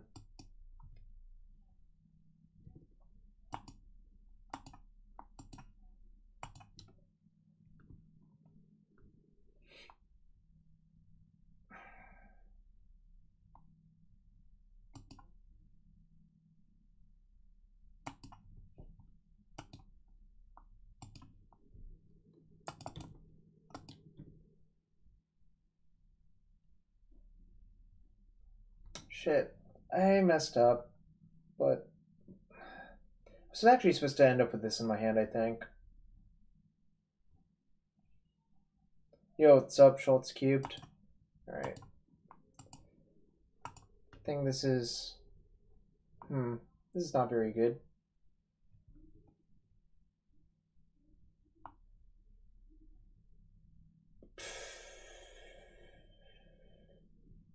I can just get another Growl Turf. So if I draw Emrakul or Titan, they're probably dead.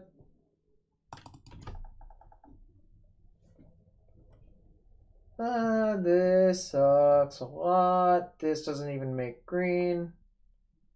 Alright. Land. Actually, this doesn't suck that much. But only... Okay, this sucks now. Damn it! Damn it!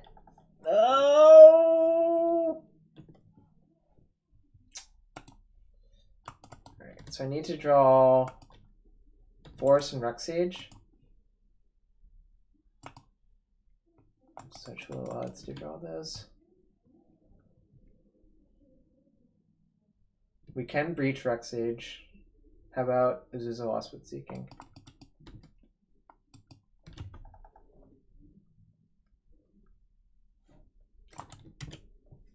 I really, really, really don't like this. I'm so dead.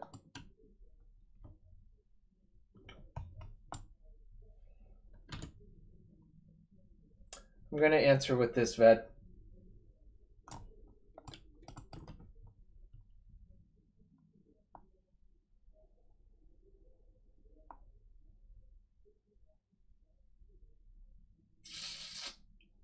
Feel really dead. I think I'm gonna side in Spell Pierce for this next game on the off chance. I think this actually might be the lock. Moon Bridge. Whatever.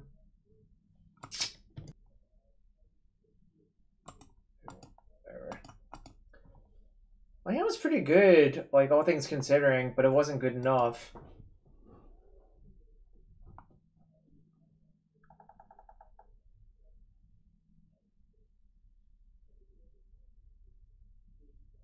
Danny, do you think I can do that?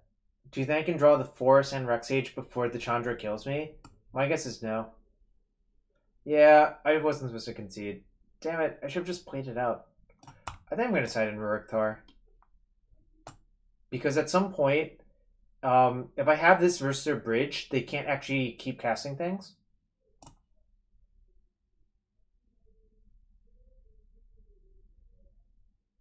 I send to sideboard. Okay. I don't like Pact of Negation, but I'll side in the Spell Pierces.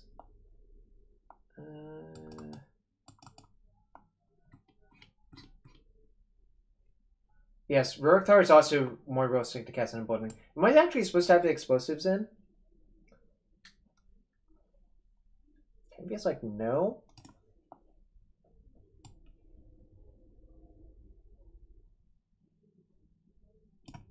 Supposed to have a braid in though. E isn't necessary. Damn, this sucks. I can cut a Summoner's Pact, I guess, except...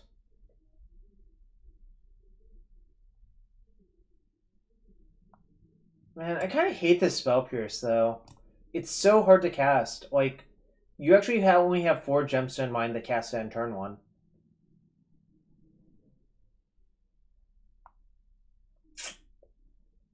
I'm gonna cut the Pierces in a Pact. Maybe I'm not allowed to cut the Pact, but... Let's think about it.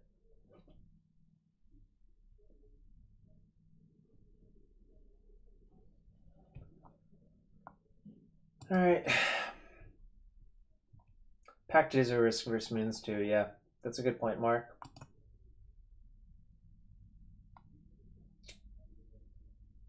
Well, I have both my forests. This is turn 5 Titan. Am I supposed to keep this? It's kind of bad, actually.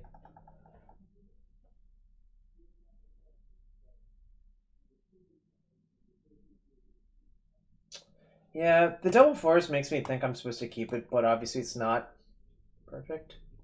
Wow, Gemstone Caverns, what a lucky man. Opponent exile Desperate Ritual.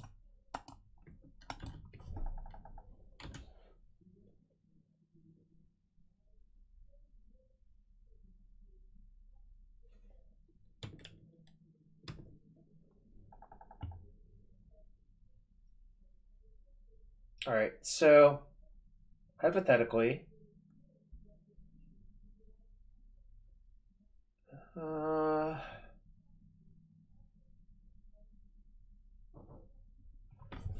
damn. If I had another bounce land, this would actually be a really easy decision. Wait, is it? Pack now. Pact for Azusa.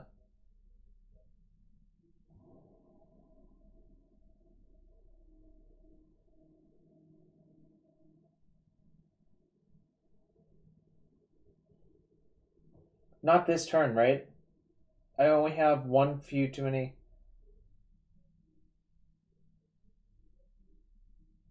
Stage Azusa Forest Sun Home.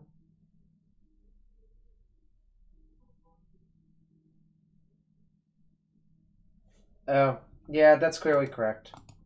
Right.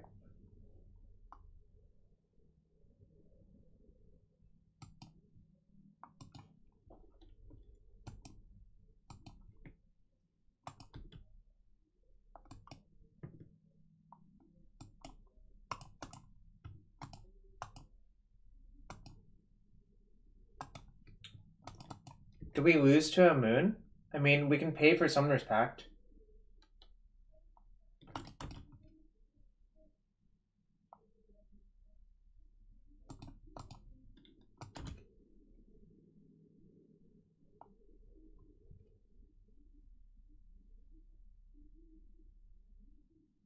Obviously, if they have moon, we bite it, but what am I going to do?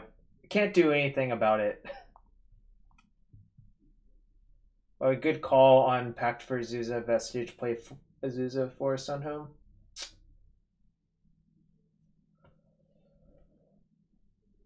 Yeah. Alright.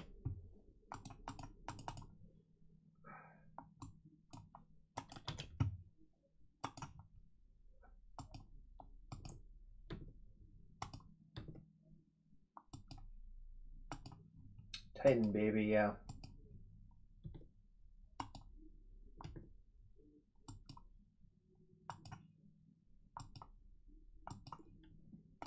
I think I'm going to return the Vestige to my hand.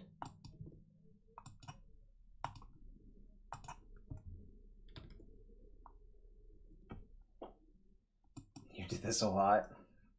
If you did this a lot at Booster, this was good for you then.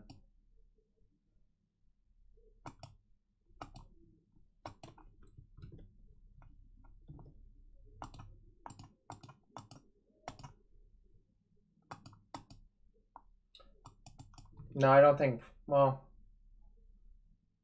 I don't know what Mark's going to do, I guess.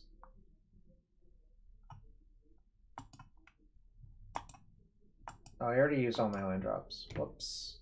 I guess it doesn't matter then.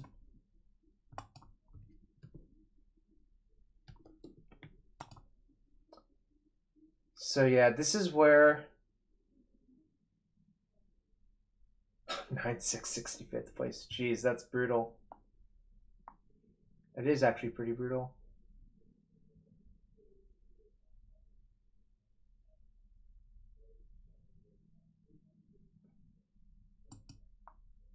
think I'm just gonna get a backup Titan.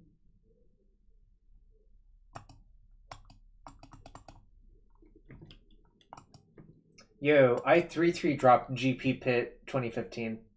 We cut Blue Pact.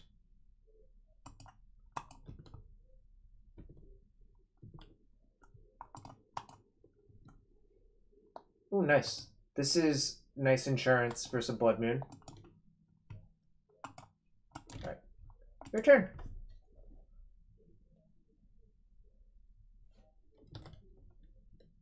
Again, I'm going to play around Chandra by blocking a 1-1 instead of the 4-2.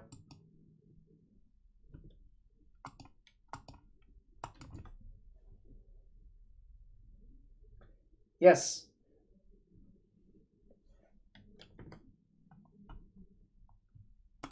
I think I have Rex Sage in my deck too, which is probably lethal.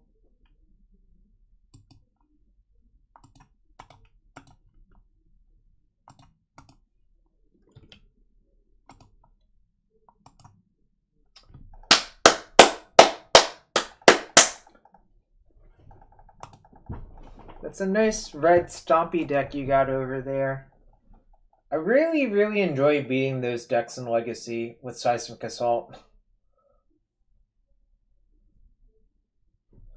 We're 1-2! Woo! We lost in 3 games to Spirits, but we lost to KCI.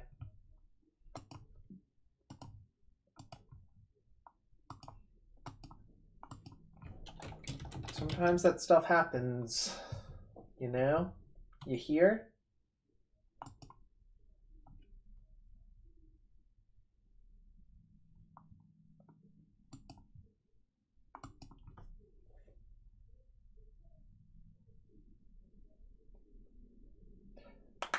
That doesn't happen to me so much anymore because they usually have like Ensnaring Bridge as well. They just have so many things you have to kill with your Crows and Grips.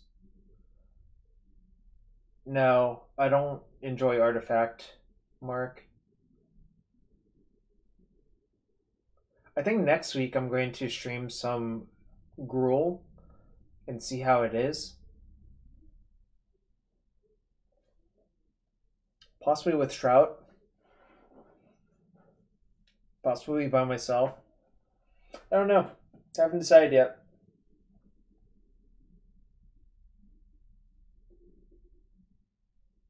Goblin Wacky, I kind of think that rules change overall was good. Obviously, the 2020 thing was unintended, but, you know, it's not the worst change. Wow. Canister got the 5-0. Mortician's Union got the 5-0. Tallowisp. I saw that Tallowisp deck.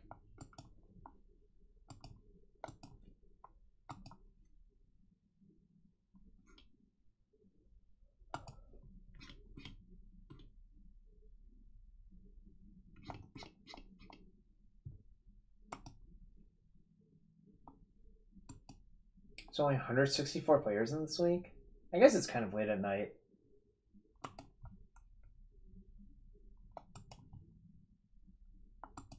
Yeah, you can't have it both ways. Yes, F Blood Moon. This, I think, is an Amulet Mirror, if I remember correctly. This hand's pretty bad.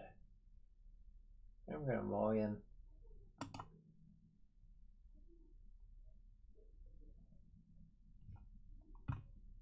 I think I'm supposed to keep.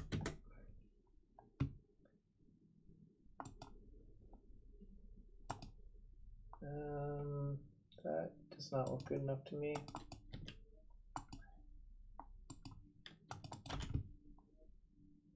I'm pretty sure my opponent plays Amulet. Yeah, I mean, we're advantaged, but that also doesn't matter that much because the mirror is just so unstable, in my opinion.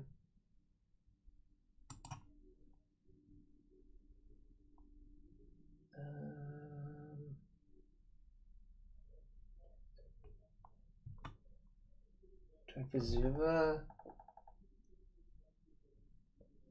Yeah, I know. I'm trying to figure out what I want to do here.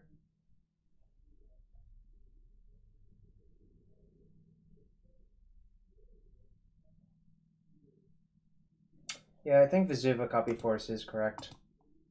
I was just working it out. Thank you for the suggestion, though. Right, opponent doesn't have the fastest hand, which is probably good for me.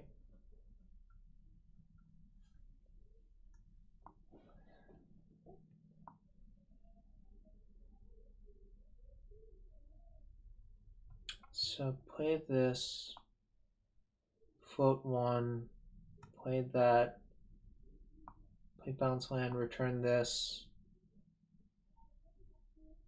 F4. That's not the right number. Vestige into Sword Tooth into Relic. Yeah, that actually makes sense.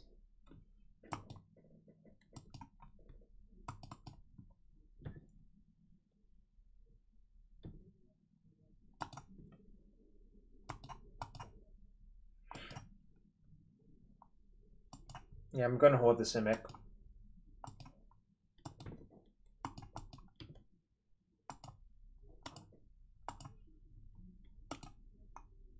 Charge, go. So I have... Ooh, am I dead?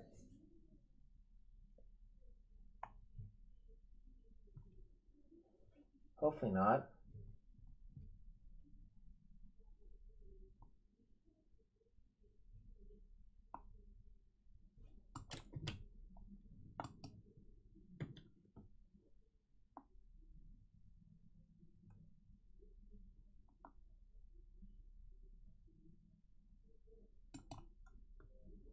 So I have 1, 2, 3,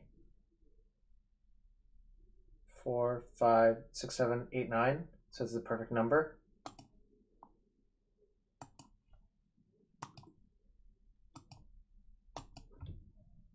So I have to return this. Play it again.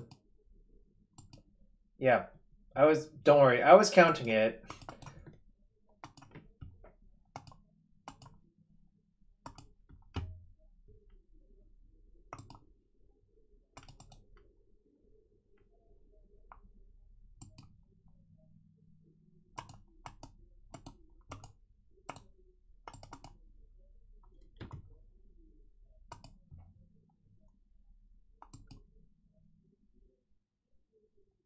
Do I get blessed during this? Was I one short? 1, 2, 3, 4, 5, 6, 7, 8, 9. Wow, sucks.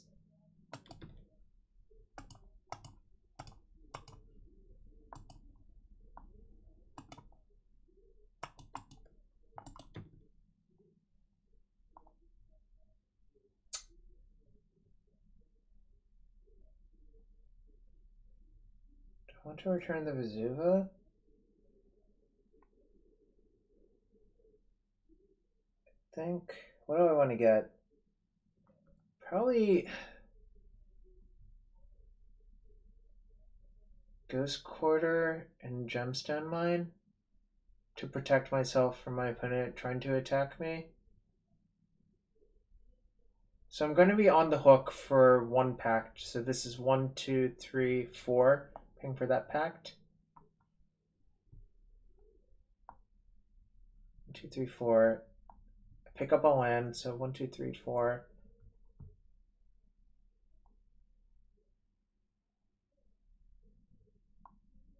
G-Kun Gemstone. Pick up the Stronghold. That seems reasonable too. Yeah, I was just trying to not get blown out by opposing Ghost Quarter. And also by picking up... by doing this, this is sort of safe. Yeah, also protects our haste land. That's another good point. So I think you are correct. It's almost like you probably played this deck a bunch. And I'm rusty as hell still. Although, I'm not sure how long I'm allowed to keep using that excuse.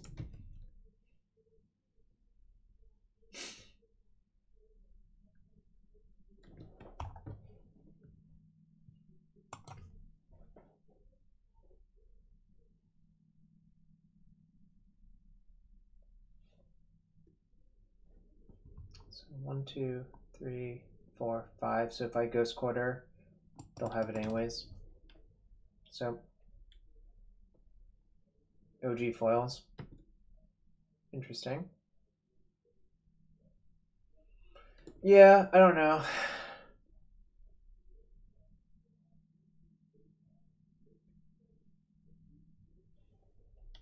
What this? Probably another Titan. Or probably a Titan.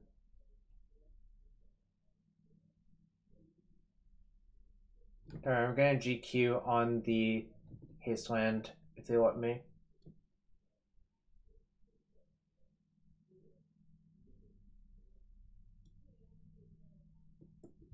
Alright.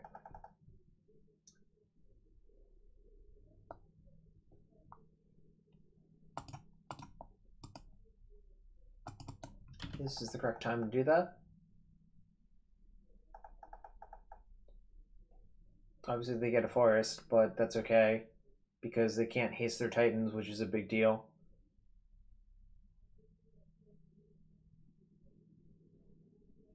This is a second Titan? Could be kind of good. Oh, sucks. Can I survive? I'm on the hook for green 4. So if I keep...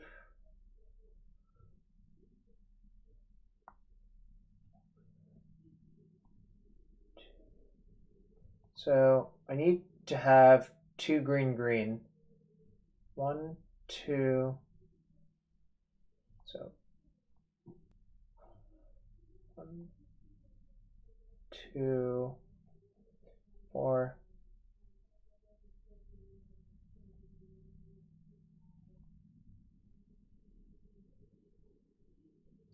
How do I win? I think I'm kind of dead now. This sucks.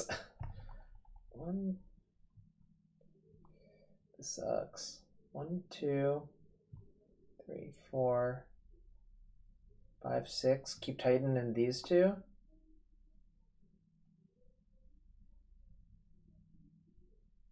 Oh, I can't keep those 2 because I would die to my Summoner's Pact. So I have to sacrifice 1, 2, 3, 4, 5.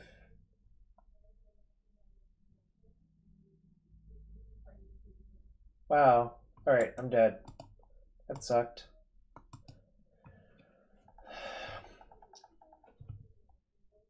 No, I'm actually just dead. Because I keep mana to pay for the pact, but I can only keep mana to pay for the pact, then I die.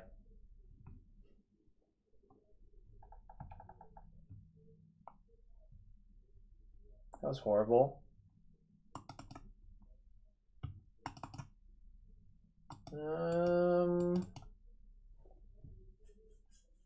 Sucks.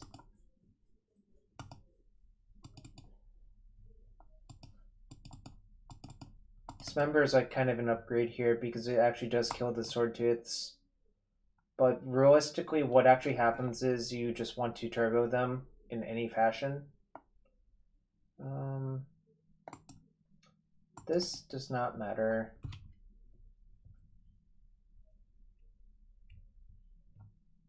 Honestly, like, I don't think the number of summoners... Well, actually, maybe it does matter. That was horrible. Maybe I don't even want the Spell Pierce. It's still, like, uncastable, really.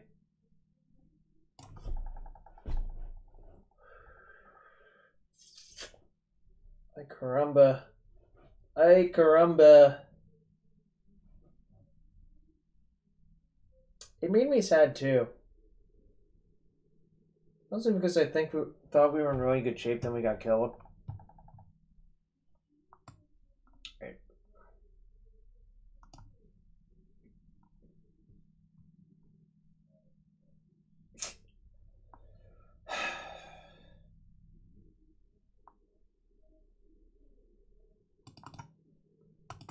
I'm gonna do something crazy. which maybe not the best idea.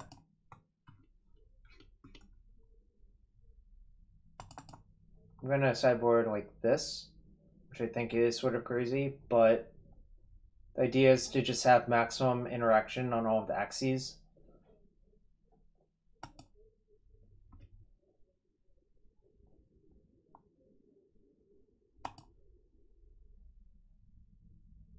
That's a yike.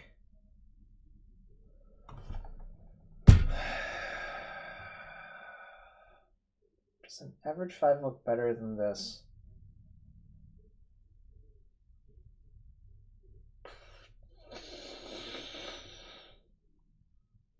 So the 5s that look better than this.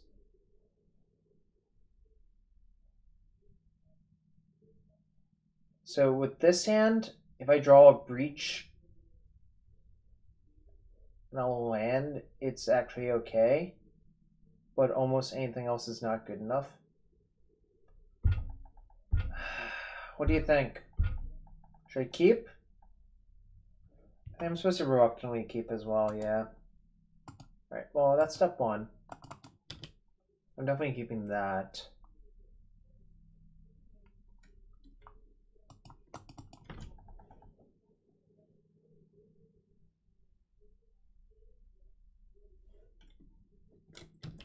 We do have the lands.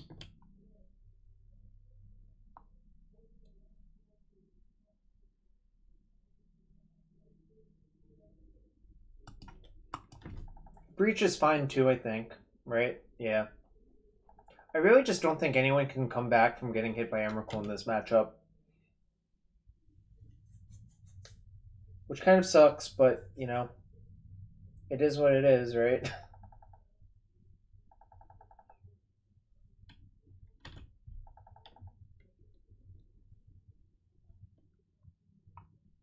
Ooh, they have a discard value. Yes, that is exactly what I want. Thank you, deck. Thank you very much.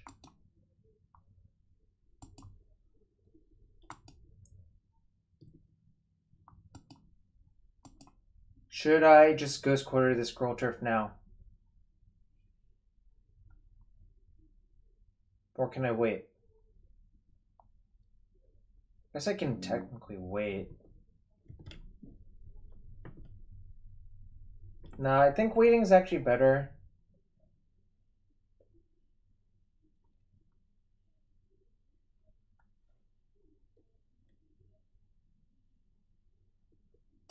Okay.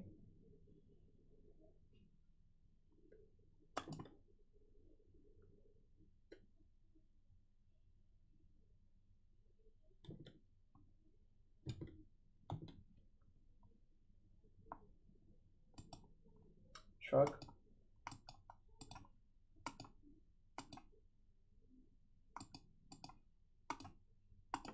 I think this made this mirror... This package made this mirror so much stupider, if I had to guess.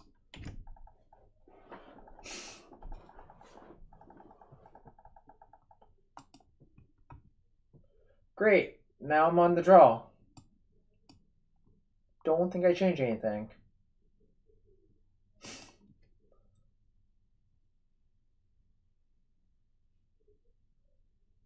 Wait, come back, opponent. No, opponent was dead. They were super dead.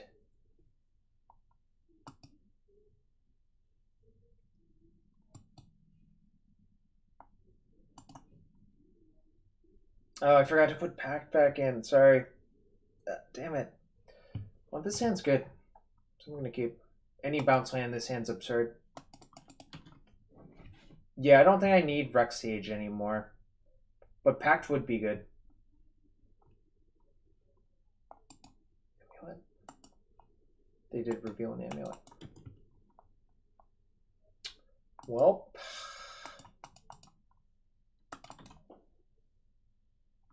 Yeah, I haven't been doing great today. But thanks for coming to watch. What was our record in the first one? 1-3? I don't remember.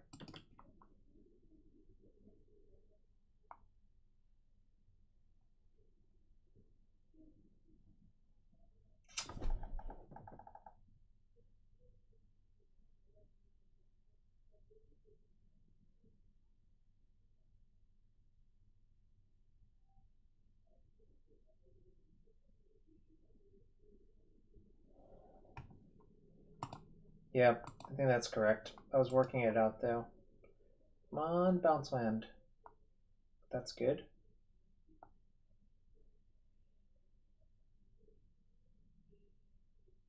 No.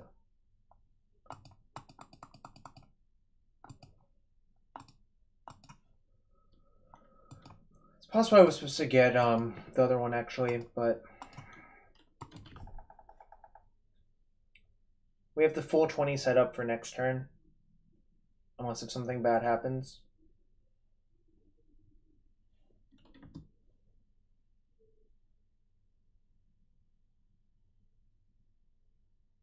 Yeah, I was supposed to take Simic.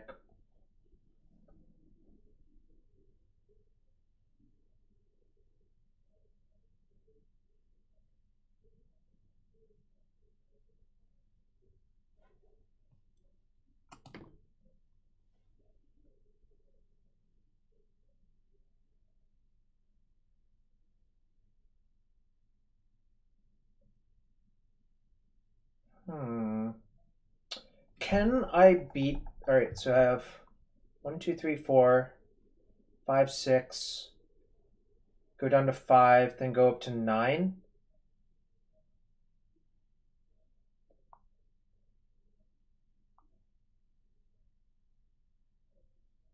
So I can't... Well, that's with me assuming they kill my Azusa, but I guess I'll see what happens. I do get one thing out of it, so I think it's okay to do this.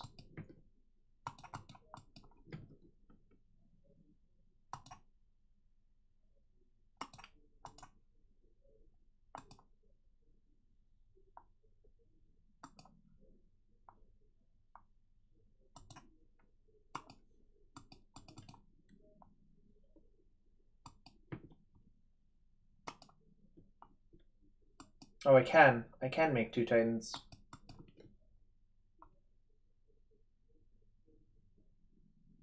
How many land drops do I have left? Played, turf, turf. Right.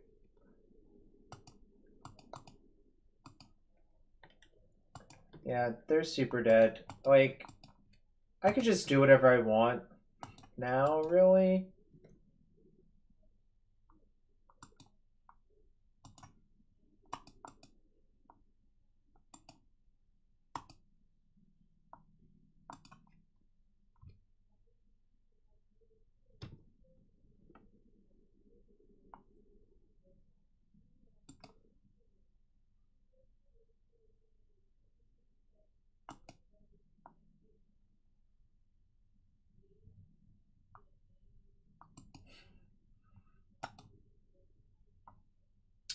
Let's see, which one's which?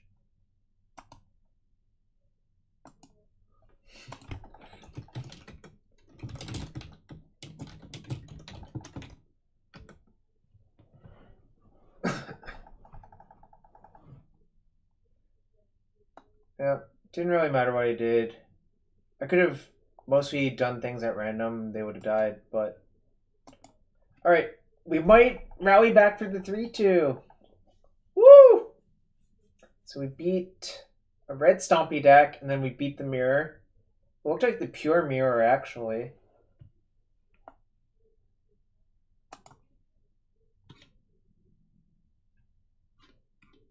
That was something, alright. It sure was something.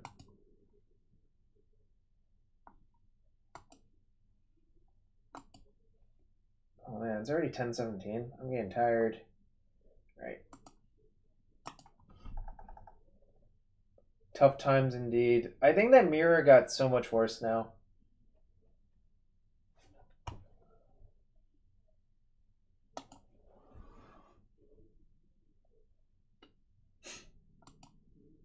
Like seriously, like when both players have Through the Breach Emrakul, it's just like, yeah, it's stupid in the mirror. Whoever does it just basically auto wins because it's so hard to get enough permanents.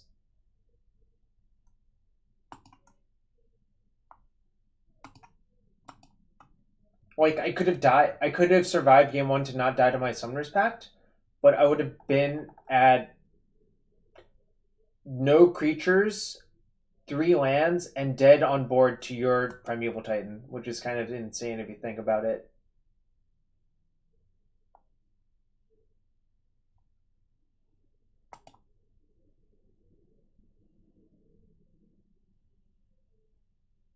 This is probably a keep, right?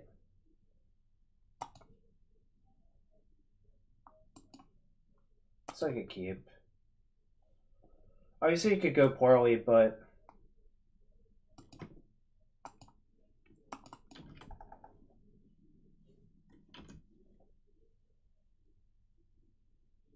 Burn?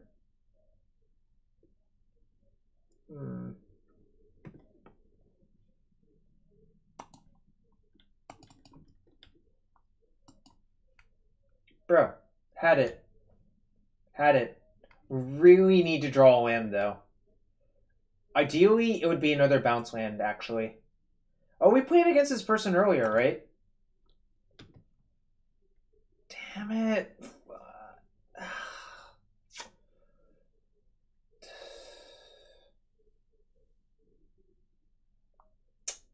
Damn. If that was a bounce land, we'd be in such good shape.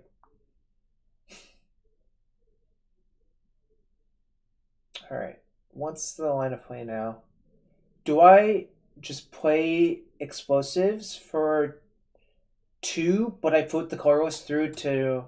Oh no, it costs 3 less. Never mind. Do I just play explosives on 2, though? Or do I play the Azusa and hope it doesn't die?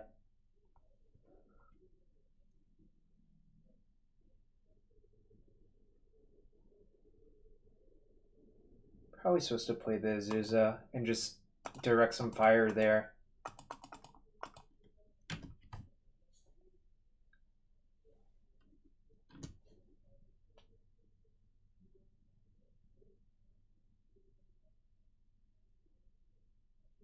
I think the other play is not great either, though, so...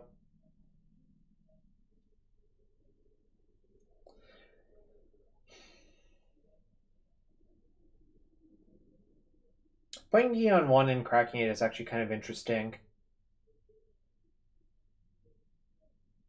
Maybe that was correct.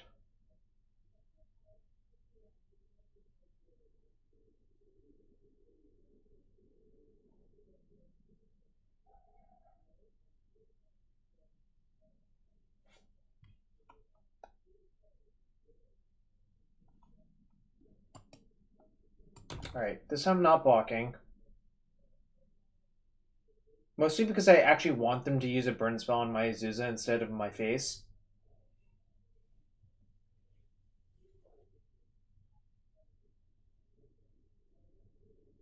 Whoa. They just helix me in. Alright. Alright. Alright. Suspend Rift Bolt, probably.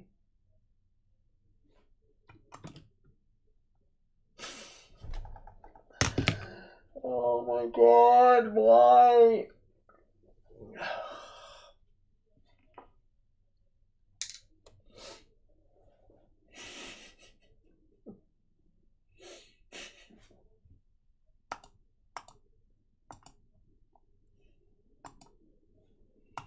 That made me really, really, really sad. Just Summoner's Pact. Vote against that.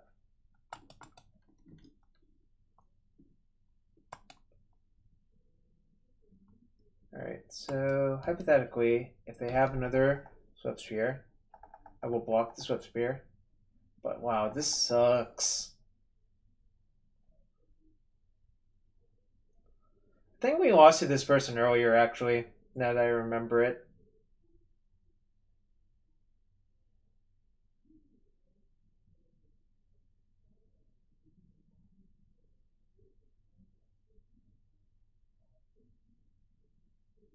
Looks awfully like I'm dead. Wow. That was horrible.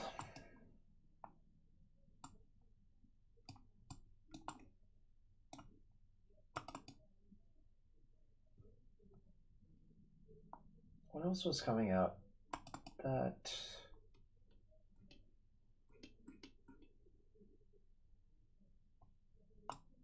This is actually okay, I think. It's not great.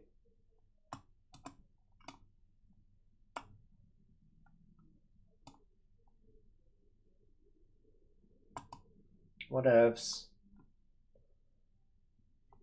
I was so close to having the nut. Then I didn't draw bounce lands forever. I basically had 3 draws to draw a bounce land.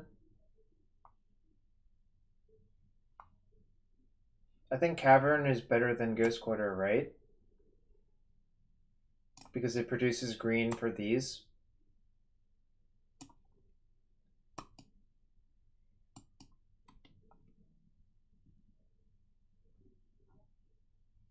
I mean, the Bog's already out because it doesn't actually do anything. But I think the Ghost Quarter is worse than Cavern of Souls.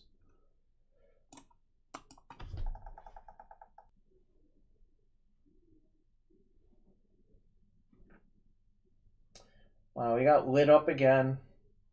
It can, but only if they fetch 1 white source or they draw exactly 1 Inspiring Advantage. I feel like I would rather have the green source.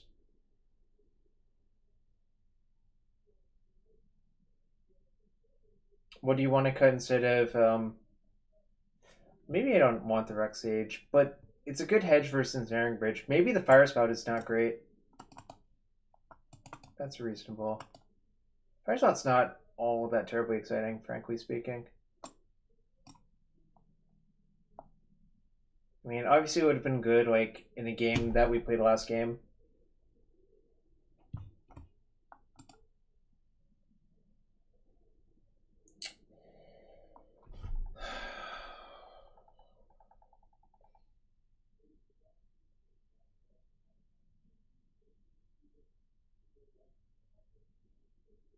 So, do I keep?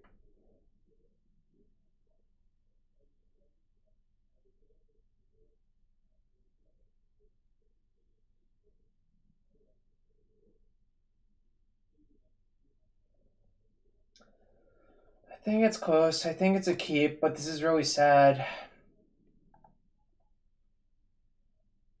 Yeah, this is not terribly exciting, is the real issue, because I think turn 5 is probably a turn too slow, but I have a lot of redraws to make it actually great. But I also still need a 5th mana source too. Yeah, on the draw I would definitely mulligan this, but on the play I think it's barely keepable.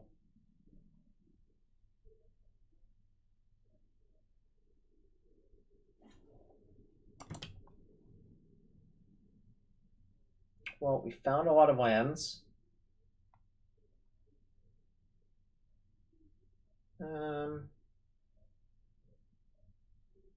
If we get Deflecting Palmed, so be it. I'm not going to worry about it. I'm going to discard...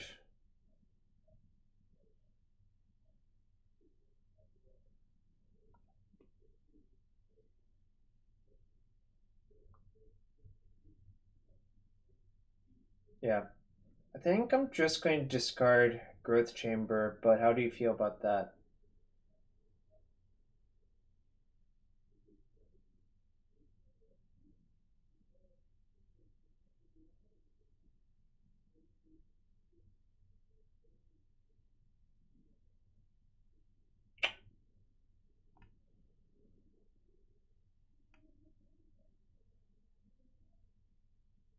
This feels right. I'm not sure what the correct answer is, but...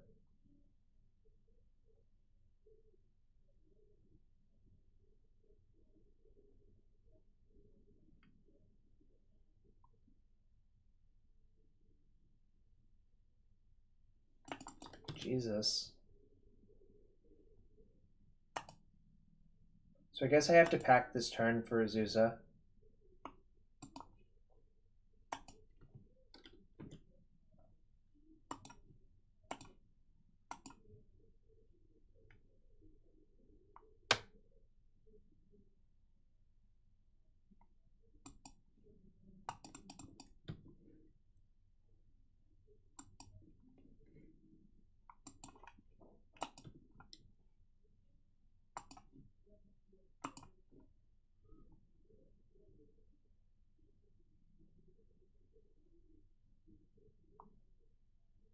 Yes, we're dead to Blood Moon.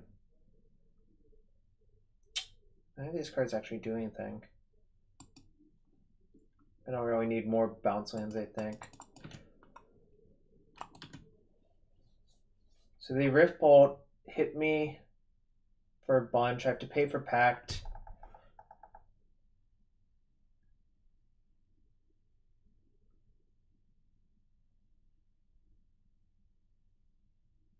I feel like I'm dead again. Yeah, I'm actually Dobbs again. This is insane. Jesus. Jesus.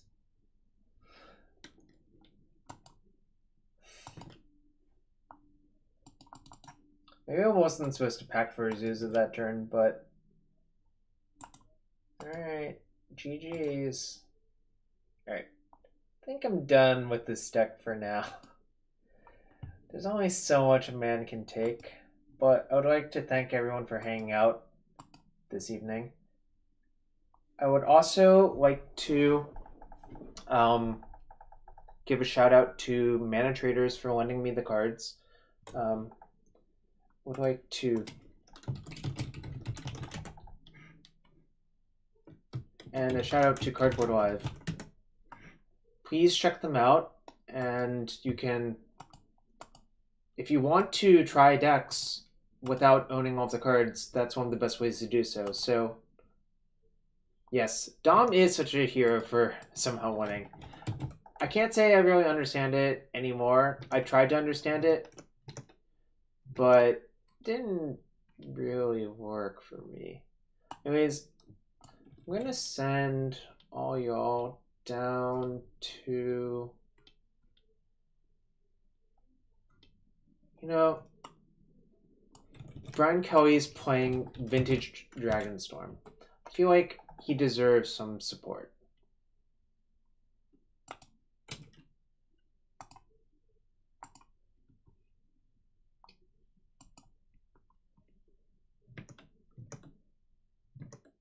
I would hold chests for a little bit to see if they spike. Anyways, good night, y'all.